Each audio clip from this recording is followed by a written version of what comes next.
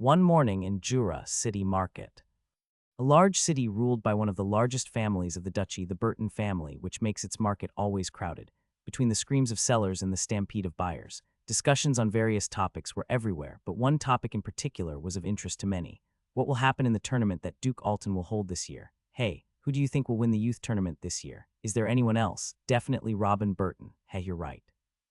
The Burton family has recently gained a true genius. Although there are many geniuses in his generation, he is simply overpowered. Haha, man, even his family members are pressured because of him.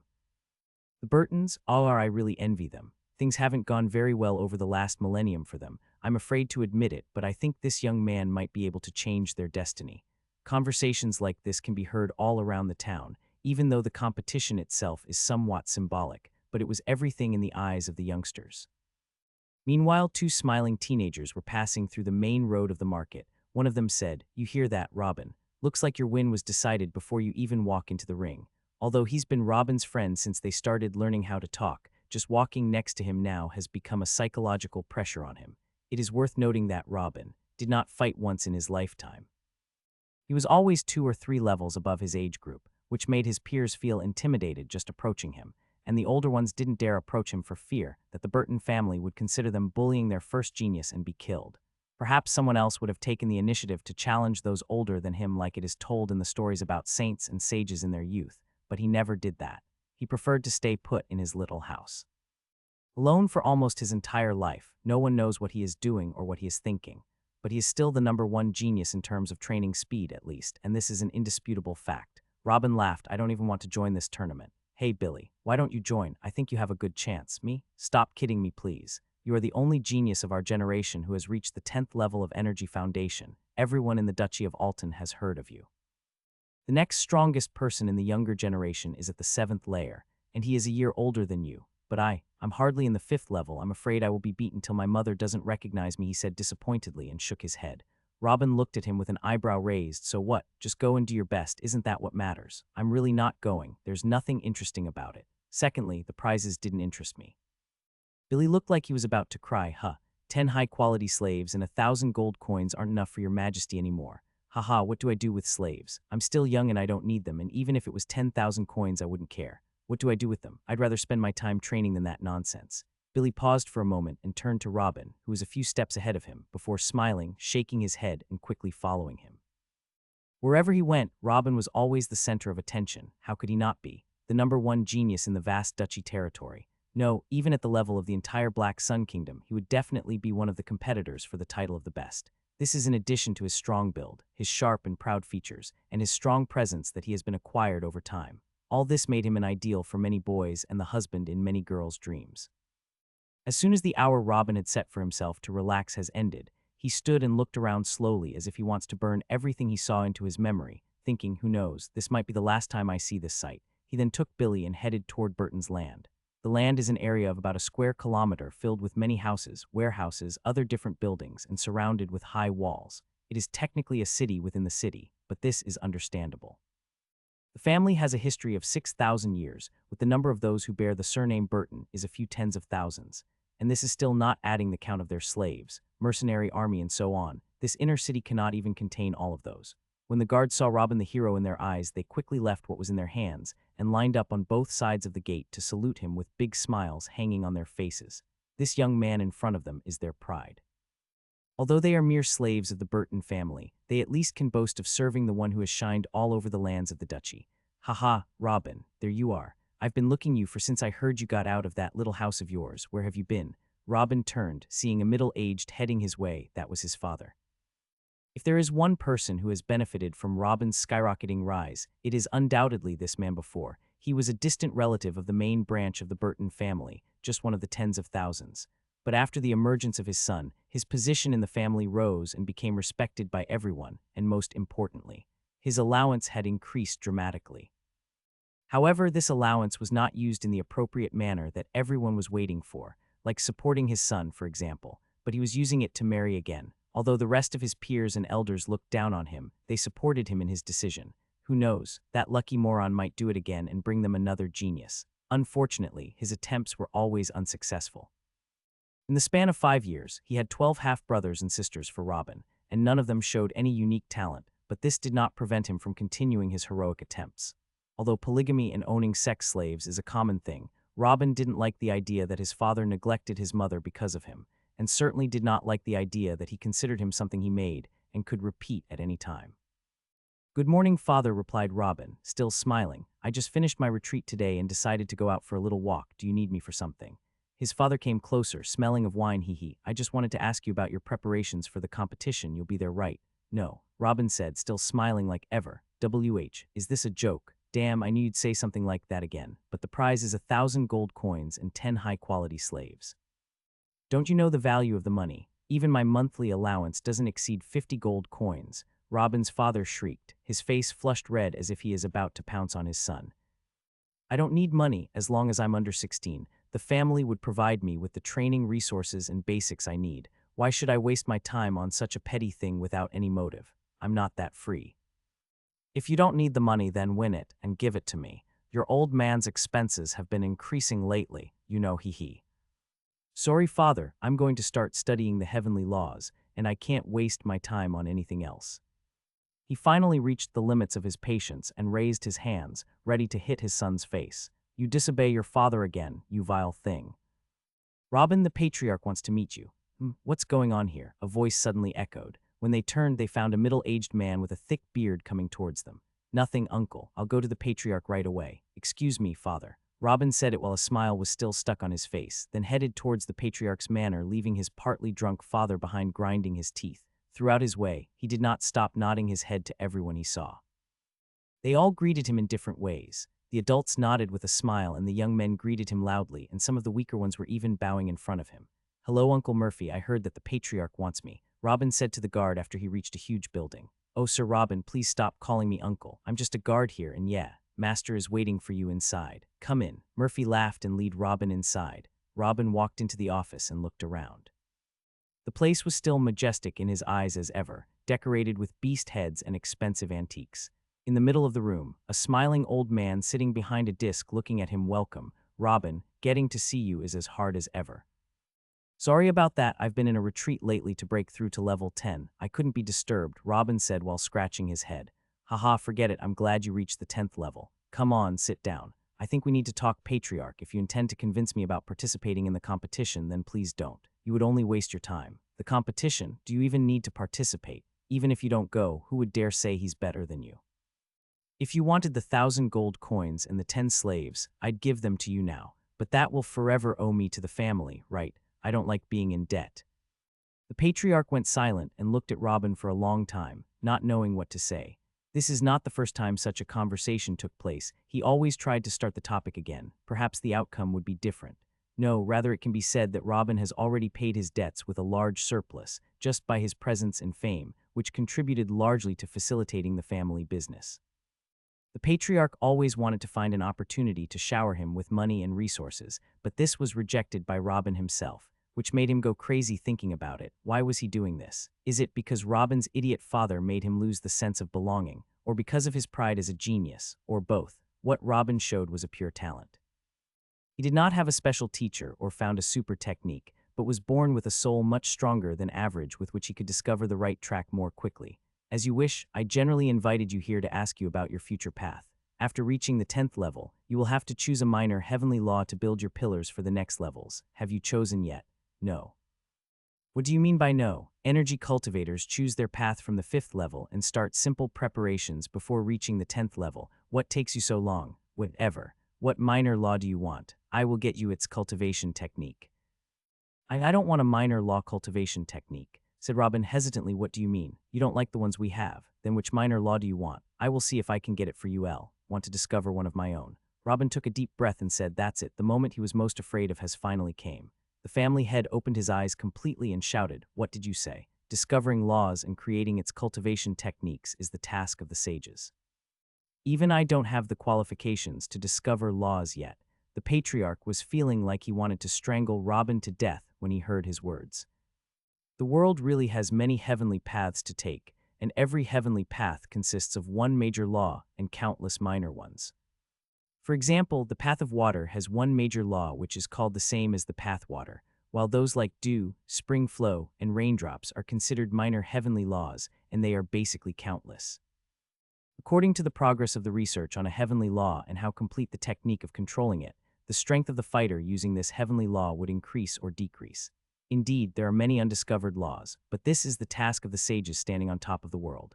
They have the knowledge, power, and time needed to contemplate the world, identify the laws, research it fully, then pass the technique of using them to their followers and the forces they established. For example, the current king of the Black Sun Kingdom took dozens of years to discover two minor laws, fire, shards, reflected beam. But a child who has not yet established his pillars wants to discover a law of his own. This is never heard of, and if he heard it from someone he would tell him to scram. This is simply impossible. Stop your nonsense, don't let your thoughts lead you stray. I am aware of the consequences of what I have said, patriarch, but it is already decided. You simply want to throw everything you have in the garbage. Why? Because I hate this damn life. What's so good about being the strongest? No, rather it is better to say I am the strongest of the younger generation here. In the rest of the 9 duchies of the Black Sun Kingdom or the other 7 kingdoms, and 4 empires, there are many geniuses like me, and even better. Every year geniuses are born and follow the same prescribed path. What will change in the world in this way? There is no reason for me to train and get stronger, to hit this and compete with that. All I gain from my genius is a life without friends or loved ones. Those of my age hate me, and my elders are trying all kinds of ways to exploit me. And for what? What happens when I grow up on the same steps outlined? Be like my father and become a stallion to have talented children and make them repeat the cycle. Or perhaps become like you and run some inherited business. No, that's not what I want. That's not what I was born for. Robin exploded, surprising the patriarch. The patriarch didn't know what to say. Robin was always the silent, smiling type Arabic wow. He got the job done without a word and progressed in his training without being noticed. He's simply the perfect member of any family. Has he been a volcano ready to erupt all these years? Patriarch Brian went silent for a while and said, "No, you don't realize the consequences of your decision. Discovering a minor law takes a sage about 20 years, and you can't advance to level 11 without choosing a law to build your pillars with. You say you want to stop your training for dozens of years. This is a crime against yourself, against your mother, against your whole family." The patriarch shouted, scaring the guards outside. The Burton family wasn't huge in the kingdom of the Black Sun, but they weren't small either. During their 6,000-year heritage, the family's ancestors managed to control enough lands and were awarded the title of marks twice, but after each time a bad generation of heirs would come and lose their lands, whether by war or by gambling and selling, until the total size returned to enough to form an earldom. As it is now, the patriarch of the Burton family, also known as Earl Brian. All the family members, from the youngest to the eldest, were wishing to reclaim their lands and take the title of a marks for the 3rd time in their history. This alone would be a great achievement that they could die in peace after. The patriarch has been holding high hopes for Robin to become a high-level saint or even a sage someday and lead them to their goal. But he never thought it would come to this. Or maybe he did, as Robin refused to fight meaningless fights all his life. He just refused to see the truth. Robin went silent for a moment in front of the patriarch, shouting, then said, "I've thought about all of this. My mother is still one of my father's official wives and will not be harmed as long as she is within the family land. As for the family, I will compensate you for my absence after I achieve my goal. As for me, I know that wasting 20 years of my life would make me an ordinary person when I reach level 11, but that is my choice and I will not regret it." Ha ha ha ha, 20 years. That's how long it takes the sages to discover the most average of minor laws. You, a 10th level kid, think you'll take a mere 20 years. I know you were born with a soul that is stronger than the average and your comprehension rate is high, but to put yourself on the same level as the sages. Robin, you have disappointed me. I thought you were smarter than this. Patriarch Brian laughed angrily and hit his desk hard. 20 years to discover and research a law to the point of controlling it. Assuming that his strong spirit for some reason gave him this ability and he really did it, what next? He will be at least 34 years old, at level 11, with his pillars are made up of a minor law that has not been fully studied yet. This is simply trash. The more the head of the family thinks about the situation, the angrier he becomes. "I will compensate you for my absence after I achieve my goal." What compensation is he talking about? What will a middle-aged trash do? What will benefit the family then? Put him to guard the gates. Robin, I know the family doesn't own you, and by the rules, you can do whatever you want as long as you return to defend the family if we're under attack, but I beg you to reconsider. Why don't you go sit with your mom for a while and talk about it, huh? A real beggary look appeared on Patriarch for a moment. Robin was surprised by those words greatly. This is not just an old man but a venerable who holds the position of an earl. He is a person who rules a huge area of land, mines, and cities. Certainly his words were not easy. "All right, I'll think more about it." If there's nothing else, then excuse me, I leave you to do more important things, said Robin, after recovering the smile that had been on his face all his life. When the patriarch saw him behaving like this, he decided not to pressure him anymore. Go, I hope you come back to your senses before it's too late, go. In a large backyard, Robin sat next to his mother and told her about his argument with the patriarch. This was the only person he could talk to freely, knowing that she doesn't hate or want to use him. My son, tell your mother directly, is there a chance of changing your mind? No, Robin looked sad and shook his head. His mother did not know what to say. She suffered a lot before Robin was born because of his drunk father, who continued to beat her for no reason, and she suffered even more after his birth because his father held more money in his hand, and his expenses on alcohol and women had only increased. But at least now she had a hope. To see Robin becoming more famous and respected, maybe one day become the patriarch of the Burtons. She knew her son very well, the competitions, the family leadership, etc. He didn't care about that. Robin was so smart that he couldn't find anyone to understand him. Even she couldn't understand what he really wanted. Maybe Robin's decision isn't so bad. At least her son will get away from all the pressure he is facing, start a family of his own somewhere else and live a happy little life. Or at least that's what I was hoping for. Robin did not shed a single tear while hugging his mother. They did not have a close relationship to begin with. Since his strong soul appeared at the age of 3, he was taken to intensive training and tests and then contentious retreats, which made him live a dry, emotionless life. Everyone of his age wished for his talent and hated him because of it, but he had moments when he wished he was a normal person. After about 20 more minutes of talking with his mother, Robin returned to his own house and sat in a meditative position in front of the small pond in his yard, thinking, what kind of law should I choose? Search in the minor laws of the path of fire. No, this was done by many before me. The path of water, wind, there are many of those too. If I am going to give up on everything for a new law, the path itself must be new. After thinking to this point, his mind went blank for a while. A new path, even a minor heavenly law of the already known paths, takes the sages decades to complete researching. The history of the known world dates back to about 50,000 years. During this period, the sages had discovered about 20 heavenly paths, of which they only completed the control techniques of 4 major heavenly laws and less than 1,000 minor heavenly laws. Yes, discovering the potential of a path doesn't necessarily mean you can control it. Like the heavenly path of space, every sage knows of its existence, but none has ever succeeded in completing the research on the major or even a minor heavenly law in this path. This is what others thinking is true. Am I really crazy? I'm just a teenager. How am I going to figure out a whole path? No, how did I even dare to think about it? It is worth noting that each of the ancient sages who discovered a major law became an emperor of his time, ruling everything under the heaven without a competitor, even though they could only use the first order of the law, and to a minimal extent. That's because the only way to use a law freely is to build the 11 LVL pillars with it. Not a single one has ever discovered a heavenly path or even completed the technique of major heavenly law when he was as old or as weak as Robin. Rather, they all started after reaching high cultivation levels and took them hundreds or even thousands of years to research them. Robin was in awe when he thought about it, but he quickly calmed down. Wasn't that what he wanted from the start? The boredom of being alone on top was killing him. What he wanted was a chance to be a legend and leave his name in history, or just die in a dark alley and get over with it. He refused for his life story to be written on a gray page. He refused to live between petty competitions between the young generation and a petty struggle for land and business. Success or death, all or nothing. Staying here and thinking will do me no good. I have to find a suitable environment to meditate on the heavenly laws to find what I am looking for, though Robin. And so he made the decision, or it should be said that he confirmed it. This decision has been in his head since he was 8, the year in which he altered the family energy cultivation technique a little to draw more energy within less time. This was a cultivation technique passed down through thousands of years. Since that moment, he spent more time altering the cultivation technique than actually cultivating. This became the only joy in his life. The feeling of creating something new was much more satisfying than what his elders were telling him to do. As for his miraculous cultivation speed, it was just a side effect of the altered cultivation technique, but he didn't tell anyone about it. As his father was useless, he had no one to speak up for him. He feared that he would be used as a machine for the rest of his life. Yes, he loved the research process, but he wanted to do it his way, not some old man telling him to modify this and create something for that. His pride would never allow it. He would never allow it. The first thing he did the next morning was to go to his mother and give her a last farewell hug, then go to his only friend Billy and asked him to convey to the patriarch that Robin has made up his mind and is leaving today for training. Although Billy did not understand, he agreed to deliver the message. He did not realize that this simple farewell would last for a very long time. On a road next to a small village, about 100 kilometers from the city of Jura, there is a handsome teenager with a large bag on his back, walking with faltering steps.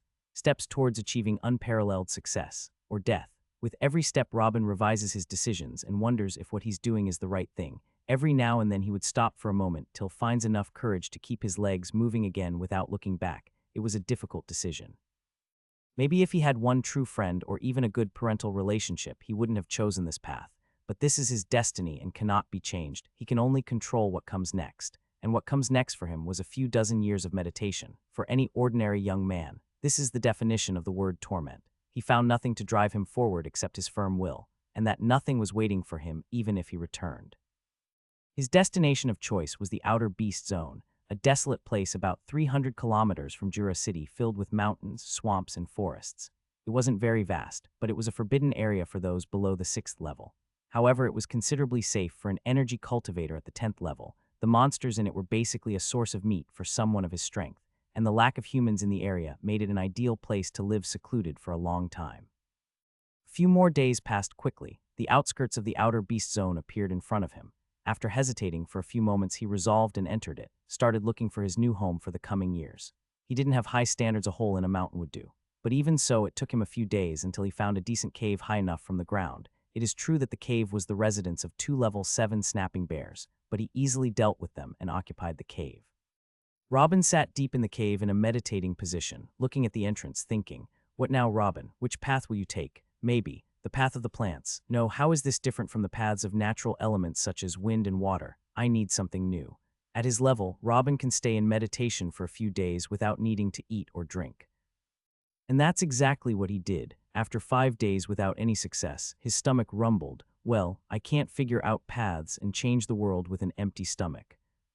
Robin went and took large pieces of the bear meat that he dried up earlier, then head towards the entrance of the cave, kindled a fire, and sat down to grill his first good meal in days. When he was about to bite off the first piece of his food, he heard a screaming sound coming from afar. It was the sound of a human female screaming. What's a girl doing in a place like this? Robin thought to himself, then rushed toward the voice direction. About 200 meters away, a girl was running at full speed while a huge spotted leopard pursued her. Whenever it gets close enough to bite her, she screams, hits him on the head, then rushes forward at a faster rate. This scene startled Robin, who had just arrived. That huge tiger was at the 9th level, but what really made him open his eyes full was the girl, who was about 15 years old and also at the 9th level.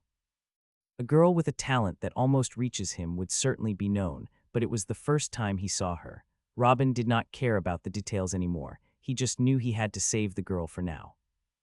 Even though he had no battle experience, he still has his brain. He chose an opportunity when the spotted leopard was about to attempt pitting again, then pounced towards the tiger with a punch from one of the primitive martial arts he had learned before.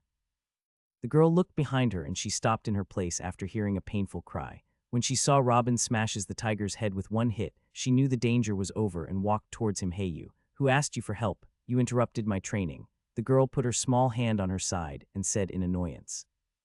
Robin looked at her carefully this time. The girl was really pretty, medium tall with cute features. Although her breasts were still small, she was a beautiful young lady. Robin, who had been in training isolation for most of his life, did not know how to deal with girls, especially the beautiful ones. "I'm sorry. I saw you screaming, so I came to help. Shouldn't have I?" Robin said with a smile while scratching his head. "Yeah, weirdo, I'm here in survival training and you interrupted it. Make it up for me." "What do you want?" His smile turned into an emotionless face. There was no need for her to talk to him this way, especially since he saved her life, right? "Can you cook?" Robin was very surprised. This was never expected, this question, "can you or not?" This time, she said in annoyance while furrowing her eyebrows, "I guess I can." "Great, I accept your invitation then. I haven't eaten anything good for a month." It looks like you're not completely useless. This meat is good. It has hardly any salt on it and was just thrown on the fire. What have you been eating lately?" Robin was surprised and said, "Just vegetables or raw meat." "Those damn old men are trying to kill me," she said while nibbling at another big piece of the bear meat. "Old men want to kill you. Are you hunted?" said Robin, who started looking around. No, I mean the old men of my family. They made me come here to train myself because I'm so used to the lavish life. HMPH. I'll prove them wrong." "Is one of them here?" Robin returned to look at her. "Of course, and it's not like they're going to let this young lady gets killed." Uncle Brown should be behind one of the trees or under one of those stupid rocks. Robin was silent for a while, not knowing how to deal with her. I don't remember seeing you on the important events in the Duchy of Alton before. Where are you from? Haha, you're speaking like you're attending those important events, old man. Have some shame. Anyway, I'm not from this duchy. I'm just spending some time in the Beast Zone for some survival drills, then I'm going to Jura City to challenge someone there called Robin Burton. He is said to be the greatest talent of the century blah blah blah, so I came to show him who is the boss. Robin was surprised several times during this simple discussion. He excused her for calling him old man. A person of the 10th level can live up to 150 years, and therefore will keep his youth for a long time. Only someone stronger than him can easily determine his age. But he did not correct her and let her think that he is old. The second is that she's here for a survival drill, but an elder is nearby watching over her. What survival bullshit is this? She knows that she will not die even if she wanted to commit suicide. The third thing that surprised him was that she is here for him. Likely, the news of him entering the 10th level hasn't spread yet, or she wouldn't have dared to come challenging him. Did she come from afar to use him as a stepping stone, this girl? If I beat her up and tie her to a tree, would that Uncle Brown mind? The night passed quickly after that short conversation. The girl was tired and fell asleep immediately, while Robin remained sitting in front of the cave in a meditative position trying to discover the laws around him. Everything that happens can be linked to a heavenly law. For example, the scene of falling leaves captured him for some time thinking about what he sees. Can this be attributed to the path of the wind that carried the leaves, or the path of the water that dried the leaves and made them weak? And those little stones rolling from the top of the mountain, can they be attributed to the path of gravity, or to the paths of the wind and water that loosen the soil? Wherever he looks, he finds a possible law. But any random minor heavenly law from these paths will take him tens of years to complete, so he was not in a hurry to make his decision. Robin remained in this position for a few more hours until morning came, when he felt a slight wind on his neck. He opened his eyes and looked next to him to find a girl's face an inch away from him. Whoa. What are you doing, woman? Robin panicked and took a few steps back. Woman, I'm a young pretty lady, HMPH. What are you doing in meditation, old man? You want to appear mysterious to capture this beautiful lady's heart. Even now the girl still rejects the idea that the man in front of her is just a teenager of her age, because simply such talent should be in some palace surrounded by slaves and beautiful women, not lying alone in a cave. Did you rest and eat? Scram then. I want to get back to what I was doing. Oh, you really can't deal with beauties. It doesn't matter. My name is Mila Bradley, though I didn't really need it. You did came to save me and even gave me food. I don't like the feeling of being indebted to anyone. If you ever needed something, come and find me. I will help you with one thing without conditions. Mila, are you Duke Bradley's daughter? Robin said surprisingly, even that he never saw her. Of course he heard about the pride of the Bradley Duchy. Haha, now you know how awesome this young lady is. But it's too late. I'm going to Jura City. See you, old man. Before even the last word was finished, the girl jumped towards the south, followed by a faint shadow moving through the trees. That shadow stopped suddenly in the middle of his track to look at Robin, and then at the young lady he was protecting as if he was choosing between two options. But in the end he sighed and followed her silently. Robin looked at them until they disappeared from his view, then smiled. I think she'll be disappointed when she can't find Robin Burton. I would love to see her reaction, hee. But this will probably be the last time I see her. Then he returned to his place in front of his cave and restarted his meditation. This was his life for the next period. He sits meditating for continuous days. Sometimes he opens his mouth as if he understood something, then closes it quickly and frowns. Sometimes he yells. Sometimes he just stands to kick any random thing beside him before returning to his position. Day after day, month after month, he started getting used to his new life cycle, meditating, hunting, eating, sleeping a little, then repeat. In Jura, the situation settled faster than he thought. Because he was already living in isolation, his absence haven't really affected the lives of many. Rather, most of them did not know that he had left until an eccentric young girl came to announce that she was challenging him, but he didn't answer the call. Many called him a coward and a shame to the city and driving Earl Brian Burton to personally appear and announce that Robin has left the city for an open training period, and he does not know when he will return. Maybe he would never return. The news broke like a storm across the city and found its way to the entire Duchy of Alton. Not every day such a genius appears, but this one disappeared just as fast. But even this was only circulated among talented of the younger generation, and soon the name of Robin Burton subsided and disappeared. A mere 10th-level teenager doesn't affect the big picture of a grand duchy inhabited by millions of people. The patriarch tried to search for him, but he hadn't found a trace. Robin didn't tell anyone about his destination, so no one tried to search for him in the outer beast zone. Even if someone did go to search there, he wouldn't find him in his small cave within such a vast area. Eventually, Patriarch Brian sighed and tried to forget the beautiful dream he painted for the family one day. This boy was as stupid as he was a genius. As for his father, he pressured the family to increase his allowance in order to increase his contributions and bring more geniuses to the world, and he had what he wanted. Robin's mother was the only one who was really saddened by his absence, but she consoled herself that he's now in a better place doing whatever he wants. As for his only friend, or more accurately, the person who used to sit with him for an hour every few months, Billy Burton, stayed for a while looking at the road which his friend had left from. He stayed like this for a few weeks until the last time when he closed his fists tightly, clenched his teeth, and turned around to leave. No one knew what he was thinking, but this young man looked as he had made a fateful decision.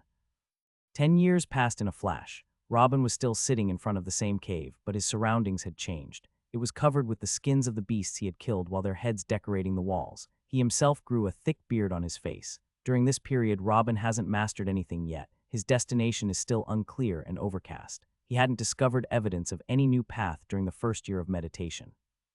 Eventually, he concluded that just sitting and meditating was a dead end, so he decided on checking random minor laws until he finds something worth pursuing.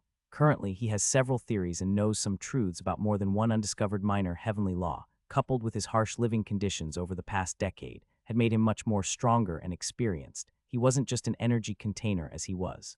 His current strength is far above the 10th level boundary.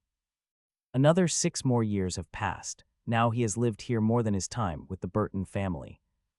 Now at the age of 30, except for that thick beard and the small scar above his eyebrow, he still looks as young as he was before. It's just that his fake smile ceased to exist as it changed to an indifferent, half-dead face. His expression changed only rarely. His body became thin. His clothes are dusty and blood-stained from top to bottom, but he did nothing to clean himself while sitting at a table in a restaurant. Yes, a restaurant. Although he was used to loneliness since his birth, he was still seeing people and interacting with others. But when he experienced true loneliness for more than a decade, it affected him greatly. 3 years ago, he could not bear his life cycle anymore and began to go out to wander a little in the neighboring villages after every few months of meditating, but he did not worry that anyone would recognize him. With his worn clothes and thick beard, he did not look different from any poor hunter. He started working on skinning the beasts he hunted to sell their hides to the nearest village for money, then buying salt to add taste to the grilled meat, which had become nauseating recently, and sitting in cafes or restaurants to listen to the human voices that he longed for, and today was one of those days. While he was sitting, as usual, an old man came and sat across next to him. "Here you are again, ghost hunter. You're late for us this time, haha. Was your harvest good?" This was the owner of the shop who bought the hides from Robin every few months. After a few visits, he got to know him and waited for him patiently. He loved this ghost hunter. Every time he appeared, he brought with him a large number of hides and guts of the beasts whose level is higher than the 8th. These beasts are rarely seen and even rarer to find hunters strong enough to kill them. "I've left the hides in your store and I've already taken my money from your son," said Robin in a broken voice as if he had never used his throat to speak before. "Haha, good. Hey, you don't intend to leave again so quickly, right? Do you intend to hunt your whole life or what? At least rest here for a few days." "No, I've decided to do something, and I have to do it at all costs." Robin sighed as he looked at the coffee cup in his hand. "And what's the problem if you finish it tomorrow or the day after that? You have been hunting for years and I have never seen you rest properly. You should take the pressure off your body or the tension will affect you. Then you will stop supplying me with the goods. Listen, you are one of my most important suppliers and I fear about your mental health. What about you be my guest today? Let me take care of you for just one day and then do whatever you want," said the old man. Robin was about to reject, but soon he remembered that after drinking his coffee he will have to go back to his cave and sit on his butt meditating for a few months and only get up when hunting those stupid beasts. He didn't want that. He raised his head and said in a low voice, "Well, if it's only a day, ha, that's what I like to hear. Let's go. Restaurant owner, this guy's food and drinks are on me." The old man then grabbed Robin's hand and pulled him behind him. After walking for a while, they neared a huge decorated building. At the door stood a few girls in lewd clothes greeting everyone entering with a smile. When he saw this, Robin opened his eyes wide. "SHT, this old man is planning to bring me a brothel." He thought for a moment about going back, but in the end, he decided otherwise. It's just a day, what could possibly happen? He gave himself up completely to the old man to choose what he would do for the night since it was the first time he entered a brothel in his life. And it was the best night of Robin's life. Dancing, singing, drinking, and laughing made him forget the worry and responsibilities he was carrying on his back. At the end of the evening, the old man suggested to him one of the girls to spend the night with. This girl is the most expensive here and hasn't been chosen by many before. I will pay, you just finished the job, haha. The old man laughed out loud, pointing at a girl. Well, I think knowing this fee Ling wouldn't hurt. I'm 30 after all, my peers did it at the age of 12. Robin thought for a while, then agreed and went with the girl to a room on the side of the building. 5 more years passed. Robin spent more than half of them in the neighboring village. After that one night, Robin returned to the village after only 2 months of meditation. The next time he came back was a month later. Then every 2 weeks, his main purchases changed from salt and the necessities of life to wine and some time with the women of the brothel. Soon he became one of their most important customers. And in order not to get the women there to like him more, he trimmed his beard, bought new clothes, and even various perfumes.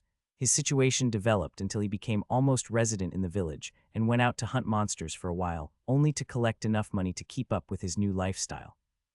On a typical day in the tavern with his host Rita, while he was laughing and drinking, she asked while lying on his bare chest, "My Lord Rob, you're so handsome and so dignified. Are you really just a hunter? Why don't you tell this little slave who my master really is?" "Ha, you got a good eye. I am the son of the BU. I am.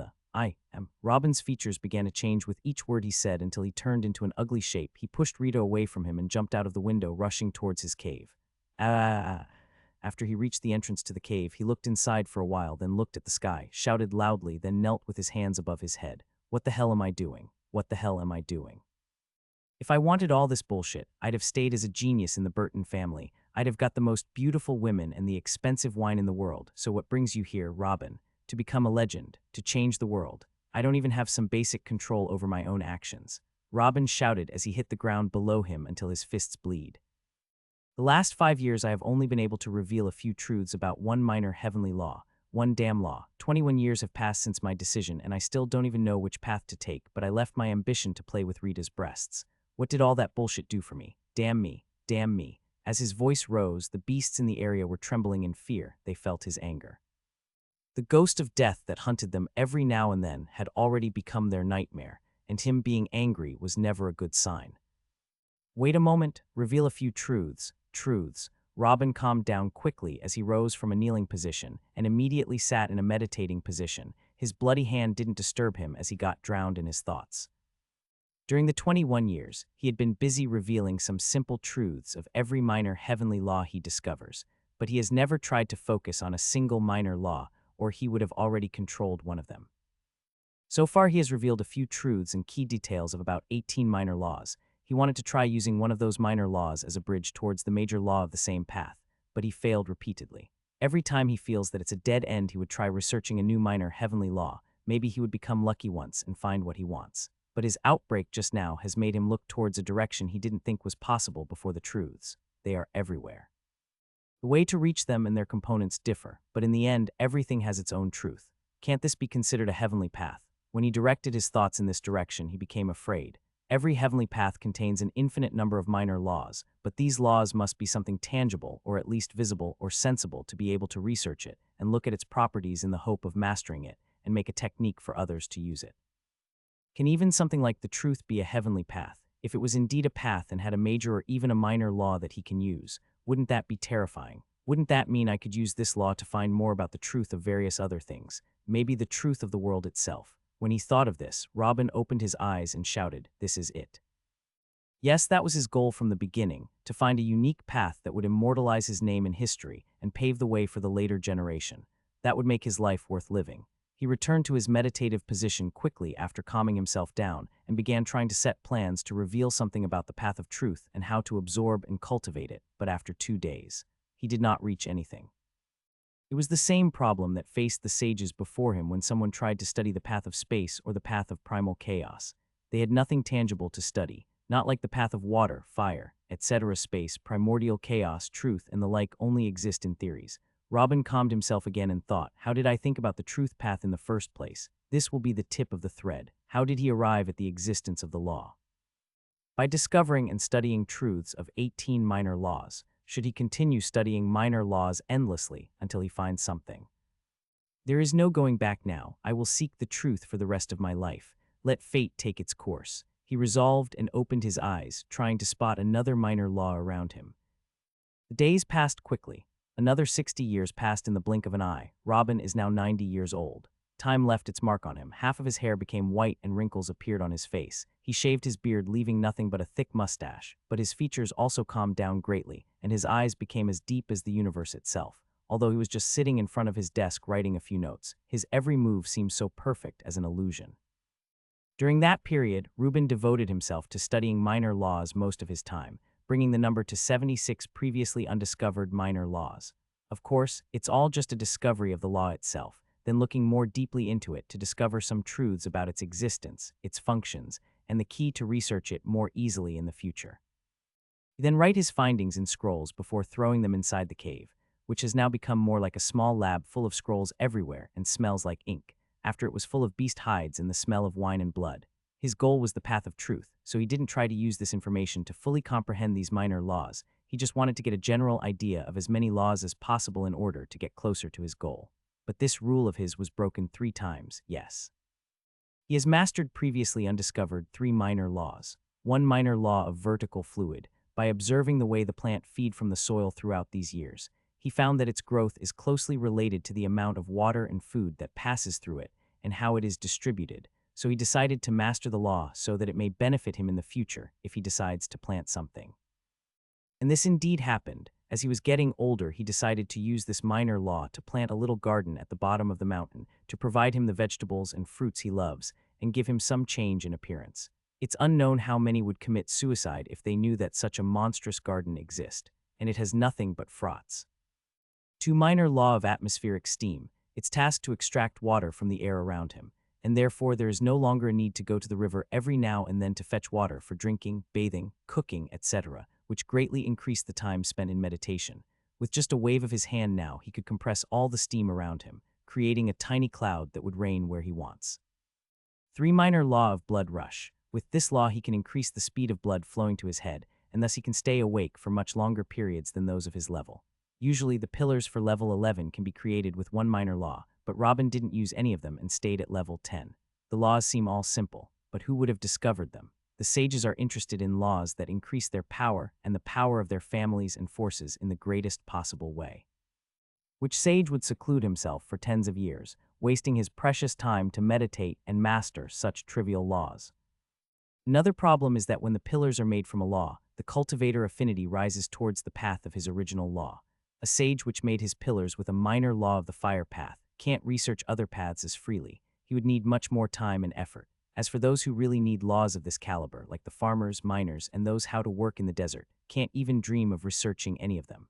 And as for geniuses like Robin, the natural choice for them would be to study a technique for a pre-recorded minor law to rapidly increase their power. Who else would have the audacity to waste their life like that? During the 60 years, Robin did not completely confine himself to the cave like his first decade, but still had to go every few months to the village to sell beast hides and buy salt, scrolls, ink, and other necessities, and also to reward himself with 1 night in the brothel every new year. Ghost Hunter Rob was very famous in the village, and the residents considered him one of them and came to start conversations with him on each visit.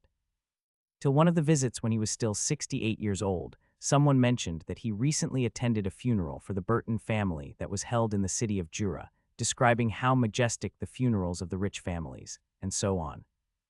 When Robin heard his words, he inquired further and found that the deceased was his mother.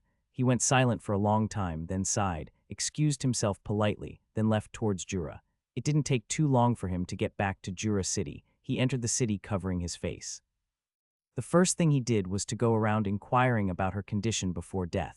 He quickly knew that she had given birth to another 2 siblings, a boy and a girl, and that she had died of old age, nothing suspicious. He sighed in relief. His mother hadn't had a happy life, but at least she died comfortably on her bed with her 2 new children around her. He then went to visit her grave. His mother wasn't anything special, and so she was buried in a guard-less area. He just sat there looking at her tombstone for God knows how long. At the end, he knelt on his 2 knees. "I'm sorry, Mother." From start to finish, he hadn't shed a single tear. Then he got up, turned around, and left. He still had a lot to do back in his little cave. The years passed in the blink of an eye. Robin is now 120 years old, his hair all turned white and wrinkles covering his face, but his build is still strong and his eyes are still focused. He was recently able to gain some achievements in the path of truth, which enabled him to continue his work more smoothly. During this period, the number of secondary laws he discovered has reached 131, and he also mastered the first level of several other minor heavenly laws. His success rate in discovering laws and revealing their truths has risen dramatically recently, making Robin sure he is on the right path. Robin yawned after he finished writing a few notes in a scroll before throwing it aside. Then he stretched his aged body and came out of the cave, took a deep breath, before going down for a walk, as usual, every few days. After a few steps, the voices of beasts and birds began echoing across the valley. All of them knew that the shadow of death began his move. This was an alarm system that the local beasts made together. Those beasts of different species did not expect to cooperate in their lifetime, but Robin's presence forced them to coordinate to escape from his claws.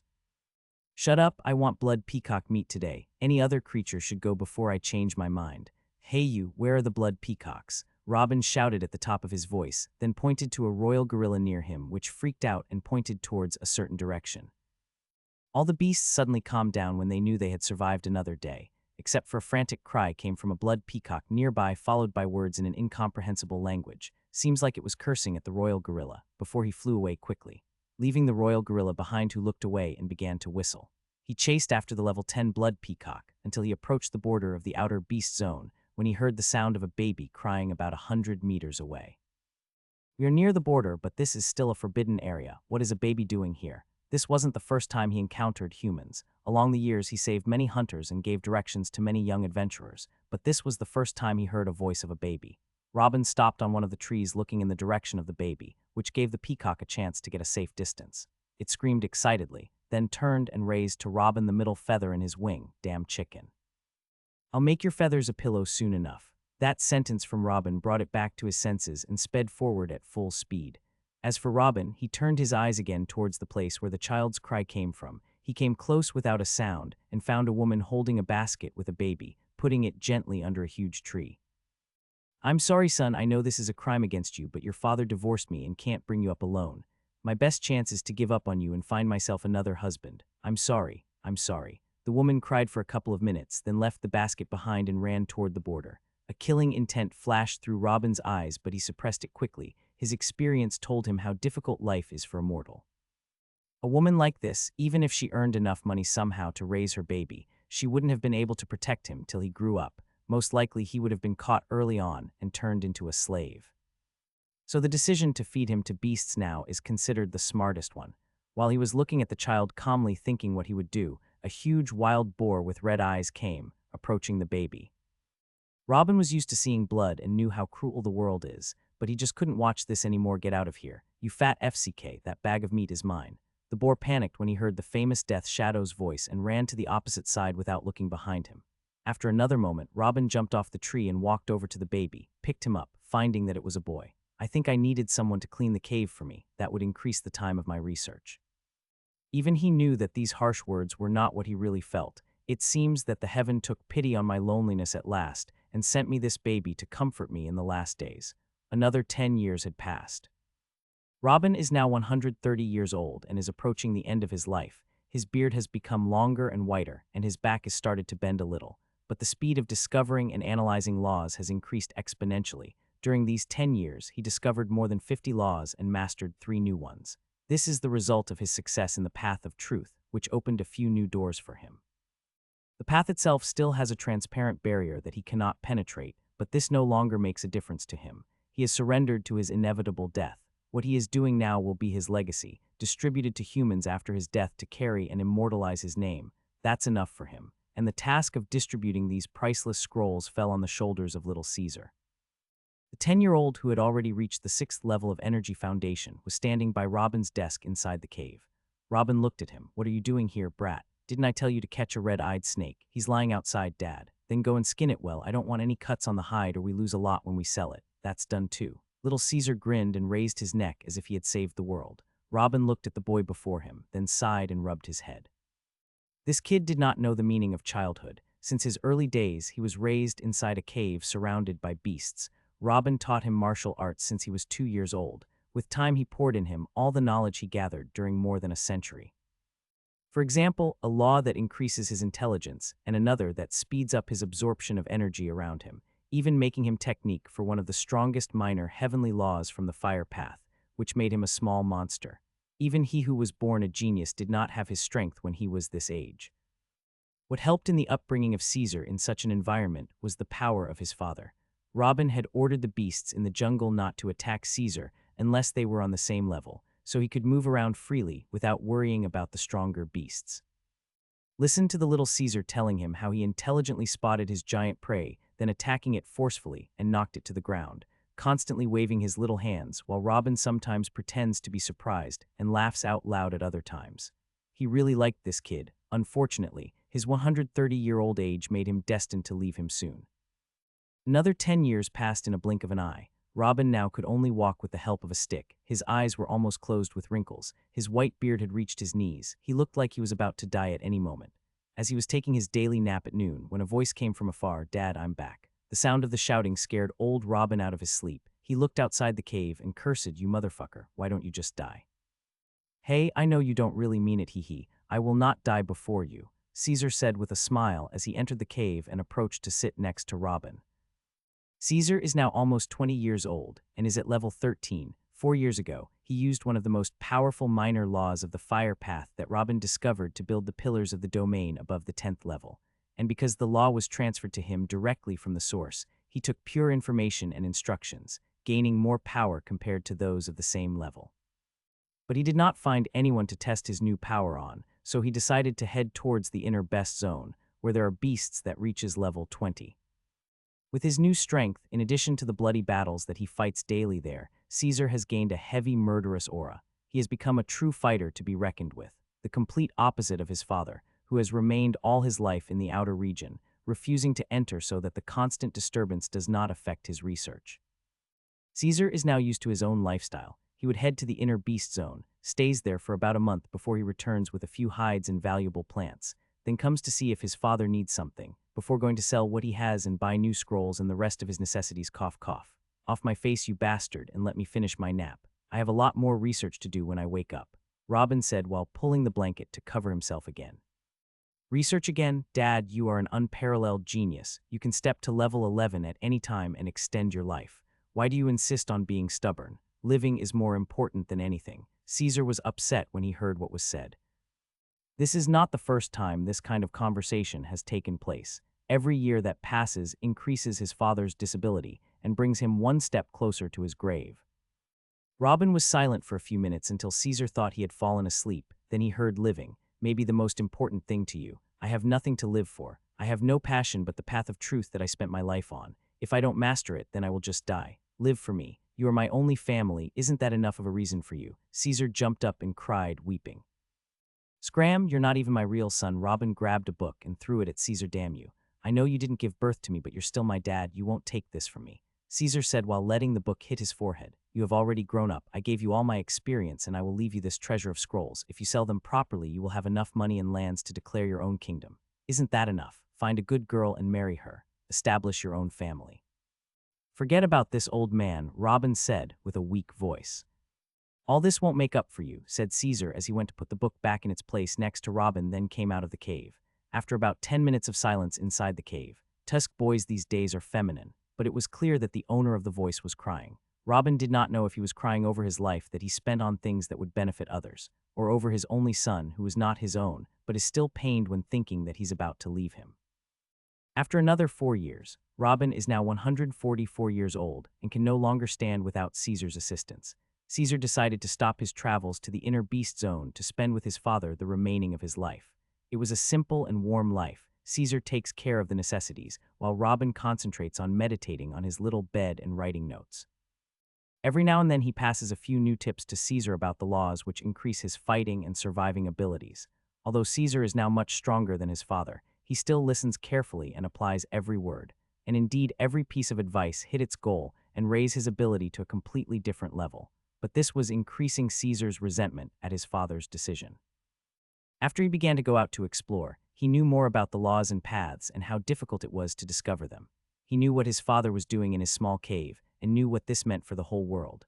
Robin discovered hundreds of minor laws and recorded truths them and the keys to complete its cultivation techniques. Although he did not fully master them, his mere recordings would reduce the time it would take for those after him to master the laws.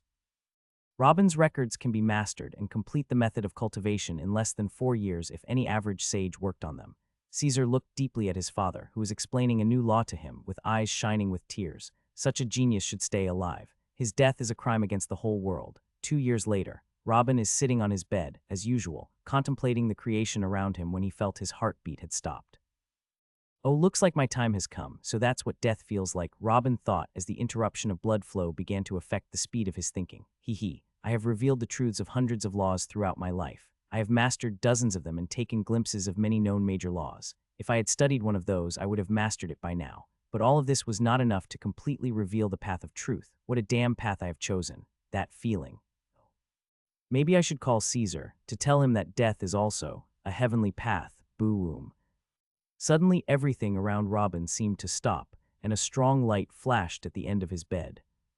The light began to gather rapidly in a human form, and the clearer the human shape gets, the more the time slowed down around Reuben, until even the insects stopped beating their wings in midair. What exactly are you? Are you really human? Said the humanoid confusingly. Is this a joke? You're the one who popped up out of nowhere in the form of a damn talking light, and you're the one asking if I'm the human. Hey, if you're here to take my soul, just take it and get it over with. Don't mess with me. Robin shouted angrily. No, I'm not here to take your life. I'm a human. I was amazed when the path of truth whispered to me just now that another one had mastered its first level, so I came to see this new brother myself. But my astonishment increased when I saw this planet. Your very existence should be impossible, the humanoid said while bewilderment appeared on his simple features. My existence? Hey, explain your words quickly. I'm a dead man, I don't have enough time for this. You will only die if I allow it, rest assured. As for the meaning of my words, you are currently living in what we call a nascent planet, the laws of which aren't fully discovered, and its inhabitants are weak, while the planet is still focusing on gathering energy from the primordial chaos around it to strengthen and prepare itself. In its current state, the most the planet can do is to give a few chosen of its creatures certain talents such as intelligence, stronger soul, stronger body, etc. This is to help more inhabitants to grow to the levels 30-40, what you call sages, to help in revealing more laws and strengthen the rest of creation. But you shouldn't have mastered the path of truth. A planet with a cultivation history that didn't exceed 60,000 years is definitely not ready for this yet. It was necessary to wait for an additional couple 100,000 years at least before the inhabitants began to explore the path of truth. Tell me, how did you do it? The humanoid light spoke with mixed emotions between puzzlement and curiosity. Robin went silent for a while as he tried to absorb what he just heard. A nascent planet, not ready. Hundreds of thousands of years. Is this some kind of hallucinations before death? But he put this idea aside and started telling the humanoid light the story of his life from his birth until this moment. Even if he was hallucinating and talking to himself, there is no harm in recalling the past for one last time. I don't know if the planet is lucky or unfortunate with your presence. Instead of acting like an obedient creature and becoming a sage, you went to accelerate the plant's evolution process by at least tens of thousands of years, sighed the humanoid light and shook his head. Sorry for not playing by the rules, I guess, but does it matter? All that's left of me are the scrolls I wrote about some minor laws. The law of truth will die with me. My heart has already stopped. Robin smiled, appearing calm, but deep down he was extremely unwilling. The goal that he was after was finally in his reach, but he was dying. I told you won't die unless I allow it. Robin, do you want another chance? The humanoid said slowly. Your son? You mean the boy who drags a giant blood peacock outside? I'll bring him for you. With a thought, Caesar appeared next to his father's bed in a weird position like he was pulling something heavy. Then the time stop was cancelled on him and he stuck to the wall head first. Damn, what the? The words stopped in Caesar's throat as he saw the humanoid light, then his father next to him. The humanoid looked at Robin. I brought him not to pass the law, but to witness our conversation so you don't have to explain it to him later. Listen, Robin, I refuse to allow your death. Someone like you shouldn't die like this. Although this planet is not under my control, I will break the rules for you this time. I hope you remember me later. Then he raised his hand and directed it towards Robin. Caesar watched from the side, not knowing what was happening, but he did not try to intervene. A ball of light shrouded Robin and lifted him up. Changes immediately began to occur in his body. His weak, worn body began to harden, and the wrinkles on his face that painted the fatigue of a century and a half began to fade. Caesar opened his eyes wide as he watched this sudden change. Oh my God, oh my God, oh my God. Caesar's heart almost exploding from the intensity of enthusiasm. Seeing his dying father regaining his luster and youth, he felt like dreaming. It was a simple operation that took about 5 minutes, but Caesar felt like it took a lifetime. When the light finally disappeared around Robin, he fell hard on his bed then shouted, "Erg, that was uncalled for. What did you do to me?" Robin shouted, pointing his finger at the humanoid, when he noticed with the corner of his eye that this was not his hand. He used his other hand to check the one with which he was pointing, but noticed that his other hand has also changed. "These are the hands of a youth." He then looked at Caesar and found him opening his mouth and eyes while looking at him in astonishment. "Shut your mouth and go and get me a damn mirror," Robin shouted at him, before noticing that his voice was also that of a youth. Those words brought back Caesar to reality. He quickly brought the mirror and gave it to his father. Caesar expected his father to shout and attack the humanoid with questions as soon as he sees himself, but he was met with silence. A silence that lasted for a few minutes before a single tear fell from Robin's eye. "This is me. This is me when I was young," he said in a choked voice as he was trying to restrain himself. "I used advanced levels of the time major law and life major law to bring your body back to that of a 12-years-old child. This removed all cultivation from your body, but you still have your original soul power, intelligence, and your memory. All the laws that you mastered can still be used when you gather some energy in your body. I hope you make good use of your second chance. Let's meet again if fate wills it." The humanoid light turned back the time law affecting the planet to normal before his body started to disperse. He was about to leave. Wait, why are you in such a hurry? Can you do what you did to me to Caesar?" Robin waved his hand at the humanoid. The boy is still in his 20s and his talent is passable. Why would you want to bring him back to being a child?" The man of light was surprised by the request. "He's my son. Now that I've reached the first level in the law of truth, I bet it will be easier to master the rest of the laws. I want to get him a major law to make his pillars with."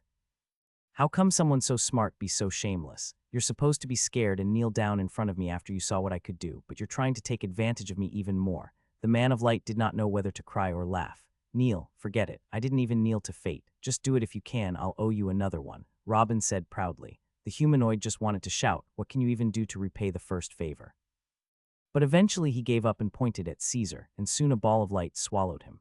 During the operation, the humanoid looked at Robin and said, "Let me advise you so you don't waste your time. This is not a resurrection. You can say it's just letting the body go back to a certain point in time. It's not a perfect technique. One of its defects is that your son will have to build his pillars from the same path with which he built his pillars previously. The major law of that path is his maximum now."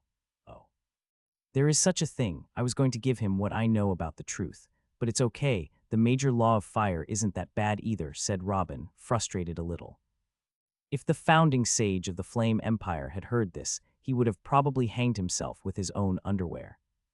"There is something I wanted to ask. What exactly did I master? The major law of truth, or just a minor one?" Robin asked. There were no records on this path, so he didn't even know what he pursued or did he achieved.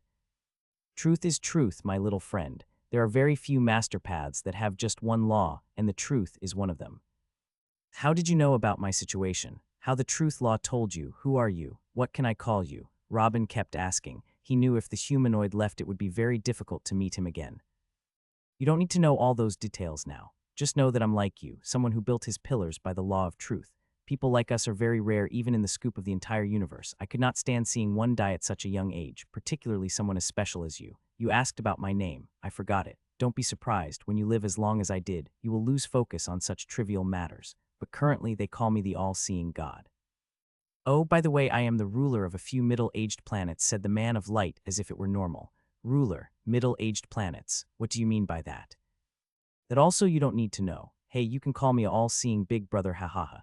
I will leave with you a sliver of my soul. You can use it to ask me anything if you encounter an obstacle, but beware, I may not answer you. I have interfered with the fate of this planet enough. One last thing, when you go back to the first level of the energy foundation and start to see the patterns, be nice and don't consume everything. Leave something for the latter generation. Don't rape the planet." The man of light laughed loudly as his body dissipated. Then a small point of light separated from him and entered Robin's head. The light man's words sent Robin into dizziness. Patterns. What is this? But he quickly regained his calm. Thinking would not do him any good before regaining the first level of his energy foundation. Then he turned his eyes to Caesar, who had also completed his transformation, and turned back to a 12-year-old boy. Ha, you look nicer now." Caesar looked at his father in astonishment and said, "Who are you talking about? I didn't know that you were so handsome and cute. All my life I've known you like an old fart. I want to pinch your cheeks." Caesar approached, lifting his hands all the way near to Robin's cheeks. In fact, there was one thing the all-seeing God neglected to mention. This body rebuilding operation was not that simple, the main purpose of which was to actually save Robin, but his current body has still tested the effect of several major laws. it turned near perfect. Any weaknesses in him have disappeared, and his features have become more defined, as if they were drawn with a pen. In general, he still retains the structure of his original face and body, but whoever knows him previously and looks closely will find that he has become more handsome. Of course, the same applies to Caesar. Off my face, you unfilial child. Even if I look younger, don't forget that I'm still your adoptive father. Hey, I think we should plan what we're going to do next, said Robin as he went to his bed, placing one leg on top of the other and supported his chin with one of his hands. But suddenly he stood up and jumped, yahoo, then ahem, and sat down again in the same position. Caesar sat on the floor next to the bed and looked up, waiting for what his father would say. Obviously, we can't stay here. If the beasts knew we had become mortals, they'd fight over who bites our bones first. We've caused them some serious damage over the last century, so I don't blame them, Robin said as he moved his fingers resting on his chin. But where will we go, Dad? Since I opened my eyes to the world, we lived in this cave. If we went to the border villages, they would not know us. We would be treated as two orphan children. We might even be subjected to enslavement. Oh. In fact, I am a descendant of a large family in the Duchy of Alton called the Burton family. There are tens of thousands bearing the family name, and many times the number of slaves and soldiers. They will not mind the two of us if we go back. Some of the old bastards there must still remember my childhood appearance. But I guess that wouldn't work. The reason I left them earlier is that I don't like the feeling of being used, and surely they wouldn't keep quiet when they see my current body or while watching our training speed. Didn't you say that these scrolls are precious? Why don't we sell one, buy a house from the prophet, and live with what's left? After a few years, we'll be strong enough to roam freely, stated Caesar. Oh, you reminded me. Robin suddenly got up and grabbed the candle on his desk, then threw it over the pile of scrolls. What the hell are you doing? Are you insane? This is the hard work that you spent all your life on. Caesar yelled loudly, almost going mad at the sight in front of him. Although he himself did not care much about these scrolls, he knew that they were everything for Robin. He gave his life to write them. How did he take the decision to burn them so easily? The hard work that I spent my life on is in my head. I was constantly recording this to leave behind a legacy that benefits the world and immortalizes my name. Wasn't this why I trained you so hard? To get strong enough to spread my work on my behalf. But I don't need this anymore. It's not like I've become stingy, but the right time hasn't come yet. If one of these scrolls comes out to light now, we will be pursued immediately by enemies that we cannot withstand. Either they hunt and torture us to get the rest of the scrolls, or make me work as a slave for them for the rest of my life.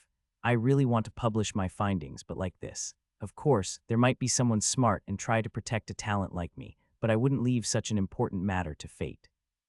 Or why do you think I hadn't sold or published one of them earlier, you genius? Robin said sarcastically.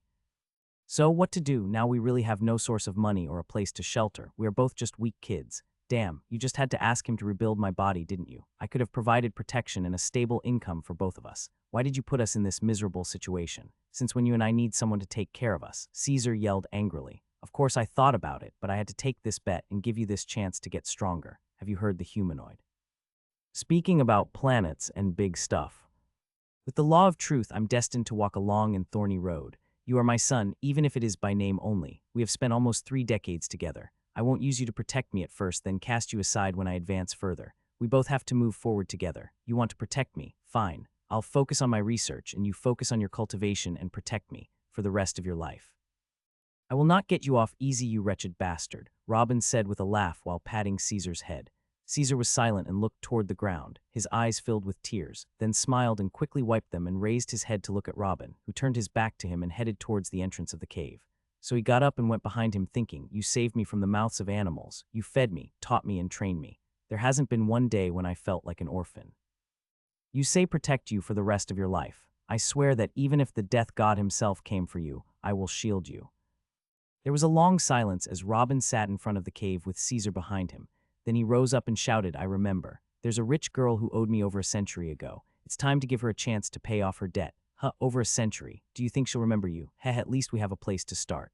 Where is she? The Duchy of Bradley. Start packing. Get the money we have left and a few fruits from the garden. That peacock looks good too. Cut some meat from it and bring it with us to eat on our way. We have a long trip. Robin laughed loudly. Caesar was shocked by what he heard. He wanted to go to another duchy. Although the Duchy of Bradley is on the border with the Duchy of Alton, the distance is still far. Secondly, he doesn't just want to go to the borders of the Duchy of Bradley but look for a girl inside. This will take a few weeks. But he trusted his father's intelligence and went to start packing. Just like that, the journey that will change the world has begun with 2 mortal kids and 1 canned peacock. The Beast Zone was the well-known border between the Duchesses of Bradley and Alton, but there was a small safe passage on the border called the Fiery Gates, used by traders and weak travelers. This was the goal of Robin and Caesar. Although the name sounds dangerous, it wouldn't be worse than dealing with the beasts. They got out of the Beast Zone and went around it for a few hundred miles to take the safe road, but unfortunately it was safe from beasts, not humans. Two mortal children with a big bag are considered a moving piece of meat in the eyes of many. For that, Robin and Caesar had to use their experience to the utmost degree. They would march quickly at noon in the middle of the roads to be under the protection of the public, then disappear completely for the rest of the day. But this strategy, in addition to the already long road, had made the estimated time of arrival takes much longer. Almost a month had passed, and they had barely reached the Fiery Gates. Surprisingly, the border was just a small town written on its entrance, the Fiery, which made Robin burst out laughing. But after thinking, this can be understood. The two duchesses belonged to the kingdom of the Black Sun, and there should be no strong borders between them. Robin chose one of the street merchants and stopped him. "Uncle, how do we reach the capital of the duchy? The one where the Duke and his family live. You want to go to Bradley Pearl City. Move northeast for 200 miles, but don't get your hopes up. I don't think you'll be let in." The man snorted, looking down at the two children. "Oh, looks like we have another long walk, Dad. Let's rest here at least a few hours." Caesar murmured, "Okay, heck, kids these days don't have enough determination," Robin said as he walked towards a tall tree, started climbing it, and with Caesar right behind. The street merchant went silent as he heard this weird conversation. Another 2 weeks passed before the two children reached the gate of the city of Bradley's Pearl. It was a huge city with high walls worthy of being the heart of the duchy. At least it was much better than the city of Jura in which he was born. "Stop where you are," shouted one of the guards while pointing the spear at them. "Where do you think yourselves are going? If you're not a resident or you don't have an invitation, then get lost at once. Lady Mila Bradley was the one who invited me." Robin declared loudly to attract the attention of the rest of the guards, and he had what he wanted, and a little more. All the guards and all the commoners inside and outside the gate looked at him at the same time. Do you know the penalty for lying about something that concerns Lady Mila?" The soldier started looking at Robin as if he was a dead person. "Just tell her that the person who saved her life in the outer beast zone over 100 years ago was the one who sent me, and I hope you will understand how serious the situation is. If you try to bully me or don't send the message, you will pay with your blood." Robin said it firmly, but actually he looked cute. However, his words were enough to frighten all the guards, the one who saved her life. If this boy was right and they behaved badly with him, their heads and the heads of their families too would fly. "Go to the ducal palace and tell Lady Mila what is happening here," the chief of the guard said to his nearest soldier. Then he looked at Robin from top to bottom. "I hope you're right. I advise you to wish that too," as his eyes flashed with killing but disappeared quickly. Robin leaned on Caesar. "Hey, when I give you the signal, throw the bag at the nearest guard and run to the right. I'll run to the left. Let us meet at the last tree we slept on yesterday." "Are you kidding me? Was this all a show? Those guards are going to eat us alive." Caesar tried to keep his voice as low as possible. She looked like a woman of her word, but maybe she became a bitch over time. How should I know what would be her reaction? Robin shrugged and took a step away from Caesar. He was getting ready to run away. After 10 minutes of a suffocating atmosphere, the guard came back alone. This made the situation become even more tense, but soon a beautiful lady with a sexy body fell from the sky. When Robin saw her face, he knew who she was right away. "It's her." Then he looked at her big breasts, which made him rethink her identity for a moment, but it was confirmed when he saw all the guards bowing before her. The woman remained in place for a few moments as well after her eyes fell on Robin. "Send him to my house." She pointed at Robin coldly, then turned and flew away as splendidly as she came. "You idiots, you almost killed yourselves. Ha, Dad is a special guest of the Duke's daughter herself. Come on, bow before him." Ha. Caesar exploded uncontrollably when he knew the life and death situation was over. Hearing Dad made all the guards look at him in the same way as the merchant 00. In the end, they came to a conclusion that it might be a weird nickname or something. Meanwhile, Robin and Caesar, accompanied by two of the guards, set out towards Mila's house. On the way, Robin grabbed him and said, "Hey, stop calling me Dad. You look taller and stronger than me now, you bulky bastard. Call me Big Brother." Caesar found it difficult to respond to him, but he nodded. It had been more than 26 years when he first called him Dad. Any other title seemed strange to him. The two soldiers delivered both of them to the huge house of Lady Mila, which was located next to the ducal palace itself, and told the servants of the house what had happened. Them departed. The servant escorted Robin and Caesar to the main hall of the house and asked them to wait there until the lady comes back, and told them that it might take several hours or maybe days until she returns. Robin accepted and went to sit on one of the chairs ready to fill his long wait with cultivation. When the servant made sure everything was in place, he left the room. At that moment, a shadow flashed through the window and grabbed Robin's neck. "What the hell are you?" It was Mila. She wasn't even half as calm as she seemed when they met at the gate. She was choked when she was Robin in front of her, but she didn't want to make a scene in front of all those guards and commoners. But here acting is unnecessary. "Why is everyone asking me this question recently? Am I very handsome for a human?" Robin laughed, ignoring that he was being choked. "Don't you dare try to change the subject. More than a century ago, you were already old and at the 10th level of Energy Foundation. How is it possible that you are now a 12-year-old and you aren't even at the first level of Energy Foundation?" Mila shouted as she tightened her grip on Robin's neck. "All right, it's me. I didn't think you had such a strong memory. It seems like I left a long-lasting impression, huh? Hee, but you made a mistake in one thing. I wasn't old at the time. I was a teenager just like you," Robin said with a weak voice. "Being hanged in mid-air wasn't fun at all. Liar." She threw him aside but controlled her strength to make sure not to harm him greatly. "I was and still the absolute genius in the entire kingdom. No one inside the Black Sun Kingdom would dare say he had a better talent than me. But you say that you were stronger than me by a whole level when we were at the same age. Is that old man still alive?" Robin said as he shook off his clothes after the fall. "Who do you mean?" Mila narrowed her eyes. "The old man who was taking care of your safety when we met. He must have spotted my real age back then. Bring him here and he can testify. Let us talk after that." "Guards, summon Uncle Brown for me. Tell him it's an important matter that can't be delayed." Mila's voice echoed across the large house, which made all the servants and guards frightened. They started to jump out of the windows and doors to look for Uncle Brown. "I don't know what you're up to, but everything will be revealed soon." Mila looked deeply at Robin, then went to sit on the main seat and closed her eyes. Robin shrugged his shoulders and sat down in his previous seat like nothing had happened, signaling at Caesar to relax. Caesar was almost going crazy. Why did his father choose this particular woman if he knew that there might be problems? And why did he tell her about his age and he made her angry even more? 10 minutes passed in intense silence. Finally, an old man's voice echoed, "What do you want, girl, to call me from the bar like this? Don't you know that an old man like me should—" His words were interrupted when his eyes fell on a smiling young man.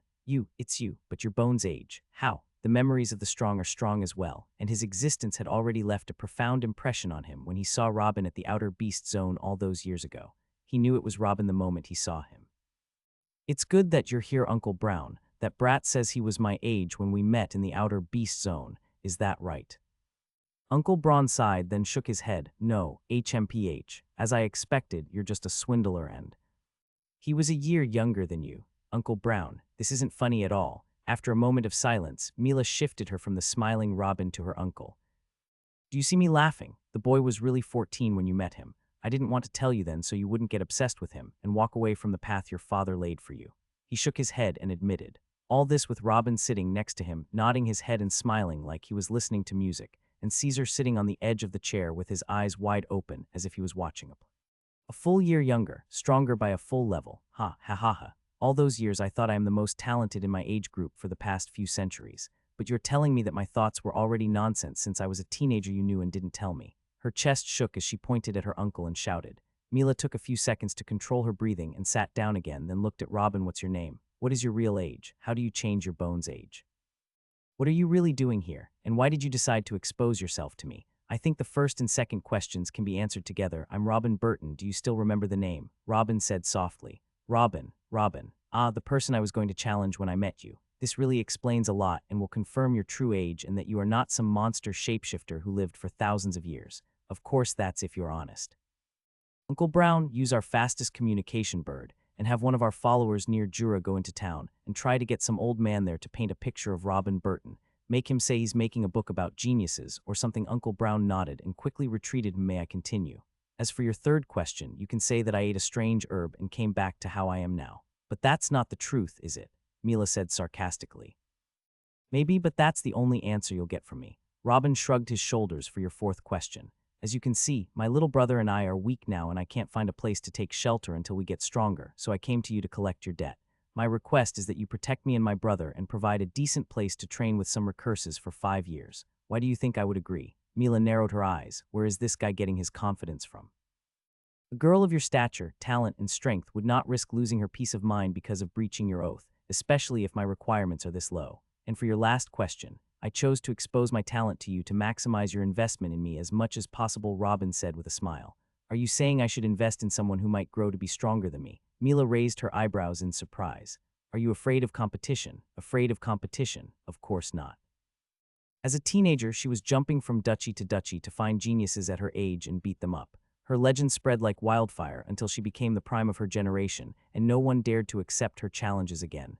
In addition, the current power gap between her and Robin is so huge that it is impossible for him to catch up. Smart.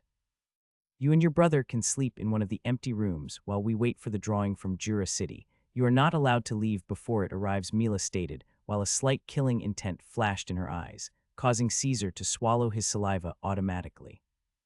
After that thorny conversation, a servant came to escort Robin and Caesar to one of the largest rooms in the house where the two lived in lavishly for 2 days, or in a more accurate sense, Robin who lived lavishly while Caesar was counting every breath, afraid of what would happen if something went wrong with the painting. After 2 days, the drawing finally arrived from the city of Jura. Mila examined it for a few minutes, then sighed and summoned Robin and Caesar. Looks like you're right. Your real age and identity are confirmed. You were really more talented than me at the time. Interesting. I'd like to see if you'll achieve that same level in the second chance you get for yourself. Mila said with indifferent eyes, I agree to your terms. I will use my name to send you and your little brother to the best martial institution in the duchy. It is the place where the sons of our nobles gather. You can study there for 10 years. As for the resources, I will dedicate 100 gold coins per month for each of you. Is that appropriate? Mila said calmly, but when those words fell in Caesar's ears, he was shocked. 100 gold coins a month. Even selling the skin of a level 14 monster, suitable for making middle-grade weapons and armor, didn't earn him that much. Haha, you did not disappoint me, Mila. I mean Aunt Mila. I assure you that you will not regret your decision. Shameless. Who do you call aunt? You are my age. Servant, take these two and throw them at the martial institution. Oh, give this message to the Uncle Felix there. Soon enough, Robin and Caesar arrived at the institution, its high walls and imposing gate, sufficient to raise Robin's hopes and instill some awe in Caesar's heart. Bowing down, the servant called, I am by order of Lady Mila Bradley, with a letter to Sir Felix Bradley, the distinguished head of the institution. 2 guards at the 10th level came. After exchanging some questions, they escorted the 3 to the office of the head of the institution. On the way, Robin and Caesar were busy looking around them to get a general idea of where they would spend the next 10 years.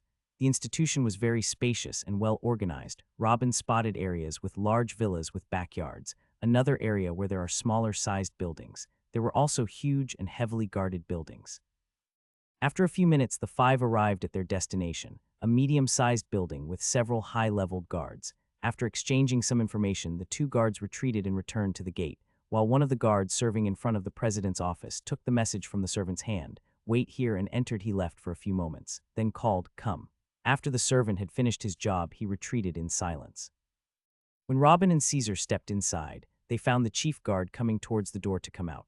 Behind him, a man who looked like a middle-aged scholar sitting behind a desk smiling, waited until the guard got out, and the 3 were alone, then said, I'm curious, who exactly are you to earn a nomination from Mila personally, and even assigned such an allowance per month? In response to the head of the institution, our names are Robin and Caesar Burton. Lady Mila owes me, and this is her way of repaying the favor. She's a really generous lady. Robin didn't try to hide anything. Since Mila knew him at first sight, why would he try to hide his identity? The Burton family has thousands peering its surname, and even more of those who have seen him in the past and are still alive today, so if he doesn't completely change his appearance, it's impossible for him to evade being discovered. And there's no need for that anyway.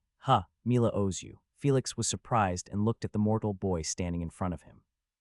He is at the age of 12, but he had not reached the first level yet. This is scum among scum. No matter how he looked at him and the kid next to him, he didn't find anything special.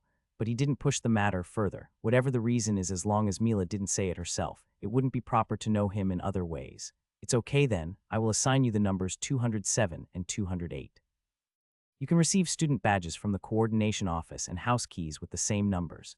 You can join the lectures every day at 10 in the morning, and with this paper, you can spend your allowances from the treasury at the beginning of each month in the form of coins or resources. That's up to you, he said while stamping a few papers with his personal seal and threw them at Robin, then signaled them to dismiss. Robin bowed a little and Caesar followed, then they both left. Handing over badges and keys to the houses went smoothly, and when they went to the treasury, Robin chose to exchange all 200 operations with energy stones. Every now and then a group of students passes by and instantly become surprised by the view of the 2 mortals carrying huge bags of stones on their curved backs. Then they laugh and continue on their way. This continued until the 2 of them reached their new homes. Inside house 207 it's been a long day. But finally we can start training properly, Robin said with a laugh as he went to choose a room, when suddenly the sound of knocking on the main door sounded. Robin went and opened it to find a group of young men. Their boss was smiling at first, but he found that Robin was just a mortal. His smile vanished. Go and call your master. I have no master. I am the owner of this house. Can I help you with something? Robin replied plainly, owner of what? Hey kid, don't waste our time and go call your master. That right? If he is too arrogant to come out, then at least tell us who he is. Robin waited until they all finished. Too bad, but I am really the owner here. What can I help you with? You. How can a mere mortal like you have the same rights as us? We have heard that there are 2 new students. Don't tell me the other one is also a mortal like you. The young man was shocked when he heard Robin. This was a respected institution that only accepted the talented nobles. He's just like me, is that it? We are kind of busy right now, so, Robin said emotionlessly as he gestured for them to leave. I don't know where you and the other scum came from, and I don't care either, but I'm Remus, son of Marcus Rufus, so behave with me. Hey, I just remembered something. My house just happened to be cramped lately, and I need another one to turn it into a nightclub for me and my noble friends here. You wouldn't mind if I took house number 208, right? Remus said it with a cruel smile on his face. Actually, I do extremely mind. Are you saying you want to resort to violence? Remus raised his fist. No, I just mind. If you insist on taking the house, I'll hand you the keys. Robin said without emotion, while Caesar was in the back looking at him with a strange look. Give me the keys. Remus did not believe him but tried anyway. No ordinary person enters the institution. Although he is confident of his background, at least he expected some resistance and threats. In fact, the house request was just his way to know more about Robin's background. Here you go. Robin threw the keys to him, then went inside and closed the door, leaving the group of young men in shock before they burst into laughter, and soon the sound of singing and laughter echoed from house 208. Caesar looked at him. You could have at least asked for some money in exchange. The house was not important. House 207 could easily accommodate both of them. And of course he knew that they could not defend the house yet, so Robin acted normally, and it suited his style. He won't enter uncertain battles.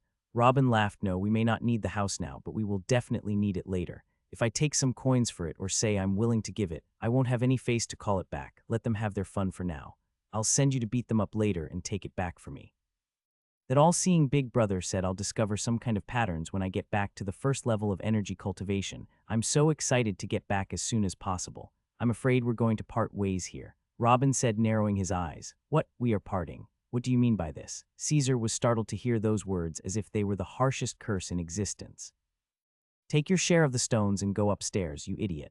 Don't show me your face before you break through to the first level. Robin approached and kicked Caesar in the butt, who froze in place for a bit, then laughed and took half the stones before running upstairs.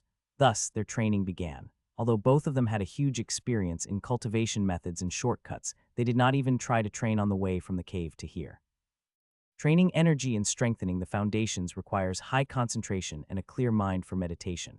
Finally, they reached a safe environment full of training resources. No need to hold themselves back. A week passed. 2. Level 1 is laying the first foundation on which to build the rest, and it normally takes a few months or even years. But suddenly a loud voice echoes from the loft. Ha ha ha, I'm officially a cultivator again. I did it before you. Caesar was very proud of himself, although he naturally progressed faster since he had reached level 14 before and had the same training technique that Robin had modified. He still felt proud that he was able to get ahead of his father in something. Caesar jumped from the second floor and came down to continue his bragging, but what he saw made him mute. He found Robin in a meditative position in his room with his eyes turned bright green. The space around him seemed a bit illusory. What's going on here? Did he break through to the first level already? No, even breaking through to level 20 shouldn't cause such a scene, Caesar said while taking a step back, but quickly regained his balance and sat in front of the door waiting for any reaction from his father. It's been 2 days, 2 weeks, 3 weeks. Caesar is starting to get very worried. This is not supposed to happen. It was just a simple break through the first level that even children could do. After 2 more days. The glowing in Robin's eyes finally stopped. Then he smiled and stood up. Patterns, ha. Ha ha ha, patterns. Patterns. Robin said as he looked around with intense curiosity. He was in an ecstasy state. Whenever he looks around him, he sees certain patterns in everything. They look like drawings in certain things or as a way of moving in a second, arranging some factors in another, and so on, but definitely, everything has a pattern that distinguishes it from the rest. The mirror in front of him, for example, shows patterns in the form of drawings over his reflected image. The bedboards have patterns as if they were carved inside the wood. Even in the wind, he saw patterns in the way it moves. After looking around and examining everything for a while, he seemed to realize something and then called out, "Caesar, come here." Caesar, who was sitting next to the door, jumped up and stood in front of Robin, who immediately began to examine him, and as he expected, there are already patterns on Caesar's skin. Then he cuts Caesar's finger and meditates on the blood, and he also found patterns on it. The whole world has changed in his eyes. Everything has its own patterns. Although he did not understand what this is and what it is doing, he realized that the reason he could see is definitely the law of truth, but he has not laid his pillars with the law yet. So what will happen when he does? Robin was in a very good mood today. He said with a laugh, "I'm hungry. I guess we're in the second month, right? Let's collect our money and go eat something decent." The two of them easily cashes out their allowance from the treasury, but this time they took it as coins. The first level of Energy Foundation didn't consume many energy stones, and they still had a lot left. Their walk around the institution did not go unnoticed this time either. Those who thought they were mysterious before, it is now clear that they are only at the first level, and compared to their age, they were trash. The two were not spared from the indirect teasing and laughter from afar, but the two had enough experience to remain calm. Robin said with a smile, "Hey, I don't remember you ate a meal in a fancy restaurant before. How about the first time today?" The two of them left the institution and asked around for the biggest restaurant in the area. It looked like a normal picnic, but Caesar noticed his father looking around him with a big smile on his face like a child seeing the world for the first time. He didn't know that. It's actually the first time he saw the real world. Even inside the restaurant, Robin caught the eyes of those near them when he laughed loudly as he grabbed a piece of mountain rhinoceros meat and examined it as a masterpiece. "Oh, big brother, what are you doing?" Caesar did not care what was happening around them, but what Robin's doing was really weird. "What do you think I'm doing? Just casually breaking down a few laws, hahaha." The answer shocked Caesar. When he was about to say something, Robin stood up, throw a couple of golden coins on the table, and start walking out. Caesar quickly caught up with Robin and asks puzzledly, "Breaking down laws? What was that?" "Since I entered the first level and was able to use the laws that I studied earlier, I started seeing patterns on everything, and from what I noticed till now, I think those patterns are the laws that run the world," Robin said confidently. You see the laws with your own eyes." Caesar was startled hearing this exactly. Robin smiled. "Now let's buy some firewood. I'm going to have a long talk with the major law of fire, hahaha." Caesar did not know what to say. Seeing the laws. One of the most difficult tasks of producing a technique to control a law is to first identify and confirm the existence of this law, then get a feel for a few truths about what the law does and the key factors to control it, and then develop a technique to take advantage of all of that. But Robin says now, he simply erased the first hurdle, and as for the second and third, what is difficult about it when the law is in front of it like an open book waiting to be read? When his thinking got this far, Caesar stopped in the middle of the road, forcing Robin to turn back to pull him by his ears. Although the market was not far from the restaurant, Robin decided to take the long road and looked around it all the way, astonished by everything and anything. Occasionally he stops to buy different fruits and simple items and examine them with excitement. The restaurant and the walk to the market were just a chance for Robin to see more things with his new ability. The two arrived at the central market about an hour later, and it was a one worthy of Bradley's Pearl City. Many times larger than that of Jura's, filled with shops of various sizes and shapes, where guards and powerful experts were scattered like ants. The small merchants spread out sheets on the ground and shouted loudly for their merchandise, hoping that they collect enough money to rent one of those shops one day. Robin also noticed that there are several huge platforms on which large numbers of humans of both sexes and different ages are stacked, stripped of their clothes, and in front of each group a person calls out their qualities and prices. "Come closer. Come to this site, I have everything you want. I have the most beautiful and ugliest of women, the strongest of men and the weakest of them. If you have a little or a lot of money, you will not walk from here without a slave to satisfy you." It was clear that these were the platforms of slaves.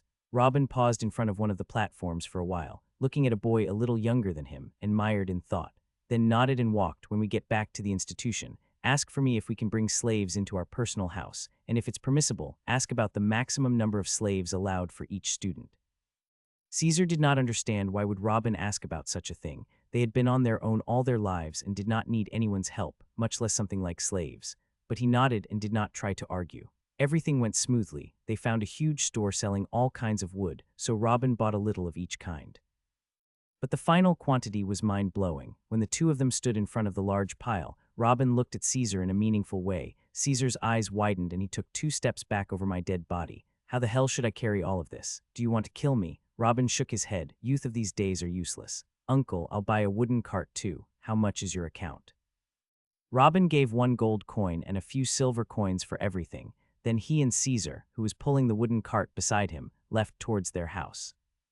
Sitting downstairs in front of large amounts of different wood that Caesar had categorized into piles of each, Robin frowned. All right then, I will start looking into the major fire heavenly law as I train to the second level of energy cultivation at the same time. Don't you dare come down and disturb me. Unless the house catches on fire because of my research, you are allowed to come and help me put it out. Or put me out.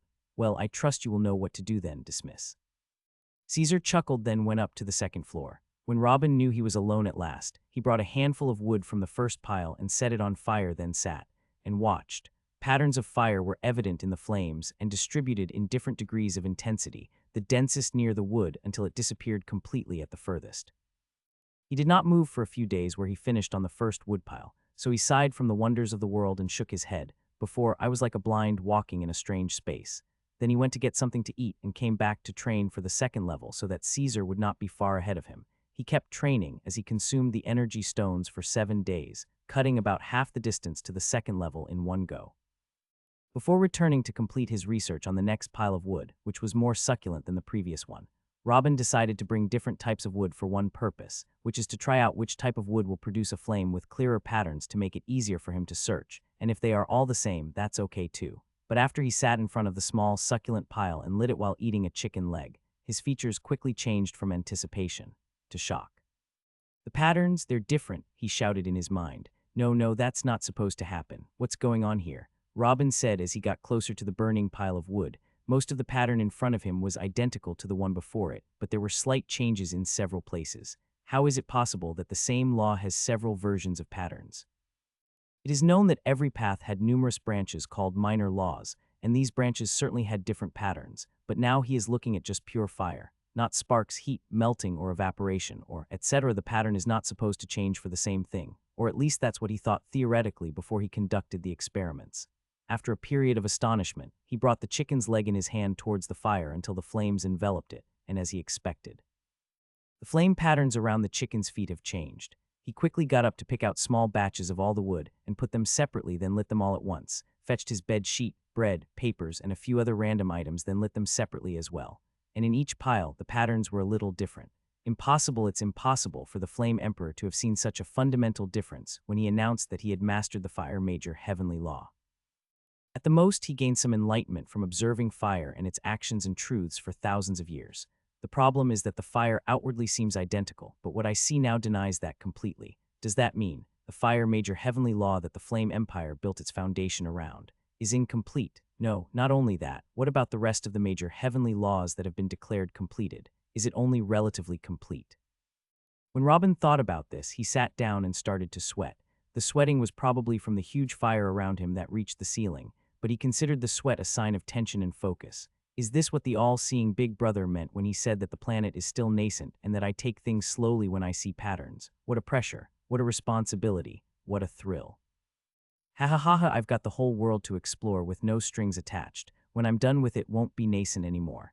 Ha, Robin said, jumping excitedly, as Caesar tried to rescue what was left of the living room. After Robin finished his hysterical laughter and Caesar put out the fire, the two of them went back to what they were doing. Caesar was busy trying to break through to the second level before the end of the month, while Robin started lighting everything he saw in his way, then sit and watch. Caesar's routine has changed a lot since that day. Instead of training, eating, and sleeping, it became training, putting out the house, buying supplies instead of the ones that were burned, checking on his father's mental and physical health, then eating and sleeping. Robin's enthusiasm lasted for about 2 weeks. Even his food was cooked by himself on top of different piles each day to see how the fire patterns would change under the different metals and if the food inside would affect the patterns. But soon he realized that such a process would not end overnight and began to set his dates better as he devoted a period of his day to energy training and increased hours of sleep. A few days before the end of the second month of the academy, Caesar broke through to the second level, but this time he did not shout and try to brag in front of his father again. He just started his training towards the third level silently, because he knows that Robin has been busy all the time with the major heavenly law of fire that he is preparing for him. At the beginning of the third month, Robin's voice was heard in the house. Hey, Caesar, did you like your room? Come, let us have a little chat. Caesar was amazed for a moment, but left the training and immediately went down. What did you do in the assignment I gave you? Regarding the topic of the slaves, Robin said. I asked one of the guards. He said that each student can bring 5 slaves to his house within the institution, but he will be responsible for all their needs. 5. A little more than I expected. How much money do we have right now? We still haven't pulled out the 200 coins for this month that we can bring in at any time, and there are about 90 coins left from last month after subtracting the cost of all that stuff you burned.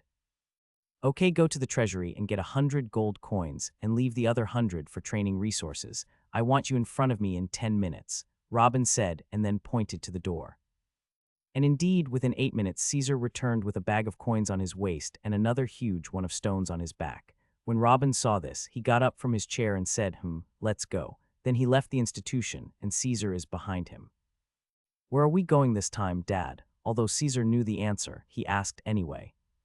To buy a slave or two. Why, we never needed slaves. I always take care of you. Am I failing you lately? I don't want you to take care of my needs anymore. Focus on being strong. Did you forget our deal so quickly? You should protect me. I just need someone to hand me pens and clean up what I break. That doesn't suit you, Sir Caesar. Robin laughed.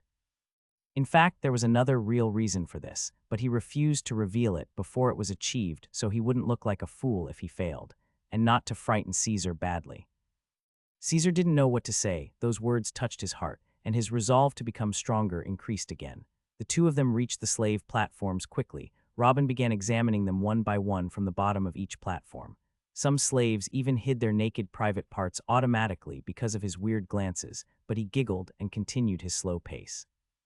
Robin was using the eye of truth to find out a few simple things like age, level of training, and even the strength of the soul, things like this that should have been impossible unless he was vastly more powerful than the target, but it became too easy for him to know those things about anyone just by looking. After he spent about an hour passing the slaves, he stopped in front of a young man. Muscular, deadly handsome with long black hair, but his body was full of scars, some of which seemed to be very near to killing him.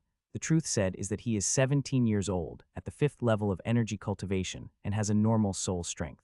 These stats are slightly above the general average in noble families, and considering that he's a slave, that's pretty good. Uncle, how much is this slave? Robin asked the fat merchant who was calling for people to come atop the platform. The fat merchant turned his face around smiling at the potential customer, to find that he had been interrupted by 2 children in the 1st and 2nd levels of energy cultivation. Are you too lost? Should go away or I'll put you next to the rest of the slaves. You damn pig. I asked you politely and that's how you answer. Looks like you don't want your life anymore. Robin shouted, then quickly raised the badge, which said he was affiliated with the Bradley's Army Institution. When the fat man was about to raise his whip to strike the big-mouthed boy, he saw the badge and immediately knew what it meant. This boy is either the son of a noble or supported by the power of a nobleman. Suddenly the fat man knelt down. Oh, it seems that from my life with the slaves have made me become stupid. I couldn't see how great my young master is. How about I compensate you with a 20 discount, said the fat man, smiling and rubbing his hand. Just tell me about this guy. Robin pointed at the long-haired youths.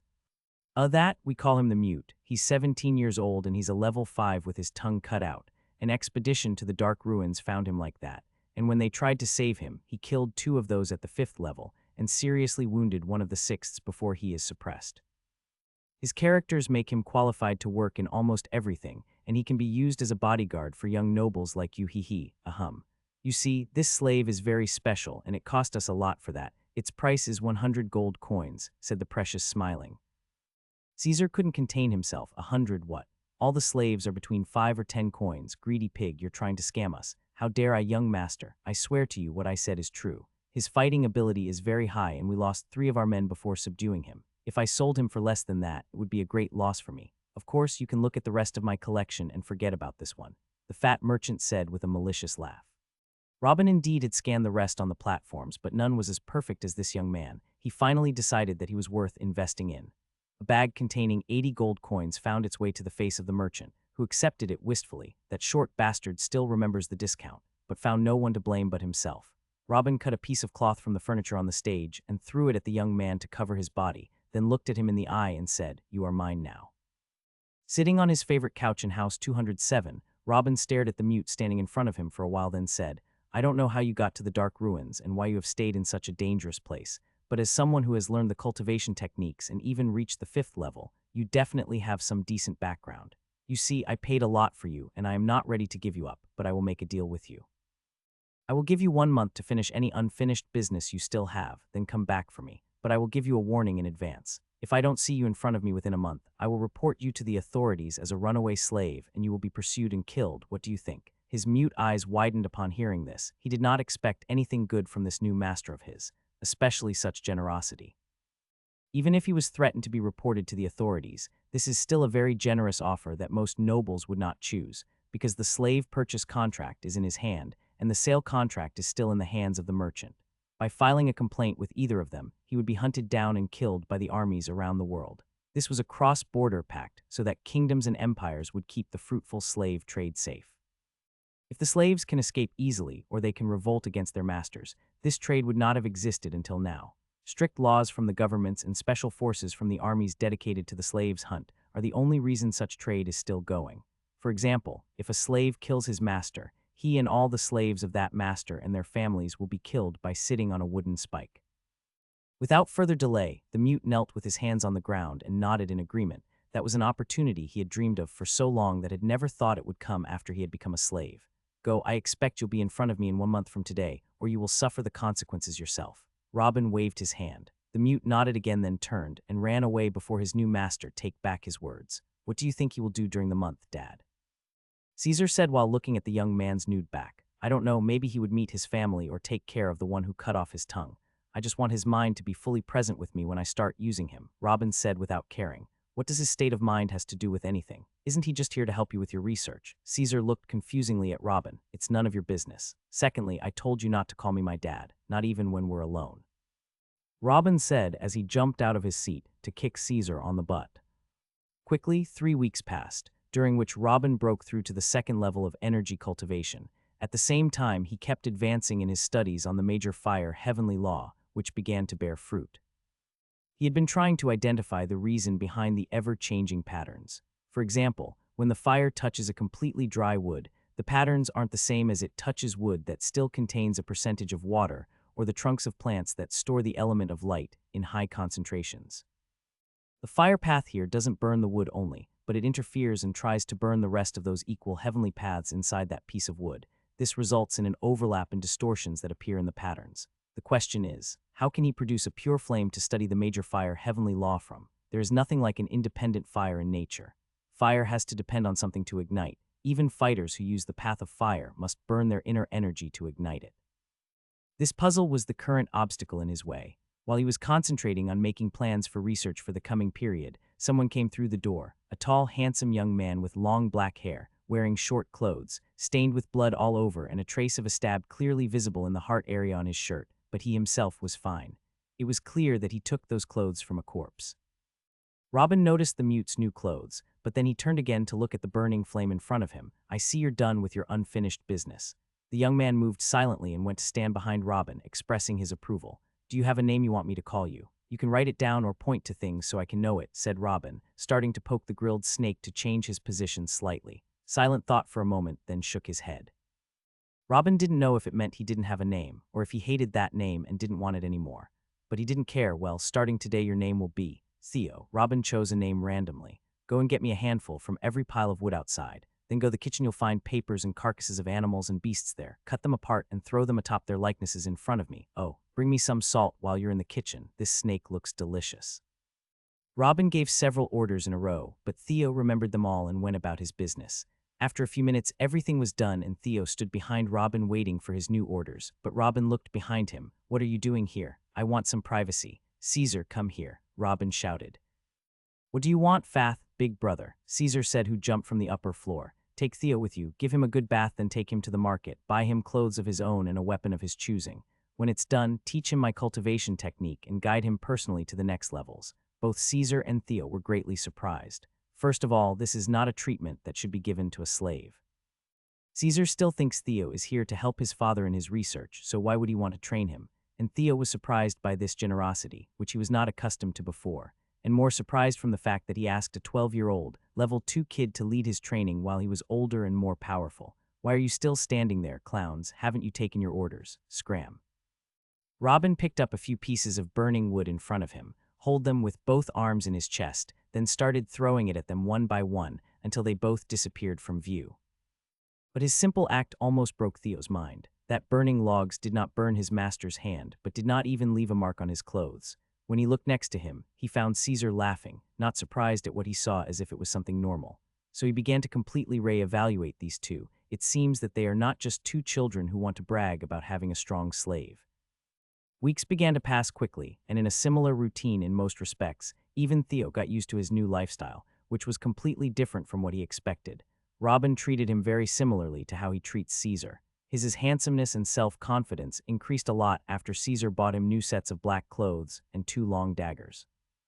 At first, he felt displeasure that a child like Caesar became responsible for him in terms of training and guidance, but he soon realized how mistaken he was. Caesar's information and experience far surpassed him, who spent a large part of his life in the dark ruins, especially that wondrous energy cultivation technique that Caesar taught him. It's simply magical. Even without energy stones, he can train at a high speed by simply sitting in a meditating position and activating it. Within a few weeks, he found himself on the verge of breaking through to the 6th level.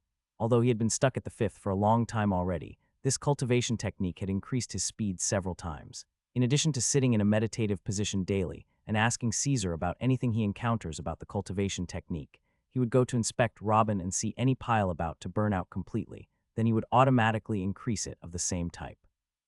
Although he did not realize what Robin was doing, the sight of him putting his hand in the fire to move something, or sometimes sitting on top of a burning pile of wood without being burned, it told him that this person is not normal, and he certainly does not waste his time in vain, so he continued his tasks without asking questions.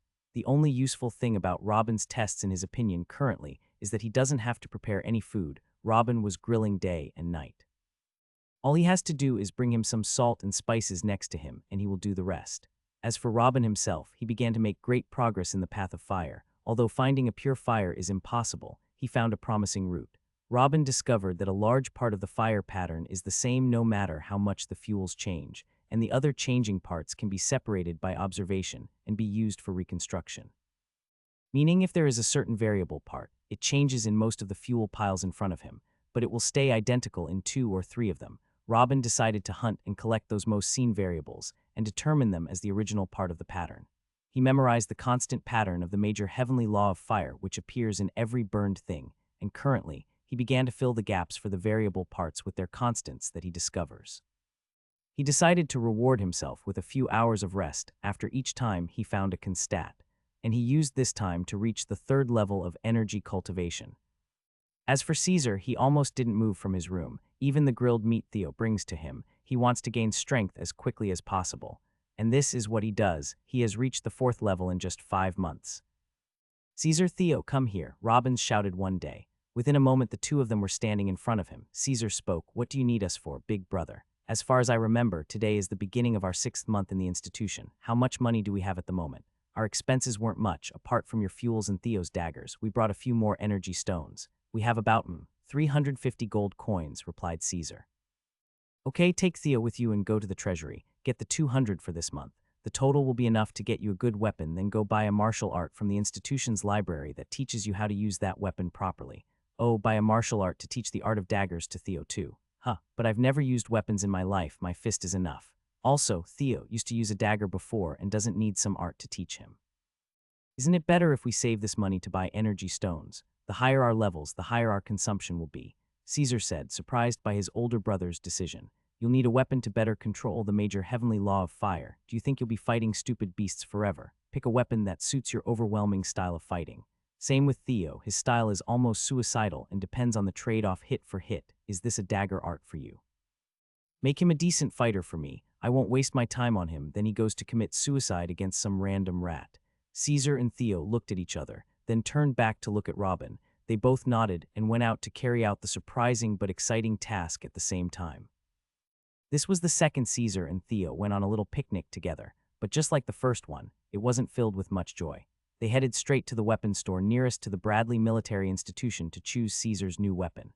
He wandered in the store for about half an hour looking between swords of different shapes and sizes. Swords undoubtedly are the most common and most practical weapons, but he did not feel a specific link between him and the sword. So he decided to search for the rest of the weapons: bows, cleavers, hammers, and iron fists. Caesar was surprised and happy to see those, but he remembered Robin's words that he needed a weapon to wield the major heavenly law of fire in his attacks, and iron fists wouldn't be much different from his bare hands. So he left it in displeasure and continued the search until he arrived at the spears area. In terms of extracting the brute force of the user, spears were definitely among the best, with a long range making them more suitable for controlling the major heavenly law of fire, but there was something in the spears that irritated him. Uncle, spears have a good range but require more accuracy for wielding, and that doesn't suit me. Do you have something with the same range as the spears but depends more on strength? Caesar asked, not sure if such a thing existed. Oh, you mean the halberd. Not many are interested in those nowadays. Come on, I'll show you my collection of halberds, said the shopkeeper happily. The halberd is one of the most expensive weapons. Caesar did not know what this halberd was, but he followed the store owner to see it, and he liked what he saw. The same length of spears with what looks like a big cleaver on top instead of the pointed tip. That's what he was looking for. Range with strength, it's perfect. After going through the entire group of halberds, he pointed at the thickest one of them. I'll buy this one.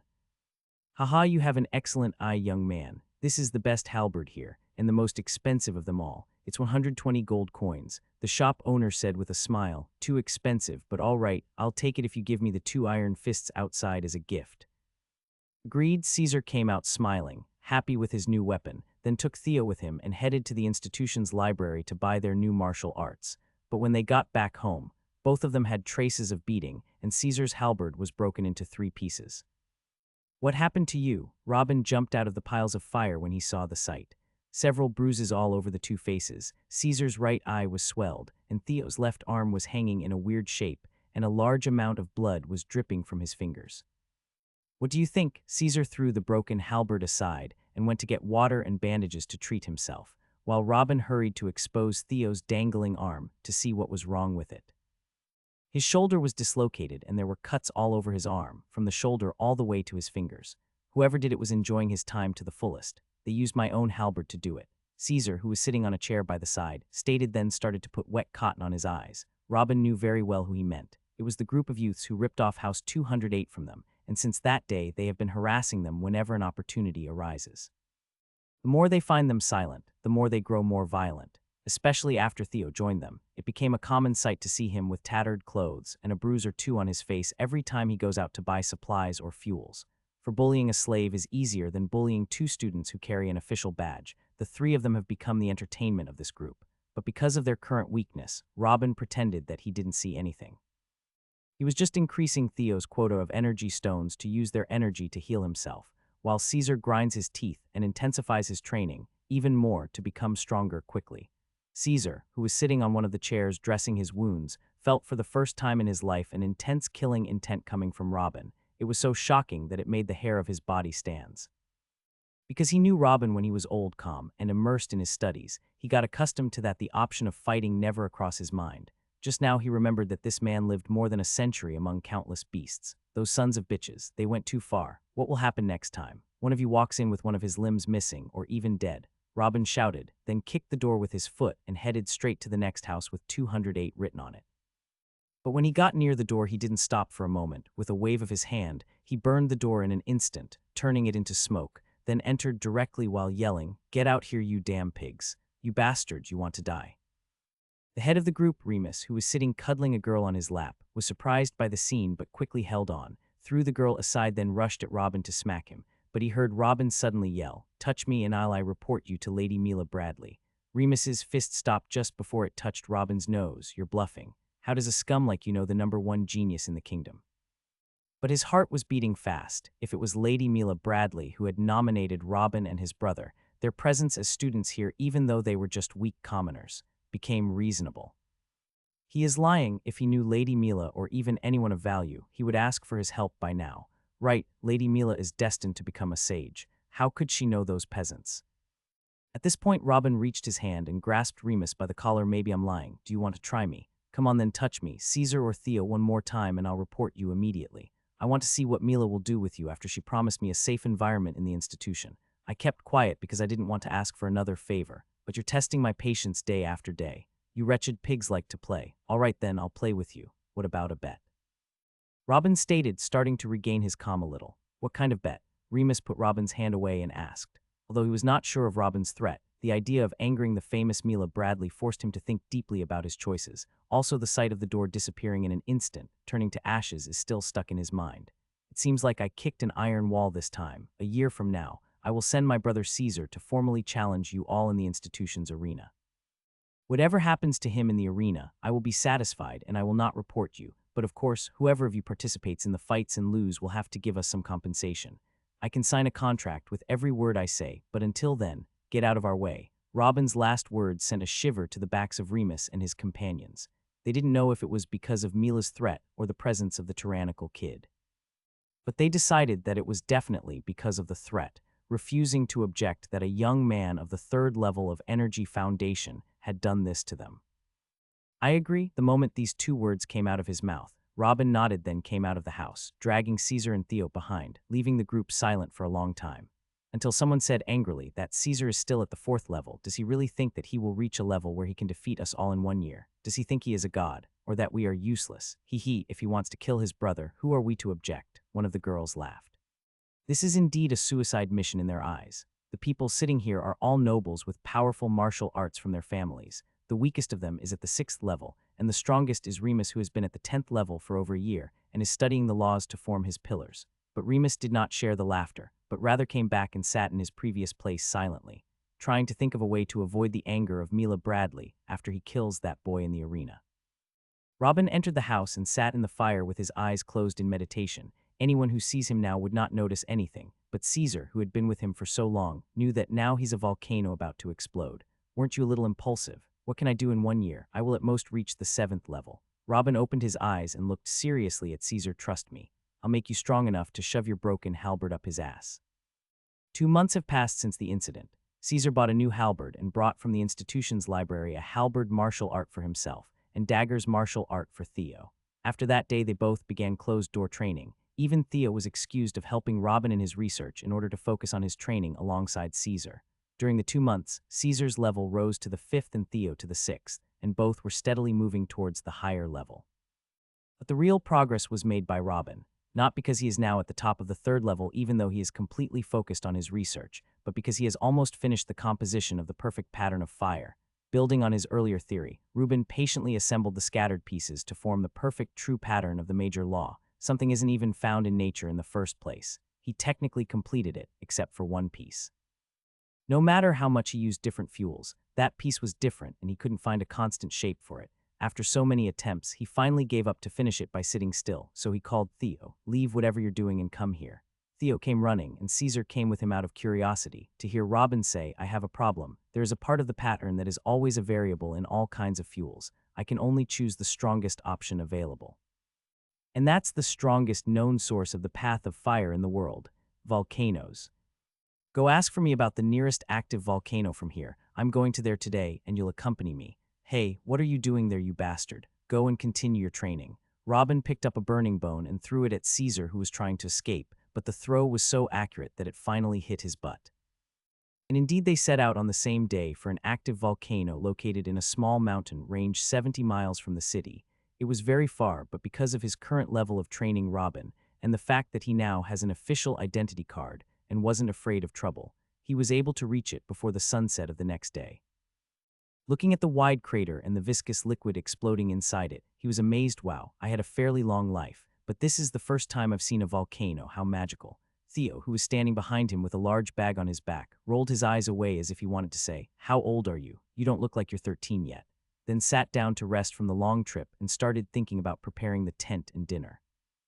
But with one look, Robin scanned the complete pattern of fire in the volcano, spotted the missing piece, drew it on a scroll, then put it in the bag and patted Theo on the shoulder. "Let's go, we're going home." "Damn, we've just arrived, at least let us rest a bit." Theo panicked and started pointing at his leg. Robin understood what he was getting at. "What kind of bodyguard are you? Come on. Every minute important," already starting to walk the same road they came from. Which made Theo sigh and walk behind him. Within another day they returned to house 207. Robin went straight into his room and instructed the two not to disturb him no matter what. He wanted to start making the law cultivation technique today. He would begin translating the complete pattern of the major heavenly law of fire into understandable instructions and write them for Caesar. But when he took out the scroll that had the missing piece of the pattern on it, he noticed something strange. The roll was so hot. So hot that it melted almost everything around it in the bag. It was clear that the piece of the pattern had an effect on it. When Robin realized this, his body shivered. This was the first time he draws some of the patterns he sees. He always tries to memorize them, and this became easy because he sees the patterns wherever he looks. But he chose to draw this piece because he will not see it again unless he makes another visit to the volcano, and he certainly does not have the energy or the time to visit a volcano every now and then. But he never expected that if he drew those patterns it could have such effect. Obviously, the scroll doesn't allow the pattern to release its force and it only translated as heat, but if I drew it on something decent, what would happen? This opened up a whole new world for him. But he quickly restrained his thoughts, shook his head, and returned to his plans to write the major law of fire cultivation technique. After another 2 weeks, he came out of his room with a thick book of about 600 pages and shouted, "Caesar, I have a little toy for you." Caesar jumped out of his seat, and in a moment he was standing in front of him. "What is it, big brother?" In this book there is a cultivation technique that has never been seen in this world before. The flames in nature are not pure. It's affected by the things they burn, and therefore the true form of fire cannot be known. Even the flame emperor definitely fell into the same trap. As for me, I collected the real, pure law, theoretically. This flame can burn anything without resistance. It will burn down even the laws themselves. You are the first person on the face of the planet to gain this kind of power. Work hard, don't you dare let me down. Robin handed the thick book to Caesar and then returned to his room and closed the door again. It wasn't long before the sound of snoring could be heard from inside, and an excited cry from outside. This was the first time Robin had slept satisfied with peace of mind in a very long time. That technique was the crown of his work for almost a century and a half, but it was also just the beginning of his true path. Robin slept this time for 2 days and 3 nights, but he was in an excellent mood when he woke up, especially when he saw Caesar curled up in his room practicing his new technique in earnest. Then he walked a little until he reached Theo's room and found him trying his double daggers technique. He said, "If you don't need seclusion now, come with me. I feel like I need to take a walk." When Theo heard him, he stopped what he was doing and put the long daggers in their sheath, then followed him silently.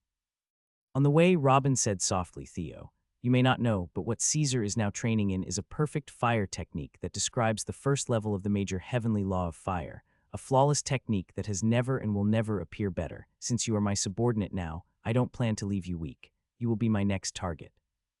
I will give you 3 days to think about what heavenly path you want, then tell me about it, and I will bring you the cultivation technique of its major heavenly law. How does that sound? You are allowed to go to the institution's library and buy any book that talks about the laws and paths. Choose whatever you see fit for you and just give me its name. I will take care of the rest." Boom! Robin's words were said like nothing but made Theo's mind about to fly. Perfect major law technique. I can practice any major heavenly law just by pointing at it. This was way too much for Theo's mind to keep up with. Although he looks clueless, he's still a cultivator and has a general idea of what the word major heavenly law means, nevertheless a perfect one. Also, until this moment he still sees himself as a slave to Robin and Caesar, but Robin's words made him a follower worthy of respect and treated as Caesar himself. While Theo was lost in thought and shocked, he heard Robin giggling. "Oh well, you don't make a good personal assistant anyway. It wouldn't hurt to buy one that really works for me this time." It was just then that Theo looked around and knew where they are, in front of the slaves' platforms. Robin didn't buy Theo in the first place to help him with his research, and he wouldn't buy his next slave to help him either, but he has a big goal in his head, a goal that, if it's done properly, would reshape the world. Robin spent his time looking at the slave platforms, examining them slowly as he had done before, but soon he was left disappointed. No one was suitable. Robin wants something specific, a young man or woman who has not yet formed his pillars but still has a decent cultivation level. He didn't want to start with him from scratch, and at the same time not very old, over 20, and has at least above average soul strength that will help him in training speed. Although his requirements appear very simple, the reality had failed him. Boys and girls of the age he wanted were nobles or high-class commoners that have some cultivation techniques. What would those do on the slaves' platforms? There were some he saw that hardly meet his requirements. They are those who were raised since they were toddlers to be sold as powerful slaves to gain more coins, but clear that they were accustomed to working as slaves. Their eyes were empty, they were completely broken and subjugated. And that is definitely not what Robin wanted. He continued his passage until he reached the same fat seller from before, but this seller was not foolish enough to provoke this young man again. It can also be said that he is a special customer. After he exchanged 80 gold coins last time for just one slave, I see that my lord has come again. Do you have a special request that I can bring for you? The merchant smiled and rubbed his hands. Robin ignored him and looked at the slaves on his platform one by one, until he reached a 15-year-old, level 6, and average soul strength. This one can't be a commoner. The boy had many scars covering most of his face, which made him unrecognizable, and his left arm was cut off at the shoulder, which raised questions in Robin's heart. The merchant noticed and said, He is Peon, the eldest son of Baron Camden from the nearby lying Water Kingdom. Their lands were raided, his family was murdered, and he was captured and sold as a slave. If you're looking for strong young men to serve as guards like the mute behind you, I advise you to take him too. Robin paused and watched him for a while, then nodded. I'll take it. How much is it? Normally, a young man like him would be worth at least 200 gold coins, but because his body is badly damaged, I will sell him to you for 90.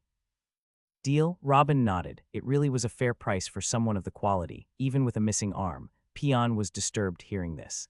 His pride as a noble still refused to believe that he had become a slave, and that this weak boy who seemed younger than him would be his new master. Yet he gathered himself together, got down on his knees, and yelled, My lord, if you're going to buy me, please think about buying my little sister too. I'll divide my food with her and any little place you give us to sleep. It won't cost you anything but her price, and this too I will return it to you if you give me the chance. Please, she's the only reason I prevent myself from committing suicide. Robin waited until he finished, then looked at the merchant. Where is that little sister of his? The merchant was very happy. I wish all the slaves could sell each other like this. Then he said, she's a little girl about 8 years old and barely in the second level of energy cultivation. She is still in the warehouse now. If you want, I can bring her for you to take a look. Only 8. Bring her here to see if it's worth buying, said Robin as he turned to look at the rest of the slaves on the stage. 10 minutes later, one of the merchant's guards came with a girl in his hand, very beautiful and gentle with big innocent eyes. Anyone who saw her would love to pat her head. Even Robin stared at her for a while, but not for her cuteness, but for the strength of her soul. The girl's soul strength is much stronger than average. It's almost catching up with me. I'll take her too. I'll pay 95 in both. That's very little. The girl is beautiful and I can sell her to an old man for more than 20 coins. 100 gold coins and not one more. Do not treat me as a one-time customer. It is clear now that what I need is only available at your platform. We may have more future business together, Sai. All right, wait a minute. I'll get you your buying contracts. The merchant pretended to be sad, but was dancing inside. He ran in a hurry to finish the 2 contracts before Robin changed his mind. Buying 2 slaves for 100 gold coins was a big deal. The little girl was in a state of confusion as she was being sold, and the 2 even argued over her price in front of her. She stood in a loss for a few breaths till she saw her brother standing on the platform looking at her. She burst into tears and jumped towards him to throw herself in his arms. Although his face was completely deformed now, she knew him instantly. She was preparing to scream and threaten suicide, but she heard her brother's voice. Don't worry, Zara, our master has purchased you at my request. He will take both of us. We will still be together, my dear. Don't be afraid. Really, are you going to stay with me? The little girl couldn't believe what she heard. She was preparing for eternal torment or death after what happened to her family and whatever we're going to face next. We will face it together. Peon smiled and said while wiping his sister's hair, he didn't know what kind of a man was their new master yet. It was then that the 2 heard Robin's voice. Come on, you 2 continue your meeting at your new home, said Robin, while receiving the 2 contracts from the fat merchant and paid him his money. At home, Robin is sitting in his favorite chair and behind him stands Theo, while in front of him is the disfigured Peon and his little sister embracing his arm. Don't be afraid, I'm a man focused on research and I need followers who do what I can't do, that's all. I won't mistreat you. Really, won't you do to us as my father used to do to his slaves? Little Zara said innocently. Although she was not aware of everything around her, she certainly knew how slaves get treated, especially the females. Of course not, look at my face. Do you think I'm the tough type? Robin smiled. Yes, Zara nodded firmly. Whatever, Peon. Do you have an unfinished business out there? I can give you my permission to leave for a month or 2 to finish it, but your sister will stay here with me. Peon was surprised and thought for a moment, then said, No, there is no one left from the Camden family except for me and my sister, and I don't have the strength to take revenge on whoever ordered the attack on us. It's enough for me to stay with my sister in peace for the rest of my life. I like your reconciliation with yourself. Well then I'll tell you what you have to do here briefly. Peon, standing behind me is Theo. He was a slave like you and I bought from the same merchant. What do you think of what you see now? I'll treat you just like him. All I need from you is you to train hard and get stronger quickly. Theo will teach you the energy cultivation technique that I created and will take to buy some clothes for you and your sister. Also, find you a new weapon. Whatever you used before, I don't think it will suit you now with one arm. After you choose, go with Theo to the institution's library and get a martial art for your new weapon. After Robin said it, he threw a bag of coins and his student badge for Theo so he could enter the library as his follower. Before Peon could thank him, Robin laughed. As for you, little one, I can't get myself to order you to train as hard as those monsters. How about we make a deal? You'll be responsible for helping me with my research and handing me what I need. In return, I'll give you personally some training tips. Okay? Oh, you both can choose any empty room in the house and sleep in it together. I won't separate you, but I expect you to work hard for me. On that day, Theo took Peon to shop for clothes and necessities for both him and his sister. And at that, Peon didn't make it difficult for Theo. He was content with whatever he got and didn't ask or chose anything special. He began to resign to his new reality as a slave, afraid that his new master won't be happy anymore if he were too excessive. But he asked specifically for one thing, a cheap mask to cover his disfigured face. And he got what he wanted. Theo bought him a black cloth mask that hid his entire face except for his eyes that were full of sadness and cruelty. Then it was time to choose a new weapon. Peon's primary weapon was the broadsword. This, of course, was no longer possible after losing his left arm in battle, but his next choice was somewhat obvious, and he quickly found it. A light sword with a short handle, ideal for one-handed use. Then Theo took him to the institution's library to buy him a martial art to teach him the technique of the light sword. After entering it, Peon went to choose while Theo waited near the entrance, absent-minded. Robin's words have been echoing in his head since morning. Will he be able to study a major law, like those emperors and their dynasties? It's hardly been more than half a year since he was a naked slave, was on a slave's platform, but now he has such a chance. It was so good to be true. He continued his puzzlement for a while until he woke up to the sound of Peon's fingers snapping next to him. 2 more days passed by in the blink of an eye. Robin taught the little girl the energy cultivation technique personally and started teaching her little things that the girl loved so much, like drawing, although he was a bit harsh in teaching her to draw and she didn't understand why, especially when it came to precision in drawing circles and curves. But she didn't care, it's still fun. Theo, come on, Robin shouted. Theo, who was busy teaching Peon the new method of training, came to him. He looked at Robin waiting for his instructions, who said while drawing with Zara, the 3-day deadline is over. Have you decided which path you want? Theo nodded. Then try pointing out things or explaining it in your own way. Damn it, I should start teaching you to write. Theo hesitated a bit before moving towards the nearby candle and blew it out. The extinguishing law, but it's a minor law. Robin was surprised. Theo shook his head quickly and pointed at the room around him. You mean, the dark? Theo nodded heavily. Darkness, I don't think the major law of this path would have high combat abilities. Are you sure you want it? Theo went silent for a bit, then nodded again.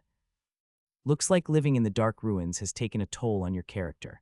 Well, I'll see what I can do. Robin nodded and started thinking about his future plans for extracting the major law of darkness. Big brother Robin, I can teach brother Theo to write if you want, Zara said excitedly and shyly at the same time. As a baron's daughter, she had a high-quality education and certainly more than qualified to teach something as simple as reading and writing. She really wanted to contribute something so that her new master would like her more. Robin patted her head and laughed. Haha, that's good too. It's going to spare me a lot of work. But remember that the first importance is drawing lessons. You can teach him in your spare time. Painting again. Zara was surprised. She finally found something important to do, but her new owner still insists on playing with colors with her. This puzzled her but also made her happy. It seems that her life will not be so bad as she expected. 8 months have passed quickly. Only 2 months remain until the set date for the fight. Caesar is still locking himself in his room studying. His food and energy stones come in from under the door every day. The only thing that reminds them of his existence is the heat from inside every now and then. Peon increased his level during this period, reaching the 7th and starting to make strides towards the 8th.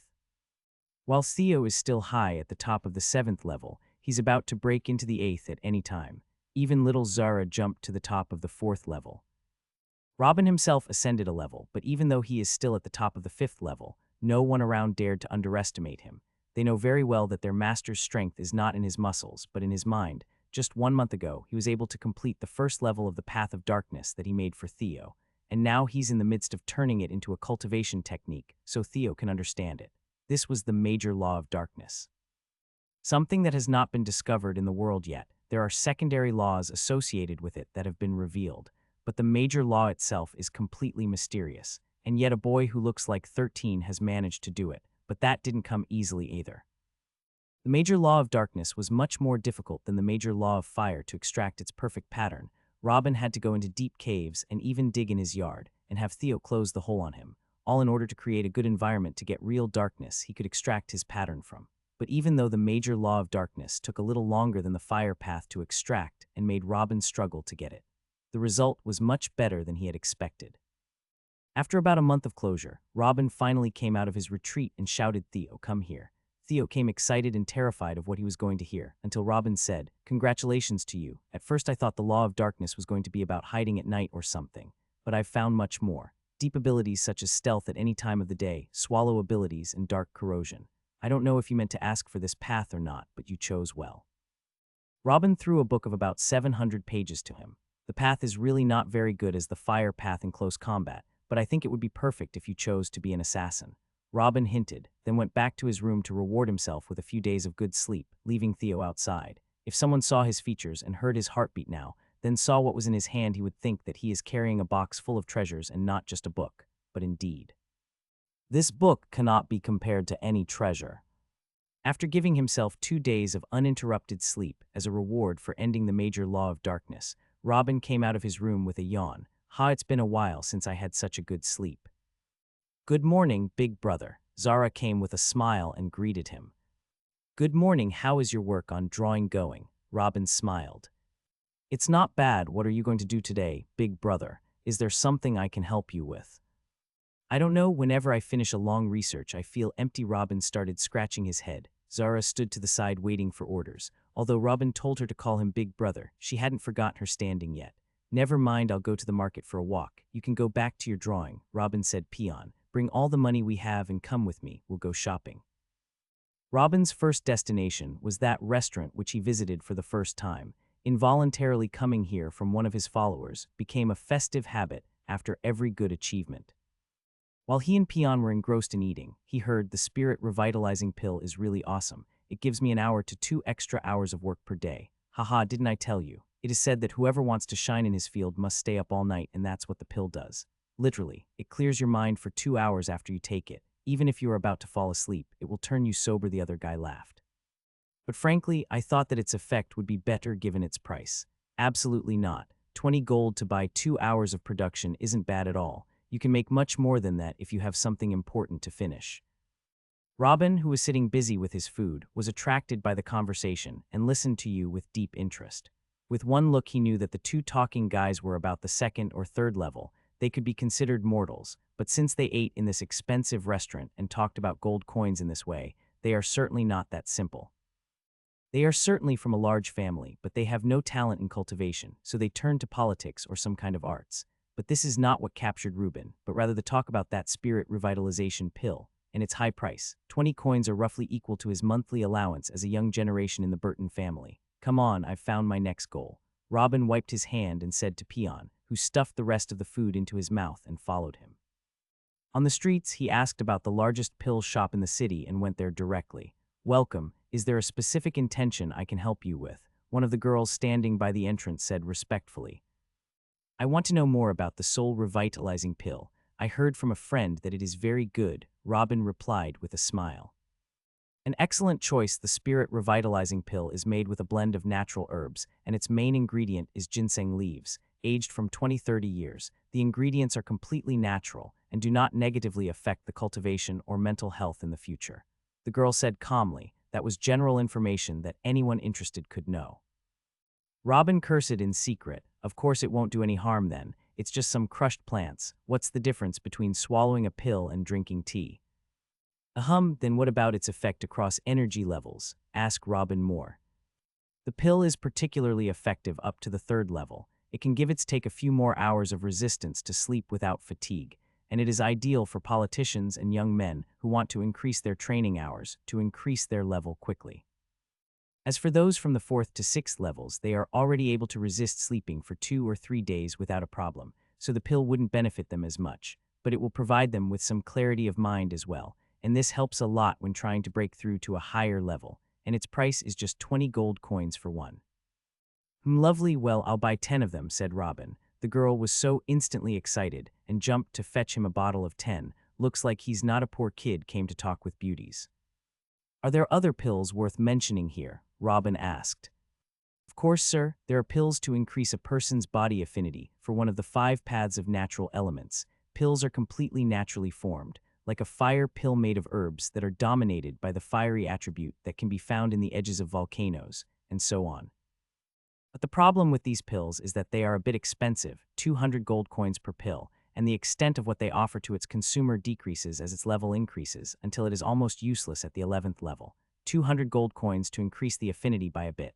Robin yelled. The pill could be said to be more useless than the previous one. Would you, for example, eat water-bearing herbs? Then you would be able to discover the laws in it. No.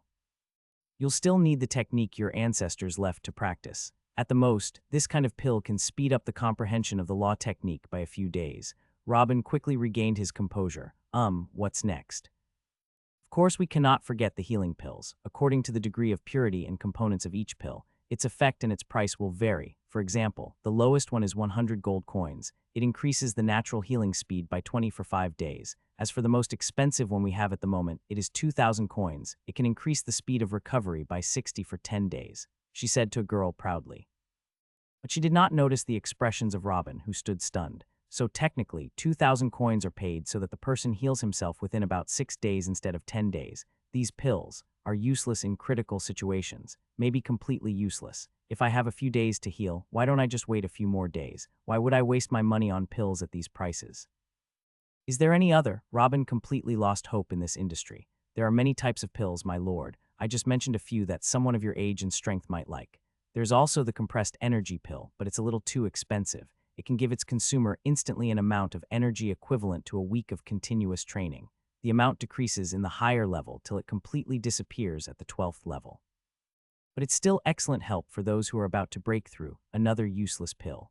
The idea is good, but whoever can buy the little too expensive pill is definitely above the 12th level. Only now did Robin understand why he hadn't seen many pills in the Burton family or even the Bradley Institution. The only thing that caught his attention on the way back was a shop selling carcasses and hides of beasts. Robin pointed at the red horned rabbits hanging at the entrance. Bring me 10 red rabbits, pick them fat. Another 2 months passed. Robin spent them teaching drawing to Zara and teaching himself at the same time, and a few retreats to cultivate and research that lasted a few days at a time. During the 2 months, he managed to break through to the 5th level as well.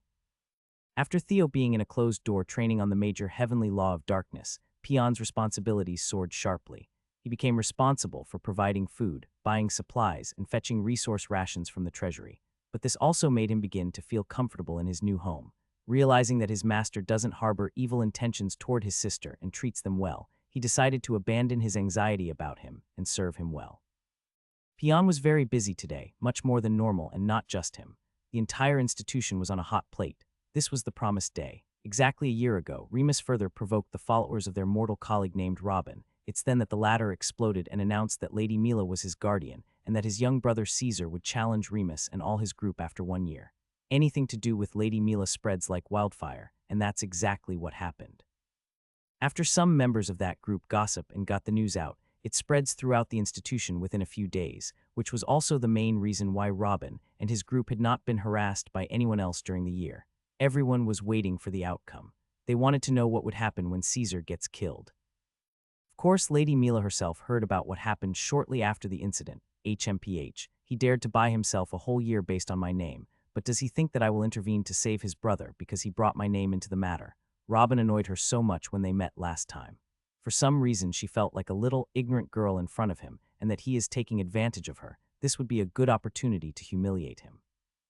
Knock, knock, knock. Robin knocked on Caesar's door. Are you ready? The door slowly opened for the first time in 10 months. Caesar came out with a thick, shiny halberd in one hand and a piece of his previously broken halberd in his other hand.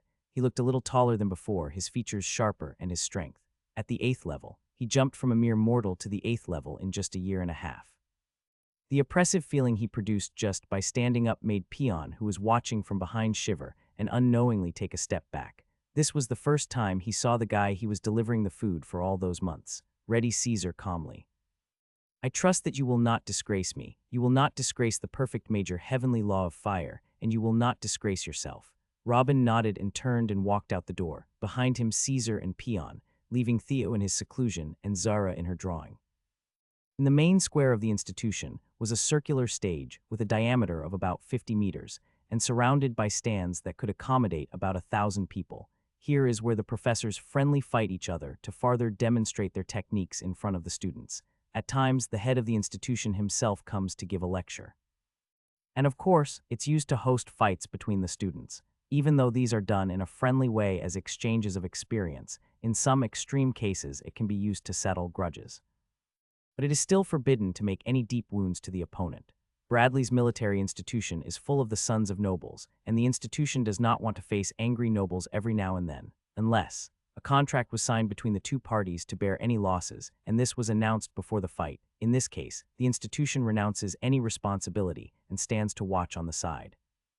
The head of the institution was waiting every day patiently for a letter from Lady Mila to stop the fight, but he did not receive anything. He even sent her a guard a few days ago asking for her opinion, and her response was, "That little bastard hadn't come to beg for his life yet. You can just wait until his brother loses a limb or almost dies, then stop the fight." And there they are, a few minutes remaining, and there was no other message from Lady Mila. All she did was send her Uncle Brown to watch what was going on her behalf, and the head of the institution invited him to sit with him at the seats of honor, to be close to the stage to intervene at any moment. Professors, students, and even some guards and slaves began to fill the stands until there was almost no empty seat left. Even one of the professors took his place in the middle of the stage as the referee, with a contract of agreeing to renounce the responsibility of the institution toward this fight in his hand. Now, nothing is missing except the parties. Haha, I am honored that all fellow disciples and honored professors came to see my humble fight. I promise you will not be disappointed. Remus came in and yelled in a loud voice, attracting the attention of the audience, but he found a complete silence, not the reaction he expected, which bothered him so much. I know that you all want to see whether Lady Mila would come today and you don't care about the fight itself, but at least don't make it so obvious. Behind him was walking 4 young men and 3 girls, all the members of the group that Robin challenged that day, all sons and daughters of highly ranked nobles, as the least of them is the son of a baron. The 8 made their to the stage and sat waiting for the challenger. Although they seemed to be relaxed, they were a long way from it. Smearing Lady Mila's name in a low-level duel like this was not a good idea. They wanted to end this Caesar quickly, then get back to what they were doing. Haha, looks like the fight is about to start. Young Robin has arrived with a brother. The professor on the stage said when he spotted Robin's group of 3 coming towards the stage, but the words quickly got stuck in his throat. Uncle Brown and the head of the institution looked at each other in disbelief as well. All the professors noticed it by now, and even the most powerful of the students opened their eyes wide. What the hell is going on? One of the relatively weak disables in the stands did not understand the reactions and asked a senior next to him, "Brother, why are you all so surprised?" That senior kept focusing on Caesar but said slowly, "Caesar. He's at the 8th level." Those words resounded in the silent stands as if it were the fuse that lit a bomb.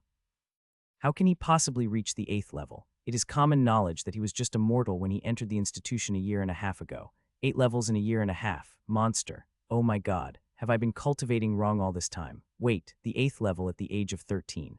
Isn't that a little faster than Mrs. Mila? It is unknown who said it, but it was like a thunderbolt that struck everyone. But Lady Mila has been training from the age of 2. While Caesar was just a mortal a year and a half ago, someone said what was on everybody's mind. The voices rose in succession. Even some of the professors stood in their places trying to comprehend what was going on. Even Robin is at the 5th level. This is also an incredible speed. But that was quickly put down compared to Caesar, who jumped 8 levels. Robin is simply trash. Amid shouting and questions, Caesar raised his halberd and rammed it to the ground, making the audience fell quiet. Then he jumped on the stage with his new halberd in his hand, stand upright in the middle of it, producing a suppressing aura that made everyone question their senses. This aura is not supposed to come out of a person of the 8th level. A professor couldn't help but say in a quiet voice while shaking his head, "My God, are we witnessing the birth of an absolute genius?" "Tell Lady Mila what's going on here." The head of the institute, Felix Bradley, told Brown Bradley, who was sitting next to him, who nodded and urgently sent one of the guards. Caesar, who was standing on the stage surrounded with complete silence, pointed his halberd in the direction of Remus and said one word, "Come." The word woke Remus, who still hadn't regained his composure yet. Do you think that because you entered the 8th level, you qualify to fight me?" The energy level is not everything. You leveled up very quickly, and it is clear that you lack actual combat experience. Your fighting ability shouldn't be able to defeat someone at 6th level. "Come and we'll test your words," Caesar replied with a straight face. "You overestimate yourself. Brother Remus, leave it to me. I'll wipe the floor with his face." One of the 8th level youths in the group couldn't take it any longer. "Yeah, go and kill that bastard for me." Remus patted his friend's shoulder. The youth leaped over to the stage to confront Caesar and declared, "If I don't defeat you within 5 attacks, I will change my great name, Bori. I don't care about your name. I will put my life on the line in the contract, but you will have to pay me 5,000 gold coins if I win, you dare or not." Caesar replied calmly. He was amused when he saw this guy hopping in front of him, and easy money has delivered itself. Bori waited a few seconds before declaring, agreed. This bet was not small. 5,000 gold coins are considered a huge amount even for a noble descendant. The referee waited for a while until he added what was said in the contract, let the two parties sign it in front of everyone, then jumped to the end of the ring and shouted, "Begin." Caesar's face turned from emotionless into a cruel smile and freely released his aura. "Come, my dear 5,000 gold coins, show me how you will defeat me with 5 attacks. Bori felt that Caesar's body started growing. He felt that he was a rabbit standing in front of a lion. Caesar's real aura and battle intent, which he had accumulated from living among beasts for more than 26 years, penetrated its way into his heart. He began to hate himself for he decided to advance first, but he gathered his courage, shouted loudly, and advanced with his sword pointed towards Caesar. HMPH. Caesar snorted when he saw the sight and raised his halberd with one hand, waited until Bori got close to his range, and BOOOOOOOMs. A white light flashed for a moment when Caesar landed his halberd. In that single moment, the halberd surrounded by white cut the broadsword in half, then continued its way to the stage's floor, cutting it 5 centimeters deep. On both sides of the slice there were burns marks. Before Bori realized what had just happened, a punch came out of nowhere and found his nose, making his entire face bulge inward before he was sent flying out of the ring. Silence, absolute silence. Was this really a fight of two on the same level? This is the closest to a fighter playing with a child. And what was wrong with that terrifying halberd attack? The slice stage and the raging white flame that is still burning the stage quietly left a deep mark in everyone's mind. Then this is the power that a perfect major heavenly law carries. Robin chuckled and said in a low voice, scouring Peon, whose eyes opened as if he was seeing a god coming down to earth. He's been living with this monster all those months. From start to finish, Caesar hadn't moved from his original place. Everything was done within a second. He put his halberd back to standing upright next to him and said softly, "Who's next?" This time he was not met with sarcasm from Remus's group, but rather with looks of deep fear. This was not supposed to happen. They were all sure that this would be a bullying fight between the strong and the weak, but they weren't supposed to be the weak side. The plan was to beat and humiliate him slowly on the stage, till Lady Mila show up then apologize, even take the opportunity to speak with such a legendary figure like her. And if Lady Mila doesn't show up, they would have killed him because he scared them with his lie for a whole year. But now, does he even need Lady Mila to appear? Shit, I can't retreat in front of someone who's 2 levels weaker and much younger than me. I won't be able to raise my head in front of anyone again.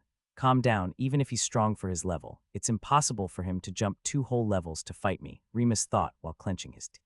He knew it was impossible for anyone else to step out of his group to fight this guy again, so instead of wasting his time and losing more face, he jumped straight onto the stage and declared, "I admit you're strong, and out of respect for you, I don't want to kill you or even maim you anymore. Let's have a friendly fight between 2 rivals." "Rivals? You think too much of yourself," Caesar shook his head. Remus clenched his teeth. "Don't push your luck too much. No matter what, I'm not going to sign a contract that allows killing or maiming an opponent. Anything else is negotiable. So anything instead of killing and maiming is available. That's fine by me. Let's sign the contract on this." Word by word, Remus felt cold when he heard this. It was clear that Caesar was trying to set a trap for him, but it was a trap that he had to jump into. So he agreed and signed the contract. "Begin," shouted the referee.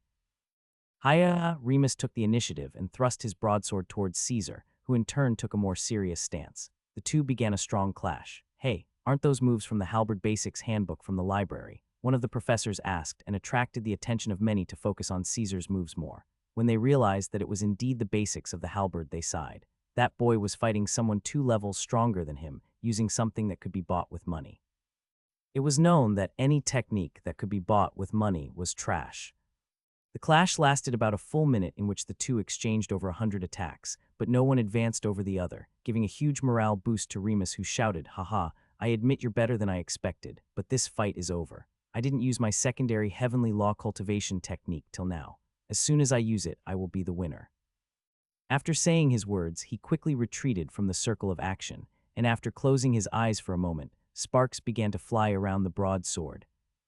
It's the secondary heavenly law of fire shards, the newest and least widespread law discovered by His Majesty. It is priceless. Marcus Rufus seems to love his son very much, one of the attendees exclaimed.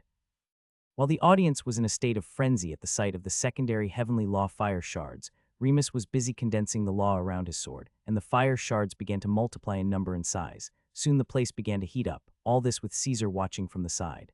After about half a minute, Remus opened his eyes and laughed. "Haha, I can't believe you waited for me until I complete my preparation. Are you so self-confident?" or are you just an idiot?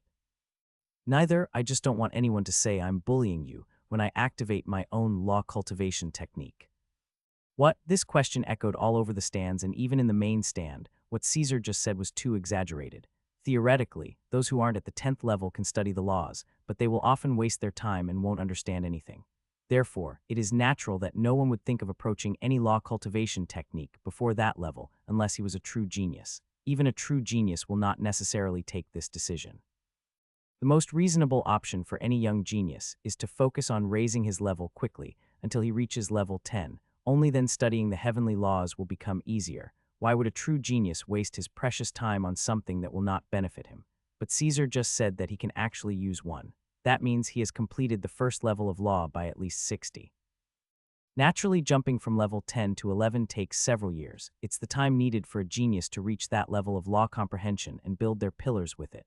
Several years at the 10th level. When did Caesar start training exactly and what's his level? Training for a year and a half, at the 8th level, and he has already comprehended more than 60 of the first level of one of the laws. Monster, the word found its way into the minds of every present. You cheat.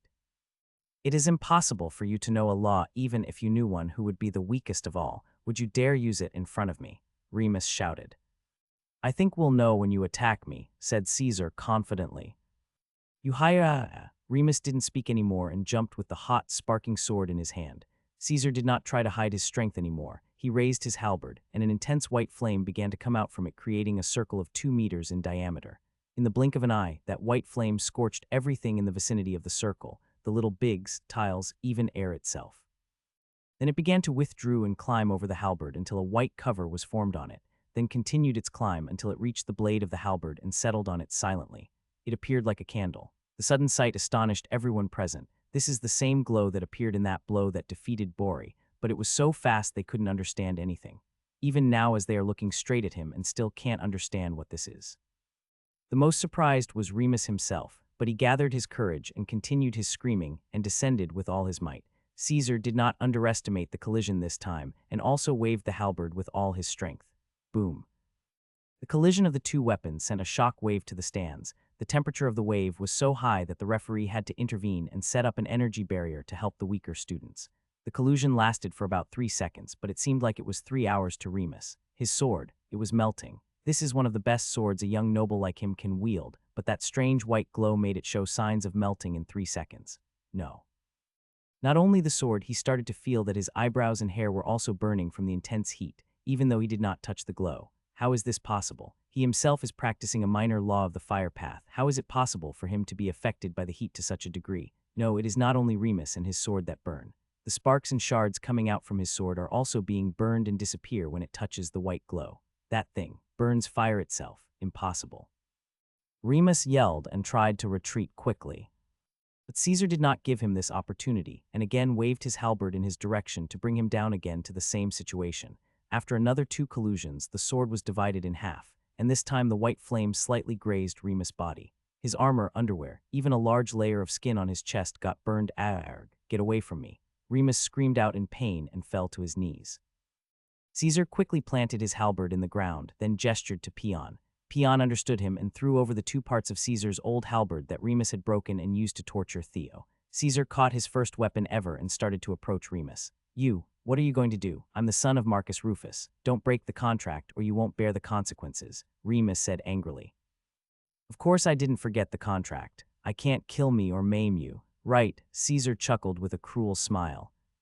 Remus was instantly frightened and started shouting with all his might, help, stop this savage, but no one came forward. Usually some or even all of the audience would try to interfere to end the dispute peacefully, especially since this is famous Remus, the son of a marquis.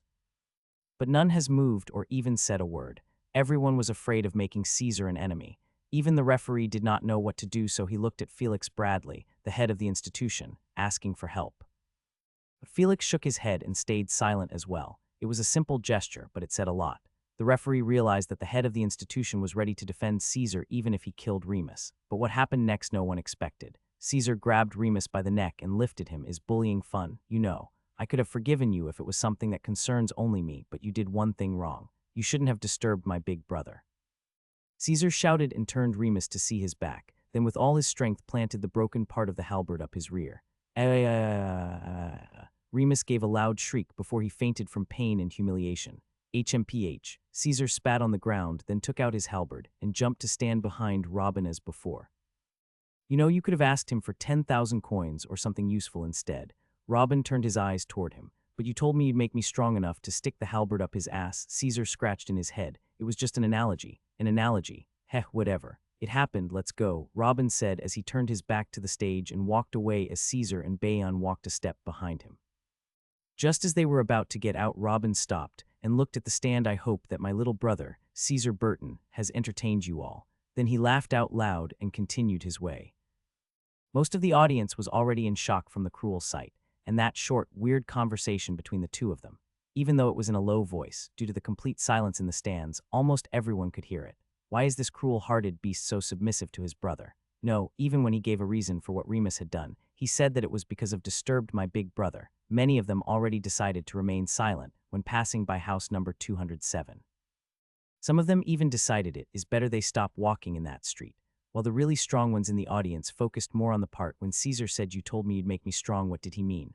Was Robin the one who gave him that terrifying white glow? But Robin himself was still at level 5. While many were thinking about what had just happened, a pretty girl with frowned eyebrows was standing in a corner, silently watching Robin's group leaving. Big brother, why did you tell me to do my best? The reactions of those spectators made me feel uneasy. I'm afraid today's events will not go unnoticed, said Caesar as he walked behind Robin. Don't worry, everything is under control, Robin replied firmly. I need you on another urgent mission. What is it? Just say it and consider it done, said Caesar, hitting his chest with his hand.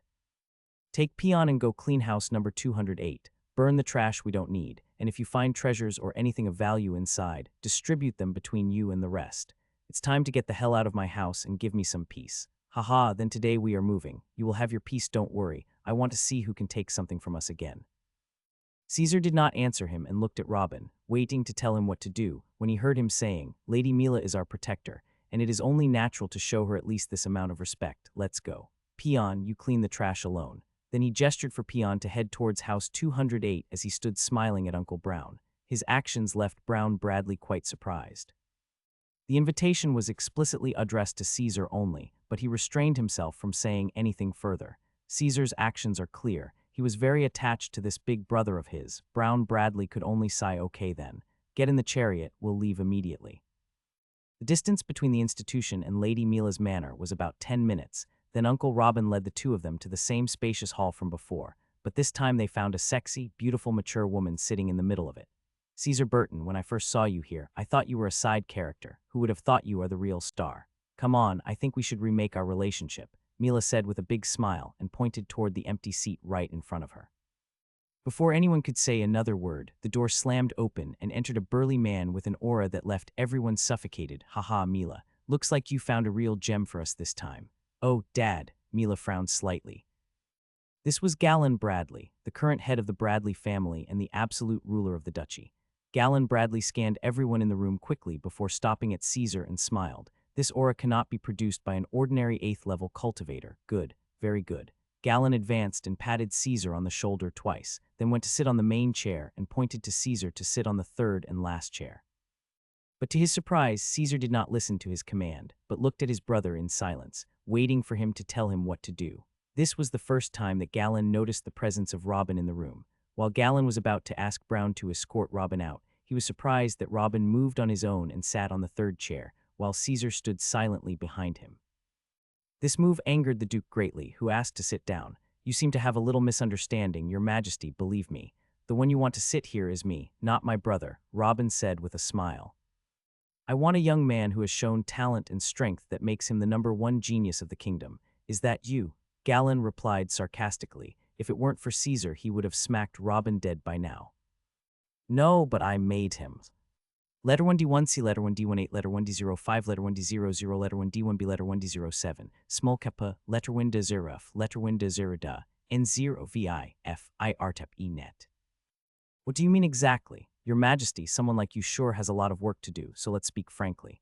The reason Lady Mila invited us here and the reason you came here yourself isn't to meet the talented young man, but to make Caesar hand over the details of what he showed in the fight, right? Heh, you're weak, but at least you're not stupid, yeah. I want the white candle, or whatever that was, but you won't have it. And what are you to tell me what I can or cannot do? Galen roared, "This little boy is really a master provocateur. Me, just a mad scientist, I suppose. But I'm not someone from the streets. I'm a son of the Burton family of the Duchy of Alton." Mila interjected, "Don't you dare use that card. Your family doesn't even know you're here. If your relationship is good, why did you come asking for shelter?" Galen laughed in anger. Ha ha ha. Are you threatening me with a family that barely holds an earldom?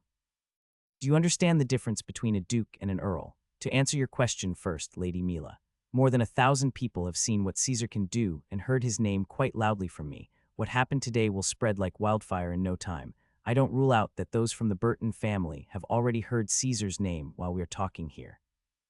As for why I came here and didn't return directly to my family, it wasn't because we have a grudge, but because I don't like the idea of being at the mercy of anyone. But you are at our mercy now. Mila narrowed her eyes, clearly still not understanding where he was getting at. No, my lady, perhaps a few hours ago I would have been at your mercy, but not anymore. Not after the name of my greatest achievement, Caesar Burton, has spread. What's a duke and an earl? Caesar has shown peerless talent. Even a brainless idiot would know that Caesar would at least become sage. Making a move against us would be a crime against a future powerhouse. It's a crime against the Duchy of Alton and against all the Black Sun Kingdom. The Burtons may be nothing to you, but what about the Altons? The Altons, you shameless thing. Do they even know you? You think they would care if you and your brother disappeared today? It has nothing to do with blood relations and vengeance. It's about politics. It always is, isn't it? The Duchy of Alton will work with the Burtons and have justice on their side. They will take advantage of the situation to get the approval of the royal family and other duchies to impose penalties on you, or even take the opportunity to take your lands and titles. If we go back to our family, they will take advantage of us. If you keep us here for the white candle, then they will take advantage of you. It's as simple as that. It won't matter whose blood they will suck. This is human nature. Trust me, any kind of move against me would be extremely unwise. Galen went silent for a few seconds. So you used us to escape your family's control, and now you are using your family too. That's right, Your Majesty. I'm just balancing the scales. Are you always this insolent? The Duke was really amazed by what he heard. Wasn't he afraid of him at all? I'm just telling the truth, Your Majesty. Well, you have fully captured my attention. You say I can't make a move on you, but at the same time, you need me to balance the stakes against your family. How are you planning to do that? I won't sit you in my lap, give you a 200 coins allowance per month, and even put myself in an awkward situation with the Duchy of Alton for nothing. I can just kill you or hand you to the Altons in exchange for benefits. That's what I want to hear. Now we can talk. Robin smiled and leaned hopefully. I've got something you want. Haha, what do you, a 13-year-old, have in this Duke doesn't? Don't forget that you are here to get the white candle technique. Please don't underestimate me. It has its consequences. Robin said, seriously, you are not funny at all, are you? Just tell me what else you have then. Galen was very annoyed from the start of the conversation until now he couldn't win. I have this. Robin took out a palm-sized beast hide from his pocket. It was completely ordinary and blank, except for a simple flame drawing with the number 6 in the middle of the flame. What is this? The Duke quickly examined this piece of beast hide, soon realizing that it isn't as simple as it looks. The piece of skin was exuding a clear fiery power. What kind of a beast is this? Oh, that skin is just a red rabbit. This species can be found with large quantity in any beast zone, Robin replied casual. How is it possible that just a red rabbit's skin has such strength? Boy, I advise you not to try playing tricks on me. Haha, this is not the time to be surprised yet. Lady Mila, do you have a large space here? A training ground, for example, or something similar? Mila was surprised by the question and replied, yes, I have. Excellent, let's go then. Then Robin stood up and looked at the Duke, waiting for his reply. Heh, all right, let's see what you got. The Duke rose and led the way toward the training ground. This training ground was meant for bodyguards, or more precisely, the personal troops of Mila Bradley. The training ground was attached to Mila's house, so they quickly arrived, an area of about 100 square meters, backed with about 500 fighters whose strength ranged from 6 to 10. This force is actually very good for an elite troop. Normal armies are usually made up of people at levels between 3-5. Clear the area at once, Mila shouted. In complete silence, the 500 soldiers left whatever they were doing and lined up in 2 parallel rows to one side within moments, causing Robin to whistle, good discipline, HMPH, just do what you want to do quickly. Haha, well, Mr. Duke, I advise you to keep your eyes on this piece of hide. Robin passed some energy into it. This made the soft piece of hide become so hard that it can be used as a knife, then threw it to the middle of the field. Everyone had their eyes on the piece of hide, both Galen and Mila, Uncle Brown and the soldiers. Even Caesar didn't know what this was. Suddenly Robin made a hand gesture. Boom. A huge explosion took place in the middle of the field. Some soldiers took a step back, while everyone opened their eyes to the extreme. Even Mila covered her mouth with her hands. What was this? How could such energy be stored within just a piece of rabbit hide? The explosion can be compared to a full attack from a person at the 6th level. But those of the 6th level can't use the laws to attack. You are right, and the damaged area is much bigger than what a 6th level fighter can achieve. Right, a single piece of skin can seriously kill or seriously injure more than 20 soldiers at the same time. Uncle Brown, and even senior officials and elite army commanders roared in the training area. Whatever we have just seen is something new to the world. You are right, boy. It looks like that you really are the creator of that white candle. But why do you think that piece of skin can compensate me for claiming the white candle technique? It is really strange and new, but the explosion is barely equal to the full attack power of a 6th level person, said the Duke as he tried to suppress his excitement as much as possible. Whatever the outcome of today's meeting, he found himself a gold mine. At this moment, he felt like he was hit by a thunderbolt, unless, looks like you figured it out already. I see you're not a Duke out of the blue. Indeed, I can mass-produce this kind of hide. You can sell them to the sons of countless nobles, or you can use them to strengthen your army and expand your lands. Whatever you do with it, it will reward you with much, much more than getting a single white candle technique from me. Duke's eyes were starting to shine with stars. This is far better than he expected. Indeed, the sons of the nobles are large in number, and their fathers will not be stingy in buying something like this for them. And if his army was equipped with enough quantity of these hides, what would they look like in the battle? If 50 of them were thrown at an 18th level cultivator, what would happen? He saw Robin make a gesture with his hand before the hide detonated. Does that mean it could be used in ambushes? The endless possibilities of using this new weapon began to accelerate in the Duke's head, and with it the blood flowing through his body. Even his body hair began to stand up. He saw a brilliant future waiting for his duchy. How many can you supply me per month, and how much does it cost to produce? I can sell you 100 of these hides per month. The price will be 20 gold coins per one. That's a lot. I can buy a few good slaves for that amount. The Duke shouted, you can buy a 20-coin slave that can kill this many enemy soldiers. Haha, please tell me where can I get those? Just listen to me. The land you gain from your campaigns using my weapon will be more than enough to make up for your expenses. You can even sell some to cover costs while keeping the rest for your army. However you look at it, you won't lose out on this exchange. How do I explain the sudden appearance of these skins when the royal family asks me? Just sell them some hides then, and tell them you've met an independent mad scientist that doesn't want to be known, and that you'll serve as his middleman in the mortal world. But, what are you really? Haha, you won't lie, I'm just a crazy scientist. I have one last question. You could have told me that you had a powerful teacher who passed you the technique and even these hides, and I would have believed you and tried to use you to make a relationship with him. Why did you directly admit that you are the inventor? This question was in everyone's head, and they all turned to him waiting for his answer, all but Caesar, who just smiled and shook his head. He knew quite well what his father would say. Why the hell would I attribute my hard work to a fictional character? If you are that stupid and decided to make a move against me despite all of what you saw, then I will just die. This is your loss and the loss of the whole world, not mine. Robin shrugged and gave a loud laugh. The place was silent for a while, then they too burst out laughing. This kid's arrogance knew no bounds, but he was actually right. Okay, well, what's the name of your invention? We won't keep calling them weird hides, are we? Asked Mila. Let's call it talisman.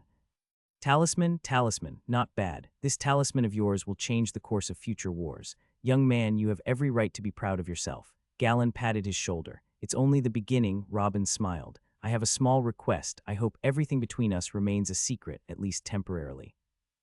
That's normal, don't worry. No one will utter a word, I promise you this. But what about your family and the Duchy of Alton? I don't want a headache from them. That's easy. I'll just announce that I'm comfortable here at your institution and don't want to leave. As long as I'm being seen in public healthy and kicking, they won't have an excuse to attack you. But, I'll keep a good relationship with my family in case you decide to play any tricks on me. Everyone was surprised by Robin's response. He was talking to the Duke like he was his old classmate. Haha, as usual, honest to the point of rudeness. Well then, so be it. Also, you don't need to worry about revenge from Marquis Rufus after what Caesar did to his son. I'll talk to him and end the quarrel once and for all. Excellent. Oh, one more thing. I expect you to raise our allowance to 1,000 gold coins per month. This will help me do more research freely. Arg, all right. Robin nodded, then moved to leave. Caesar followed tightly behind. While everyone was busy in his thoughts, Mila was busy looking towards the back of the teenager walking in front of her. He is neither an ancient sage nor a supernatural being. He is a young man of her age, but he has already contributed to their army far more than she did, and contributed to the progress of the whole world more than all her predecessors combined. Big brother, why did you tell them it was the red rabbit's hide? Can't they now bring similar hides and try to redraw that flame pattern on it? They will surely try to steal your invention, Caesar mentioned worriedly after they got out of Mila's mansion. Haha, you mean that flame drawing. Let them do as they please. What makes the talisman special is invisible to the naked eye. That flame drawing was randomly drawn. Just a distraction to waste their time on it, and also to differentiate between the types of talismans.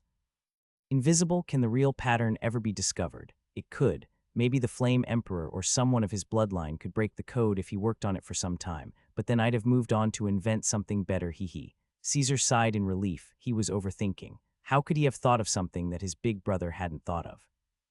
When Robin returned, he found Peon has finished cleaning house 208, so he ordered Caesar and Peon to move there. Theo will move when he comes out of his isolation, and that Zara stays with him to continue practicing her drawing, but goes to sleep at house 208 with her brother every evening. After he eventually had some peace in the house, he sat down and started planning his course for the next period. Today's events compressed his schedule a lot, and his previous plan of staying low-key is no longer available, especially after the talismans appear in the first battle. After thinking for a while and getting his subjects in order, he decided to start drawing the talismans required of him for this month. Although the work of the talismans seemed complicated to the Duke and everyone that was present there, it was actually quite simple. All Robin had to do was draw a part of the fire pattern, the part responsible for causing the explosions, then use a trick he devised based on the perfect law of fire to make the pattern disappear inside a piece of skin. The whole process barely requires a few minutes. So in practice, Robin could make the 100 talismans in 2 or 3 days, but he refused to increase the number he sold to the Duke in order to keep him hungry for more, as long as possible. The next few days saw new news spread like wildfire throughout the duchy, and quickly found its way all over the kingdom.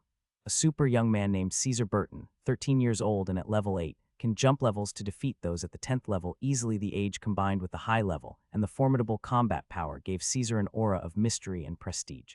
This is the #1 genius of the kingdom's young generation. No, he is the best in the past 2 centuries at least.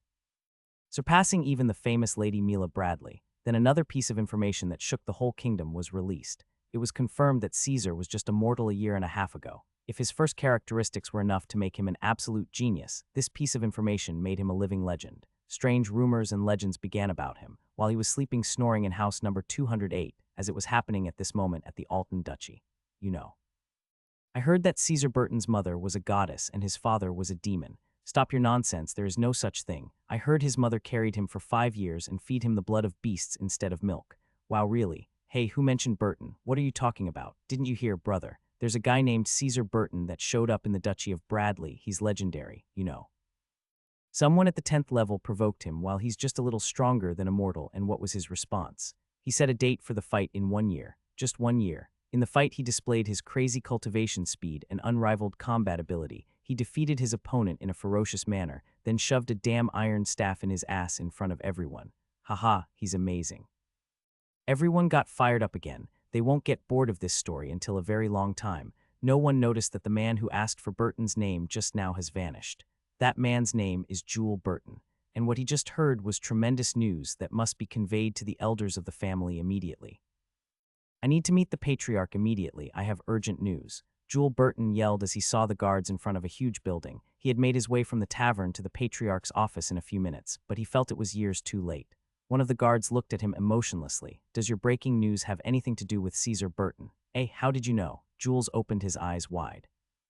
Your urgent news wasn't urgent enough. Go and sit there with your peers. They all brought different news about Caesar before you, said the guard and pointed toward a group of people, about 20 in all. All these. May I ask what the patriarch will do about this? You don't need to worry about this, Jewel. The patriarch is already in a meeting with the council of the family to discuss the news and what to do about it. Go and sit with them. Perhaps the patriarch will summon you. Most of them came with different news. One of them came shouting that a relative of ours slept with a goddess, and their descendant was named Caesar. Haha. Jewel Burton was surprised, but he did as the guards told him and went to sit quietly with those who preceded him. You all must have heard the news. Do any of you have an opinion? Patriarch Brian Burton said calmly, but there was excitement evident in his old eyes. Uncle, it's probably just a name similarity. If we had someone like that, we would definitely have noticed him from a young age, a middle-aged man said. Why not be a bastard that one of the family men gave birth to while on his travels and left him behind? This is really an option. We have thousands of men in our families, and I don't rule out something like this happening. Actually, it's pretty common.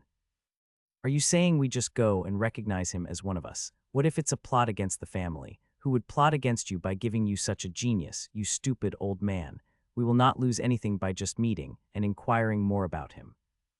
The argument continued among the council members for about half an hour, when the patriarch's voice sounded, "Okay, I've heard enough. Let us send an envoy to Caesar Burton to clear the doubt. But that envoy must show enough respect and be strong at the same time. He must show our goodwill and our appreciation for him without showing any weakness on our part. Do any of you have a suitable candidate?" Billy. Right, our best front right now outside of the patriarch is undoubtedly Billy.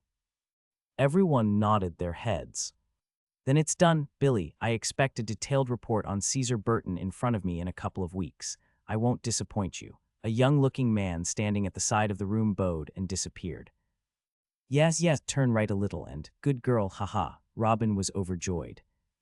Zara was able to draw her first talisman just 5 days after his meeting with the Duke, although she was not part of the drawing of the original copy. Watching Robin draw the 100 talismans in a row, in addition to her strong soul and her training in drawing during the past months, it made the pattern drawing very simple. Although it took about half an hour to draw the pattern, and she couldn't finally hide it inside the piece of hide, this still made Robin quite happy. Maybe her ability didn't help him now, but she will definitely be of great help in the future. As he praised Zara, a voice echoed outside, "I am Billy Burton, of the Burton family in the Duchy of Alton. I have come to convey the family's greetings to the young Caesar Burton and have the honor of meeting him." Billy. Robin was surprised and jumped towards his window to find his old friend standing in front of house number 208. With one look he could determine Billy's level. 21. This is an excellent level for a young man who is still a century and a half old. With his original talent, he was supposed to never reach this level in his lifetime. Haha, Billy, it's been too long. Hurry up and come in. Robin waved from his window at his old friend, who in turn was astonished when he heard his name called in such a friendly way, who might know him in the Duchy of Bradley. But when he turned his head and saw someone waving to him in the window of the next house, you. He took 2 steps back but then took 3 forward and narrowed his eyes in confusion as if he was still trying to decide whether what he was seeing was real. Haha, come here, you little bastard. It's been all these years since we met, but you will stay there and look at me. You Robs, no, that's unreasonable. You're a kid, you haven't turned 14 yet. Even as a saint, Billy couldn't control his feelings now. Just come and let us continue our conversation properly. Caesar, buy some good wine and come too. Caesar, who had already opened the door, nodded, yes, big brother. Then he hurriedly ran towards the establishment's restaurant. Billy watched the young man who was running in front of him after one command from Robin. Is this the Caesar the kingdom is talking about? Everything happened quickly, and Billy could not comprehend anything, but decided to go to that boy, who pretended to know him, and wait for Caesar to come back. Come sit down, how have you been all these years? Robin smiled and asked. Hey, don't try to confuse me, you do look like someone I know, but that person is probably an old man or maybe dead now. Billy looked sad when he mentioned his friend. I wouldn't have died so quickly. When we parted, I told you to send a message to the patriarch that I would go training. I didn't say I was going to commit suicide. A message, are you really Robin? Billy stood dumbfounded. And who else? Robin chuckled. Robin. Billy came up and hugged him tightly, then left him and began to look carefully at his face. What happened to you? How is it possible that your body hasn't gotten old? No, it's gotten a year younger. I found a good beauty cream for my skin. Would you like some for your ass? Said Robin. His cheeks were still held tight in Billy's hand. This is not a topic you can joke about. At least tell me what happened to your cultivation. You were at the 10th level when you are now at the 5th. Don't waste your time with questions you won't like its answer then. I can't tell you what happened to me. Just know that I'm Robin in blood and flesh. Can't you even tell me where you have been all these years? I have worried about you so much. The patriarch still sighs and shakes his head when your name is mentioned before him. Bay finally calmed down and returned to sit in front of Robin. I told him that I would go out to study the heavenly laws, and that is exactly what happened. Billy was about to ask more questions when the door was opened and Caesar came in with a bottle of wine. Excuse me, Robin, I have a job to finish. After I'm done, we will continue our talk. Then he rose from his sitting, picked up the bottle from Caesar's hand, and placed it on the table. Mr. Caesar, please don't trouble yourself. I've come from afar to talk to you for a bit. Do you mind if I take a few minutes of your time? Caesar looked at him from top to bottom, then moved quietly and stood behind Robin. I don't know who you are. If you want something, talk to my big brother about it. What? Since when do you have a little brother? Billy was surprised by this development and turned to Robin. Well, technically he's my adopted son, but it would be weird for him to call me daddy when I'm in this shape. No, Robin chuckled. Your adopted son, the young man who shocked the whole kingdom is, your adopted son. Hey, why so surprised? It's not like I've never done the same thing when I was his age. An apple doesn't fall far from the tree, haha. Hey, really, the Burton family is fortunate to have you as their son, but unfortunate at the same time. Robin, why are you here at Bradley's institution? Is this your way to stay away from us? What have we done to you to deserve this? And do I understand that Caesar will walk the same path you chose and have nothing to do with us? Billy shook his head and sat down. He's already given up on his mission. Why are you talking like I've given up on the family? Haven't you? Of course not. I just wanted to live my life my way and leave my mark in the world's history. Now that I've done what I wanted, I don't see a problem with reconnecting with the family, but you better forget that my surname is Burton before that happens. Robin said, What do you mean by your words? Am I not clear enough? Robin's cheerful smile disappeared and turned serious. I mean, I will help you as a partner. I don't want someone to come to talk to me about family love and bullshit to try to take more benefits from me. Depending on my mood and my satisfaction with your actions, I will make my own decisions. I can only give you a promise that I will think about the family first if I have more than one choice. Billy was starting to get agitated with his old friend. Has the solitude of all these years affected his mind? With all due respect, what makes you think you qualify for such a relationship? Billy contained his anger and asked calmly. Robin didn't speak anymore. He just gestured to Zara to go pick something. Everyone waited until she came back with two talismans, one red with a flame logo and the number 6 written inside it, and the other was more dark-colored with a black ball logo and 5s written inside the black ball. Billy was looking at both talismans the moment Zara walked in. His features quickly turned intense. These hides contain energy inside them.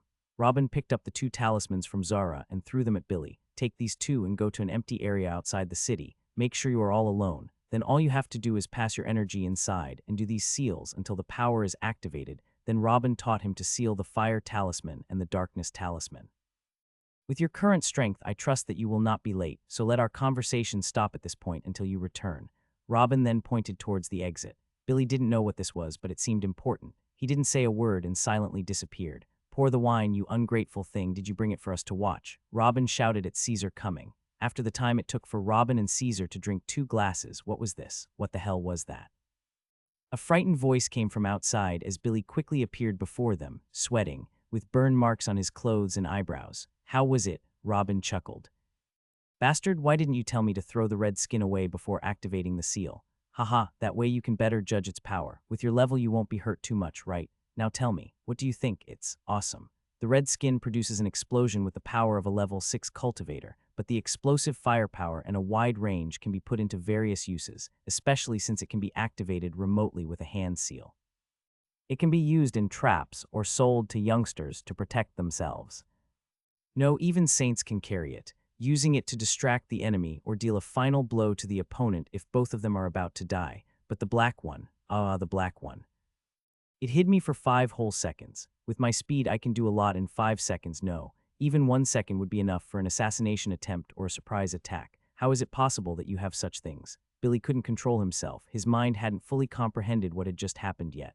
This kind of technology wasn't supposed to exist yet. These were the talismans of fire and darkness, little toys I made recently. What do you think, Billy? Do you think I am qualified for a partnership with the family? Now Billy just thinks of him seriously. Just a partnership. In exchange for a few darkness talismans, the patriarch himself would be willing to personally kiss your ass. Literally. How many talismans can you produce of the 2 types in a year, and how much for one? Billy didn't have many expectations. If he told him he'd make one of them in a few years, he'd never doubt. Those things were way ahead of their time. A year, hee. I made a deal with the Duke of Bradley to sell him 100 fire talismans a month at 20 gold coins each, but since you're my family, I'll give you some preference. How about 150 fire runes a month at 15 gold coins? Billy swallowed his saliva hard when he heard this. He couldn't believe what he just heard. These talismans could be mass-produced at such a low price. Passed on this, the family can circulate talismans to their own army and use them in wars. A year from today, they will have 1,800 fire talismans. If these things appear on the battlefield, the dream of upgrading the family's lands and title is no longer a dream. Billy took a breath to calm himself, then asked, what about the darkness talismans? That's the problem. Dark runes are so much more difficult and cost me so much more to make. Even Duke Galen Bradley doesn't know they exist yet. Robin started rubbing his forehead. Billy got so nervous. Those darkness talismans would definitely be much more beneficial to the higher-level cultivators than the fire talismans. I think I can provide 5 talismans a month of this kind, and each one will cost 100 gold coins. What do you say? What, deal? Billy almost jumped out of his place. Even 1 or 2 talismans in his lifetime would have been enough to make him happy, but Robin offered 60 per year, and cheaply too. This is literally buying a chance to assassinate high-ranking officers of the enemy armies with only 100 coins. We have a deal then. Oh right, you came for Caesar. Tell me honestly, what exactly does the family wants from him? You can rest assured now, he's your adopted son. How can we try taking him from you? These talismans are more than enough to put you in a very high position in the family, and no one will try to make things difficult for you or him, Billy promised. Just tell me what the offer is. If he were of our blood, I would offer him protection and resources in return for fighting under the Burton family banner. I agree. Billy couldn't believe what he heard. I said I agree. Caesar will benefit nothing from sitting next to me with his hands on his cheek. Take him with you, give him a good and steady allowance, enroll him into competitions, and throw him at dangerous zones. It's even better to get him in some wars to make a name for himself and increase his experience, but this is under the condition that you do not lose sight of him even for a second. Billy, if my boy gets killed or maimed while he's with you, you won't like my reaction. Robin said seriously. A strange threat to come from a 5th-level teenager, but after seeing what the talismans could do, Billy had to take him seriously. All right. Count on me. We will appoint one of our great uncles to protect him all the time. If they all refuse, I will protect him personally. This was no small promise. Billy was a strong candidate to be the next patriarch and was assigned many important tasks and is running a huge section of the family's business. The patriarch would not allow him to quit all of his work to run after Caesar around, so he would probably appoint someone stronger than Billy to take over. Good, I see we'd have no problems then. Caesar, this is Billy Burton. He's my cousin and my friend, and that makes him your uncle. He'll take you with him to the Burton family to expand your horizons. Obey his instructions. Yes, Caesar nodded unwillingly. Good, I'm looking forward to some epic news about you then. All right, Billy, keep the talismans a secret for now. You can only tell the patriarch and the most important old men in the family, and you are not allowed to reveal it in wars either until I say otherwise. What? Why? This world shall know its existence at the right time. It would stare quite a storm when it appears for the first time. I'm not prepared yet. Leave me some time to enjoy the peace while it lasts, will you? Robin chuckled. As you wish then, Billy nodded. Do you have other instructions? Just send any random uncle I know every first month to receive the talismans and give me my money. Okay, I understand. Let's go, Caesar. Billy stood up, but paused before turning around and leaving. He turned around to face Robin. Is there something else? How did he die? Finally, Robin found enough courage to ask. Billy immediately understood who he was asking about. It's his father. That guy was already old when Robin left, and with his talent, it was granted that he would never advance to level 11. It is impossible for him to stay alive for so long. He started a bar fight about 40 years ago over a few coins and got stabbed repeatedly to death. It suits him, I guess, said Robin with mixed emotions. Do you want to know about your mother, half-brothers and sisters? No need, I already know what I need to know. You can leave now. Robin, you've changed a lot, but I think it's a change for the better. I'm happy for you, stated Billy, then walked out of the house quietly, and Caesar followed him closely after cuddling Robin one last time. Have I changed? Maybe this has always been my personality. I just didn't find enough strength or passion to show it. What do you think, Zara? The standing girl shrugged and extended her lower lip. Equals equal, equal, equal, equal, equal, equal, equal, equal, equal, equal. Over the following days, Robin was busy helping Zara make talismans day and night. He wanted to finish the orders for the next few months and have them ready for delivery on the first of each month so that he wouldn't bother with them again. 20 days passed quickly, and the first order was delivered to the 2 families, and the orders for the next 5 months were already prepared. On that day when he finished the last talisman, he summoned Peon. Peon, I am currently free and I want to explore more laws of the world, so I decided to start making a technique for another major law. Which major law do you want? Me. Peon's eyes under his mask opened completely. Would he be able to carry the same strength he had seen from Caesar? The strength that made him famous throughout the kingdom. Yes, you, but choose quickly. I will begin my seclusion at once. I've always been fond of the path of the wind, Bayan said. The wind, really? You could choose any law in existence, but you settled on the wind, Robin exclaimed. I heard that the Wind Emperor is very fast and can generate storms when angered. He was my hero when I was young, Peon stated while scratching his head. You're from the Lying Water Kingdom. I expected that you would ask for the water major law, or at least say that you admire the water emperor, but the wind, haha, interesting. Never mind, the wind isn't bad either, I will get it for you. Robin put his hand on his shoulder and went to his room to get ready.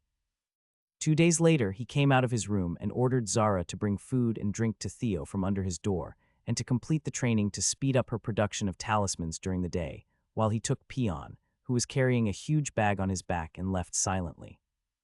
His destination was a few places saturated filled with the wind's path, like narrow valleys that serve as wind pathways or high mountains. Like fire and darkness, the wind patterns also differed according to the place, things like how heavy the grains carried by the wind, the obstacles it hits, and so on. The pattern of the major law of the wind was associated with the movement of particles almost completely, and these movements are easily affected by the geography of the place. Robin continued to monitor and move from one place to another for about 4 months before he finally decided that what he had collected was enough and took Peon back towards the institution. During this period, he broke through to the 6th level without even trying. On his return, he found that Zara had done an additional 2 months of talismans on her own. Her rate was much better now. He asked her about what happened during their absence and found out that she had handed over the monthly orders to the 2 families and received the price agreed upon without any problems. And that Theo still hasn't come out yet, but he didn't worry about him. He knows best how hard it is to practice the perfect law of darkness.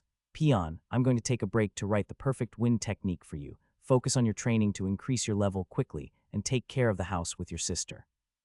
She obviously did well in our absence, he stated, and went up to his room directly to complete his perfect major law technique number 3 in just under 2 years. A little less than a month has passed since Robin started his seclusion, and although the time he needs now to crack a major law and write its cultivation technique is less than before, the difficulty of the process was still there. He is just getting used to it. Today at last he finished the technique. When he came out of his room, he found Theo, who had broken through to the 8th level, now kneeling in front of the door with his eyes closed and his breath faint. He was asleep. How long have you been kneeling here? Robin was surprised. Theo opened his eyes, finding Robin in front of him, lowering his head even more. He's been there for about 4 days, Zara explained. Stand up, you idiot. I don't want you to kneel down to show your gratitude. You must work hard for me. He gently smacked Theo's forehead. Zara, where's your brother? He is in seclusion to quickly raise his level as you commanded, big brother. And call him then, I have something for him, nodded Robin, then went to sit on his sofa, holding a large book and 2 small ones. It didn't take a few seconds before Peon entered the room and bowed slightly in front of Robin, before the latter gestured to him to sit next to him, then went back to look at Theo. Theo, I'm sure you've gained a lot from your solitude. Why don't you show us something? Robin said with a smile. Theo nodded in affirmation, and before he could fully raise his head again, he was gone. What? Peon stood in astonishment and started sniffing around him. He's gone. Not only in appearance, everything about him is gone. Amen, well done. Robin nodded. This was part of the technique he wrote for him, and of course, he knows it well. It is called perfect invisibility, where darkness swallows up everything around the body so no sound, light, or smell leaks out. Just a person much stronger than Theo would have the feeling of having someone else around. What else have you mastered? Although Theo is still in stealth mode, Robin's eyes followed him step by step until he reaches the table, which astonishes Theo greatly and made Robin grow even more in his eyes. After he arrived, he picked up a cup and raised it, which caught Zara and Peon's eyes and turned to look at him, but then the cup also disappeared. Robin nodded when he saw this. Perfect swallow, that's nice. How about shadow mobility? Theo canceled his invisibility and appeared in front of everyone, but suddenly it seemed as if he had been pulled towards the shadow of the table and disappeared again. This was different from the perfect invisibility he used before. In perfect invisibility, he uses the law of darkness to create a barrier around his body anywhere and anytime. As for shadow teleportation, it can only be used in places rich with shadows, but it is much easier to move this way and make surprise attacks. Dark scope. Robin asked. Theo appeared again but soon disappeared. This time all of their surroundings disappeared with him into pitch-black darkness. One could not see his nose inside. Robin continued to ask him about a few more features before he finally applauded. Excellent. Seeing these techniques in action is much better than writing them. The perfect law of darkness is really cool. I think I should practice some of them too. Hold. Robin tossed a small booklet at Theo. This is an energy cultivation technique that takes darkness path as its main focus. It will be much better for you than what you are using right now. Theo accepted it calmly and bowed again, though the idea of a better energy cultivation technique made him agitated inside. He actually got used to things like that from his master. What could be more surprising than the major law of darkness, which all the sages of history failed to come up with? Peon, it's your turn now. In this book, you will find the perfect major wind law cultivation technique, and the booklet has an energy cultivation technique based on wind path. Hope you make good use of them. Robin handed the two books to Peon. Peon surely knew the value of what was in his hand. Having seen Caesar's exaggerated power and the immediate danger of death in every move from Theo, he knew that anything that comes out of this boy who seemed younger than him would be considered a worldly treasure. My lord. Are you not afraid that I or Theo will leak your heritage? Peon gathered his courage and asked what was on his mind. Theo also looked in Robin's direction. He's also been wondering repeatedly about this over the past months as he contemplates the wonders of his law cultivation technique. You are smarter than this. That was the reason I choose you from the beginning. If something like this happened, I would be able to kill the traitor one way or another. No, whoever receives my work will be the one who kills you to try to get closer to me. But let's leave this aside and focus on the general viewpoint. And what if one of the techniques is leaked? Do you think I will strengthen you guys to satisfy my ego? This is just the beginning. My dream is to spread my heritage to the whole world, but at the right time. I dream that one day the three of you will be able to reach beyond the sage's limit and build your own forces to dominate the whole world. Only then I can distribute these techniques and strengthen the rest of the world. When you stand on top it, tell me, Peon, who is going to be harmed by leaking my techniques now? Peon stood stunned by what he heard. To take over the world. No one should have the guts to say those words. Not even great emperors, but the three of us are now stronger than the emperors when they were our age. And after forming our pillars from these laws, we will be much stronger than them with every step we take. If we work under the banner of the same master, will it be difficult to achieve this dream? When he saw Peon's absence in his thoughts, Theo moved beside him and slapped him in the back of the head. When he regained consciousness and bowed, it was just a question, my lord. Please don't get angry. This Peon will only work to gain your satisfaction. And I know you will. Go start your training. Don't show me your face before you master the law and break through to the 8th level at least. Understood. Peon took the two books and bowed again before heading towards his room. Yon Theo, I'm going out for a walk. You're obviously free since you've been on your knees all this time. Come with me, Robin said and walked out directly. Theo soon caught up and walked behind him like his shadow. Theo guessed that Robin is visiting his favorite restaurant to celebrate as usual. Only now that he had read and mastered Robin's technique did he know how hard it was to make it. Actually, a nice meal after making every earth-shattering technique sounds unfair for him. But he was surprised that they took a different turn this time. After walking a few minutes more, Theo found himself in front of a huge store with a banner says Pill's Corner on it, but the door was closed.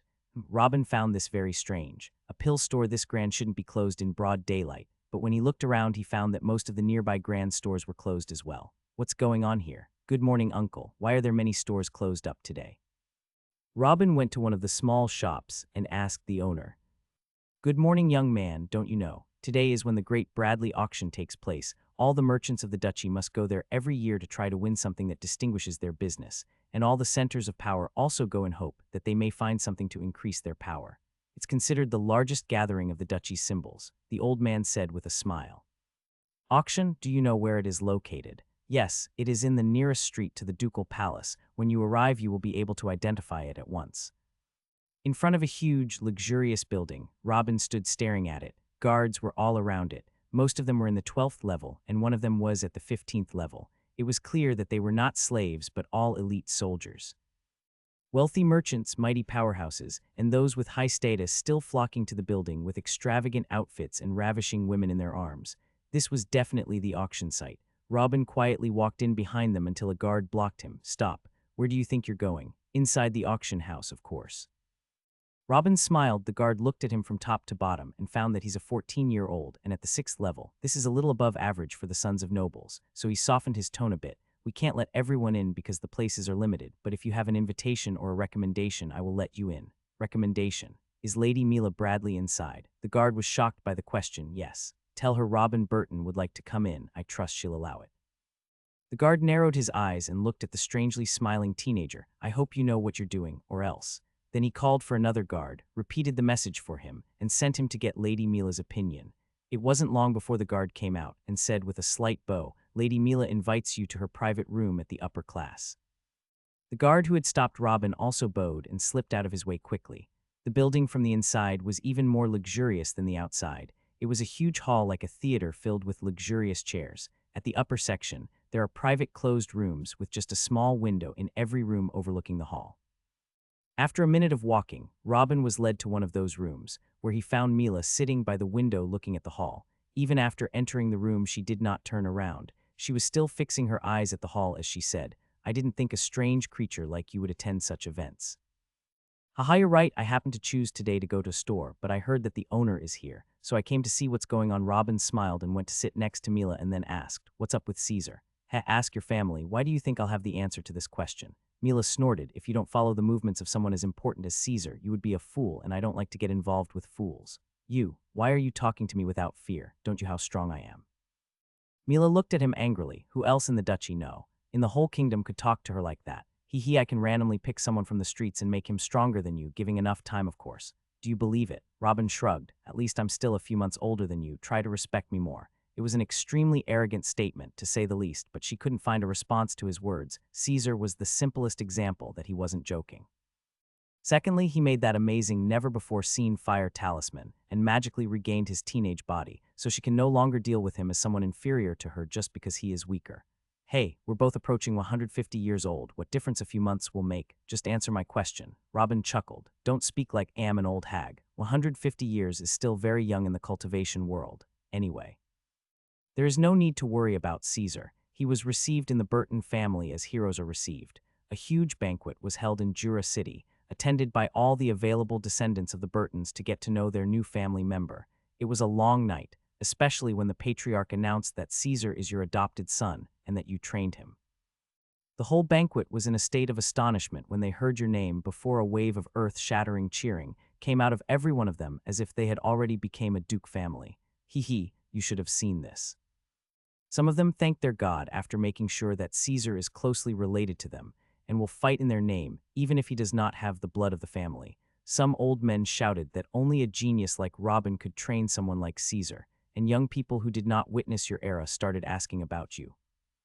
But the elders ignored your running away part and told them that you were the #1 genius in the whole kingdom in your time, and that you left in order to research the truth of the universe, and that you trained Caesar for the benefit of the family.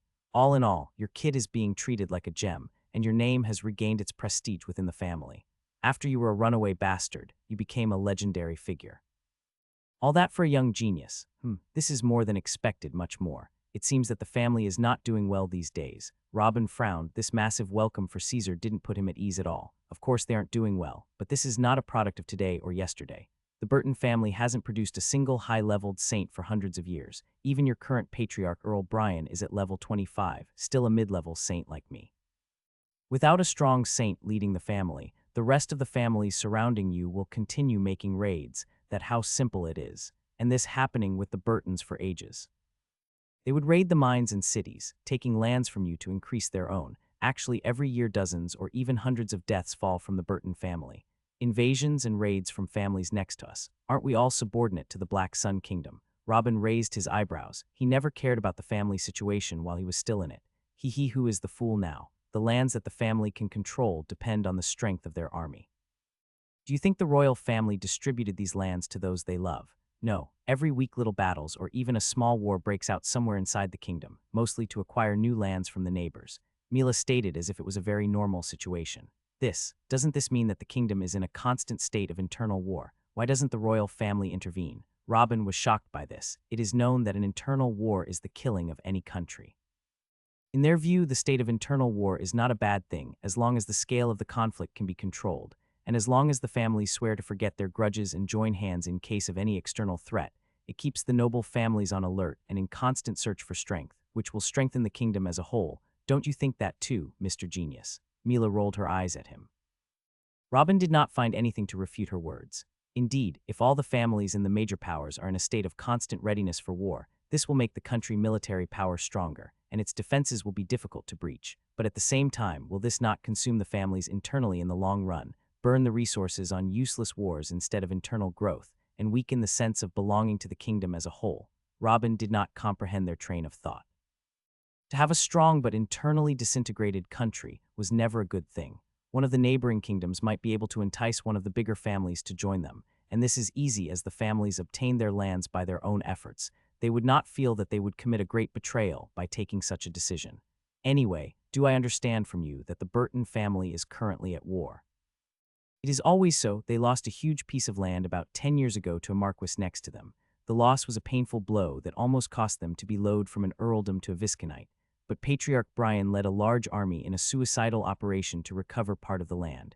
A few thousands of your cousins died that day, but at the end, the Burtons managed to recover just enough piece of land to keep the title of Earl. The situation is worse than I thought. No wonder they had such a huge celebration for Caesar. Robin sighed. So, what happened after that banquet? Nothing exciting. Caesar began to challenge those of his level in the Duchy of Alton, and when he crushed them all, he began to travel to the rest of the dukes to defeat all the geniuses of his level. When he finished, he began to challenge those above him by a level, then by 2 levels. Caesar is currently treated as a god within the Burton family.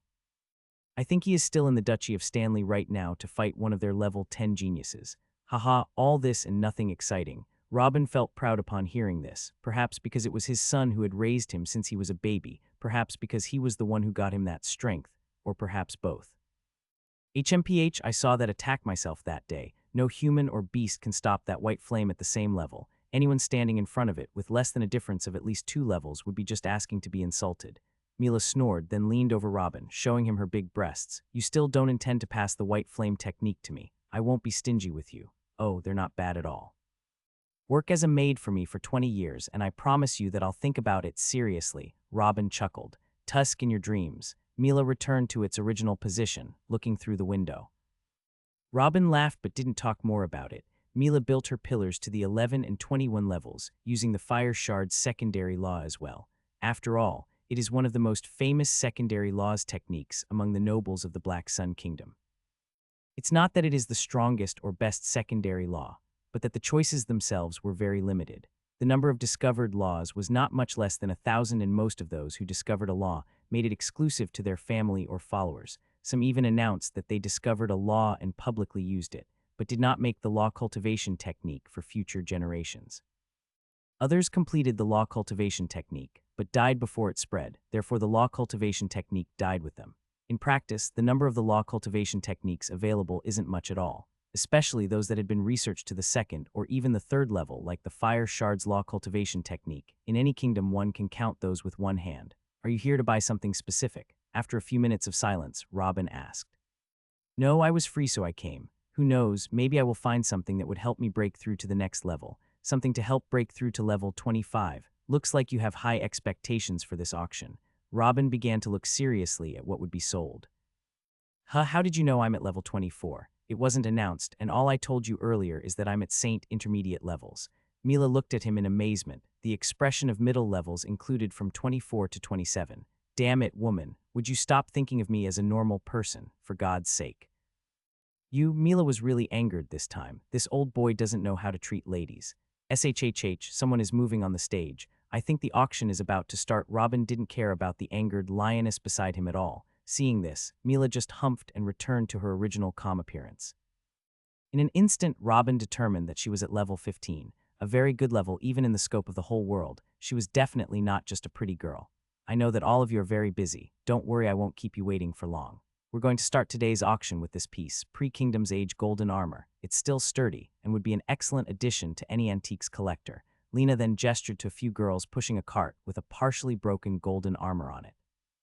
800 gold coins, 1,000 gold coins, 1050 coins. Voices rose one after another. The price of the armor eventually reached 1,700 gold coins, which made Robin stunned. This is just junk. If the armor is melted, the gold inside it wouldn't be enough to make 100 gold coins. Why would anyone buy it at such a price? You are too practical. The merchant who bought it now can easily resell it for more than 2,000 gold coins. This piece would be a good addition to any middle-ranked noble's office. That's what happens when you have more money than you need. You will start buying useless things to brag. What? Earl Brian didn't have anything like that in his office, Mila replied. Then Robin remembered the Patriarch's office. It really was filled with rare beast heads and artifacts. When I was a child, I used to think that the Patriarch killed those beasts and found the artifacts himself. The old bastard bought them with that much money. Robin still hasn't moved on from the armor and its price yet. Another similar item appeared, then the next, till now it was all about antique artifacts or the heads of rare beasts. Do these people have a lot of money and want to waste it, or is there nothing else worth buying at all? Okay, now that we're done with the antiques part, we're going to start the weapons auctions. Are you ready? Lena said with a sweet laugh. Anything you sell, I'll do my best to buy it. Lena, I only wish that you'd buy my heart one day, said one of the young men present, making the hall explode with laughter. They all knew that the young man was also joking to lighten the atmosphere. Lena's is beyond anyone's reach. Hee hee, maybe if you buy a few more times I'll think about it, Lena chuckled. Okay then, we'll start the auction with this. A broadsword made by the best blacksmith in Stanley County recently. We fought hard to get it here, so I hope you can give it a decent price. We'll start the auction with 300 gold coins. A few girls entered pushing a cart in front of them with the sword of the broadsword. Its length was about 6 feet if the handle was counted as well. On its blade attractive linear decorations, and at the end of its handle, a drawing of a roaring lion 320 gold coins. Someone shouted after being dazzled by the appearance of a sword. Robin, who was sitting on the top floor, was still examining the sword using his eye of truth. That sword is made of the same material as Caesar's halberd, and the halberd was not even a third of the opening price. Oh, you have a keen eye for raw materials too. Arg, whatever. Generally most high-quality weapons are made of the same components. Polished metal for the blade and forged wood for the handle. What else would they use? They are the two best options. What really changes is the amount of those components in every weapon, the shape of the weapon, if there are any decorative material inside like that golden armor, and also the person who made the sword. The more famous the maker was, the more expensive his creations will become. Mila said, and then she also joined in, 420 coins. But the price she said was soon overtaken. All the people sitting here were either high-ranking nobles, great merchants, or powerful saints. Her presence did not intimidate anyone. Quickly, the final sword price reached 700 gold coins. Robin still hasn't digested what he's seen yet. So you're saying that all the high-quality weapons are technically the same except for the name of the blacksmith and the decorations on the weapon. That's absolutely true. Mila nodded. I know what you're thinking, but showing off a beautiful sword made by the famous blank is still cooler than swinging an ugly, nameless one. Even if Robin thought that Mila was exaggerating a little at first, but his doubts evaporated when he saw a few weapons being sold at astronomical prices. They were all of the same materials. There was nothing different between them but their shape, especially a spear that sold for 1,300 gold coins because its shaft was dragon-shaped and a bit longer than usual. It looks like these guys have a lot of money and don't know where to throw it. I'll make sure to put them to good use.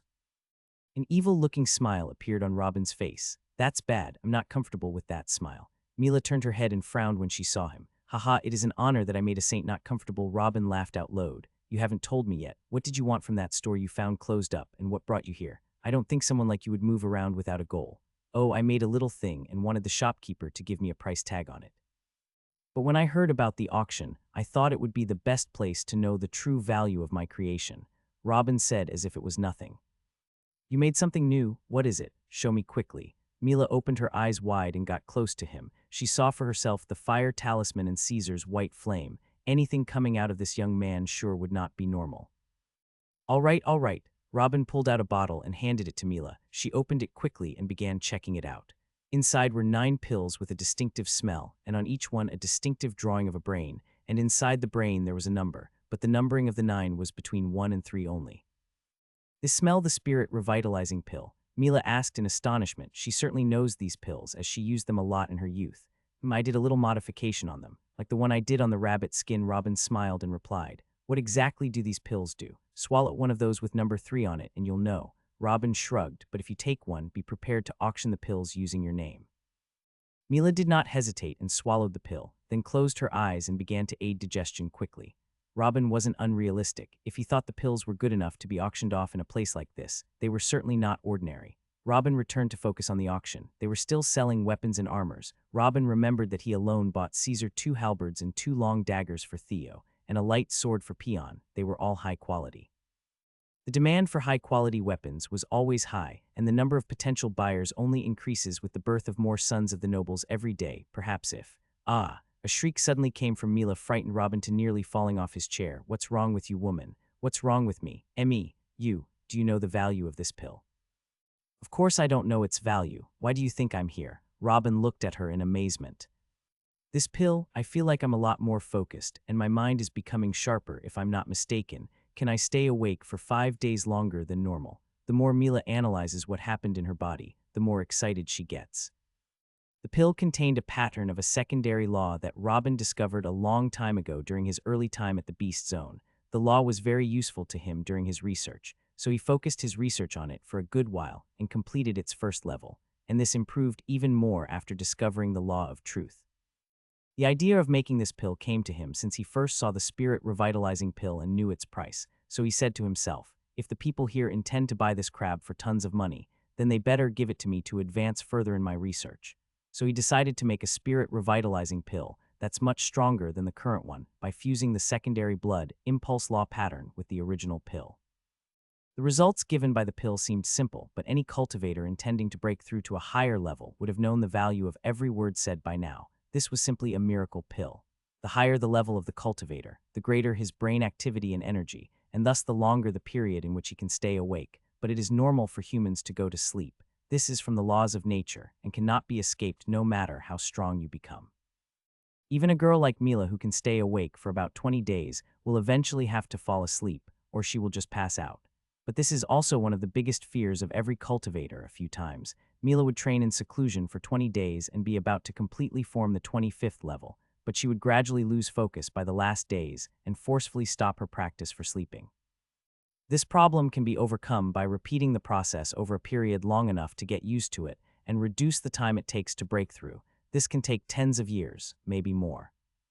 But if she has this pill to help her, oh, I think that's right. How much do you think the pill is worth? Robin asked as he turned to continue watching the weapons and try to recollect his previous thoughts. Mila moved her hand and hit him on the side of his head. What the hell are you doing? Robin shouted. Stop acting like you made some candy. This is a revolution in the cultivation world. It actually can get me to the 25th level. Would you please stay focused with me for a second? Just ask what you want. Robin began gently rubbing the area where he was hit. Tell me more about the pills. Is there something I forgot to identify? What's the secret behind these numbers on the pills? Mila eagerly waited for Robin's reply. You actually got it all. The only problem is that the effect will be better at the weaker levels than the following. I mean, if you were at level 23, for example, you would have had about half an extra day of awakeness and focus. Oh, there is another tip. After the end of the effect of the pill, you can take another one, but it will give you one extra day at most. You will have to sleep after that. After sleeping, the pills would be long gone from your body system, and when you awake you can use the pills again normally. The first one will give you 5 days without a problem. As for the numbers, they are to determine the level of the effect. Those that have the number 1 on them are for those below the 11th level. The number 2 pills are for the knights below the 21st level. And of course, the number 3 pills, as the one you swallowed, are for the saints. Are there consequences if a person of the 10th level had a 3rd level pill, for example? I asked Mila eagerly. No, it will give him a few days of awakeness, but it would be a waste to use on them. A level 3 is a very tiring piece of art, and I don't intend to sell them cheaply. I'll buy them from you, all of them. Just set the price and it's yours, Mila said hurriedly. Don't forget the condition you agreed to before you swallowed the pill. Robin pointed toward the auction state. Is there even a reason? I'll buy them from you, and I'll pay for the pill I swallowed as well. Mila was really worried about losing any of the pills in her hand. I want to know their actual price by putting them up for auction. This is not the last batch I'm going to make. This is the best opportunity to announce my creation to find potential buyers for the later batches. Robin shrugged, refusing her argument. How about you auction one of each level, but the remaining 5 will be mine. I will pay you the final price that the auction will settle on for each level. I think that's fair too. You were a good girl and deserved special treatment, Robin said as he reached out and pinched her cheeks. As he was preparing to receive a slap on his hand or an angry shout, he was surprised that his hand reached her cheek and actually pinched it. The reaction he got was just a HMPH, then she turned to look through the window again. Looks like this girl is finally starting to treat me like an equal. He chuckled thinking about this. Wait, a female shout came from one of the private rooms, causing everyone to look at who was going to disrupt their auction. Oh, Lady Mila Bradley, how may I help you? Lena identified the room and smiled sweetly. I have something I want to put up for auction now. I think some of the attendees will like it. I'm assured the guests wouldn't mind that, right? Mila stood and moved closer to the big window in her room. Haha, Lady Mila, this is a very simple request, of course, we won't mind. I'd like to see what Lady Mila wants to bring out. The guests voiced their agreement one after another until Lena finally replied, although the auction items must be delivered before we start, we can make an exception for you this time. What do you want to sell? This. Mila took out 3 beads between her beautiful fingers. Pills. Lena narrowed her eyes. Pills in general had no place in the auction. The pill industry in the world has not yet reached the point where it affects the powerhouses. Therefore, all of it is relatively cheap. What are the characteristics of these pills? One of the major merchants asked. He too was a saint who owned a large shop for pills and was surprised by the appearance of some of them in the auction. I hope you all listen to my explanation, because I will only say it once. I frankly want to keep them for myself, but I am selling them for the benefit of their maker." The words were very rude. Mila really didn't want to sell even one, but her words did not reach the desired effect, but rather made the guests eager to hear more.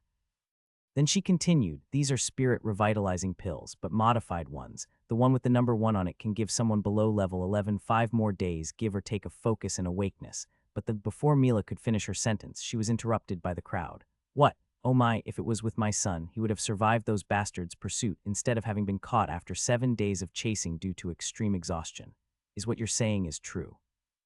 That is awesome." Mila didn't even introduce the rest of the pills, but the hall was already about to blow up by the yelling of the crowd. Robin didn't expect this reaction even in his wildest dreams. Everyone present was an elite of society. A pill for those below level 11 definitely wouldn't work for most of them. He didn't know if this was the reaction to the pill itself, or because they felt that the pill industry, in general, had taken a big step forward. "Please calm down."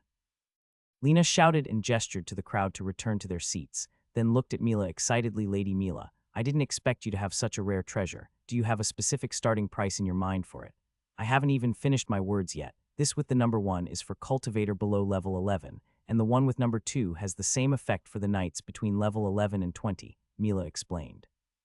What? Some of the attendees could not remain silent and quickly stood up again. Another strong wave was about to start. "Don't interrupt me again. HMPH. Finally, the pill that has the number 3 on it has the same efficacy for saints between levels 21 and 30. That's it, now you may proceed with your shouting." Mila finally exhaled that she had fulfilled her promise, but the expected shouts did not come out this time, but rather a deadly silence. When she looked down, she found the crowd looking at her in amazement as if they had been struck by lightning, opening their mouths. Some of them tried to move their mouth to speak, but not a word came out. In the end, a saint gathered his courage, a few more days of awakeness and sharpness. For a saint, is that possible? This was the question everyone in the audience wanted to say. "I assure you all of this, and I am responsible for every word I have said. I have tried the number 3 pill myself," Mila declared.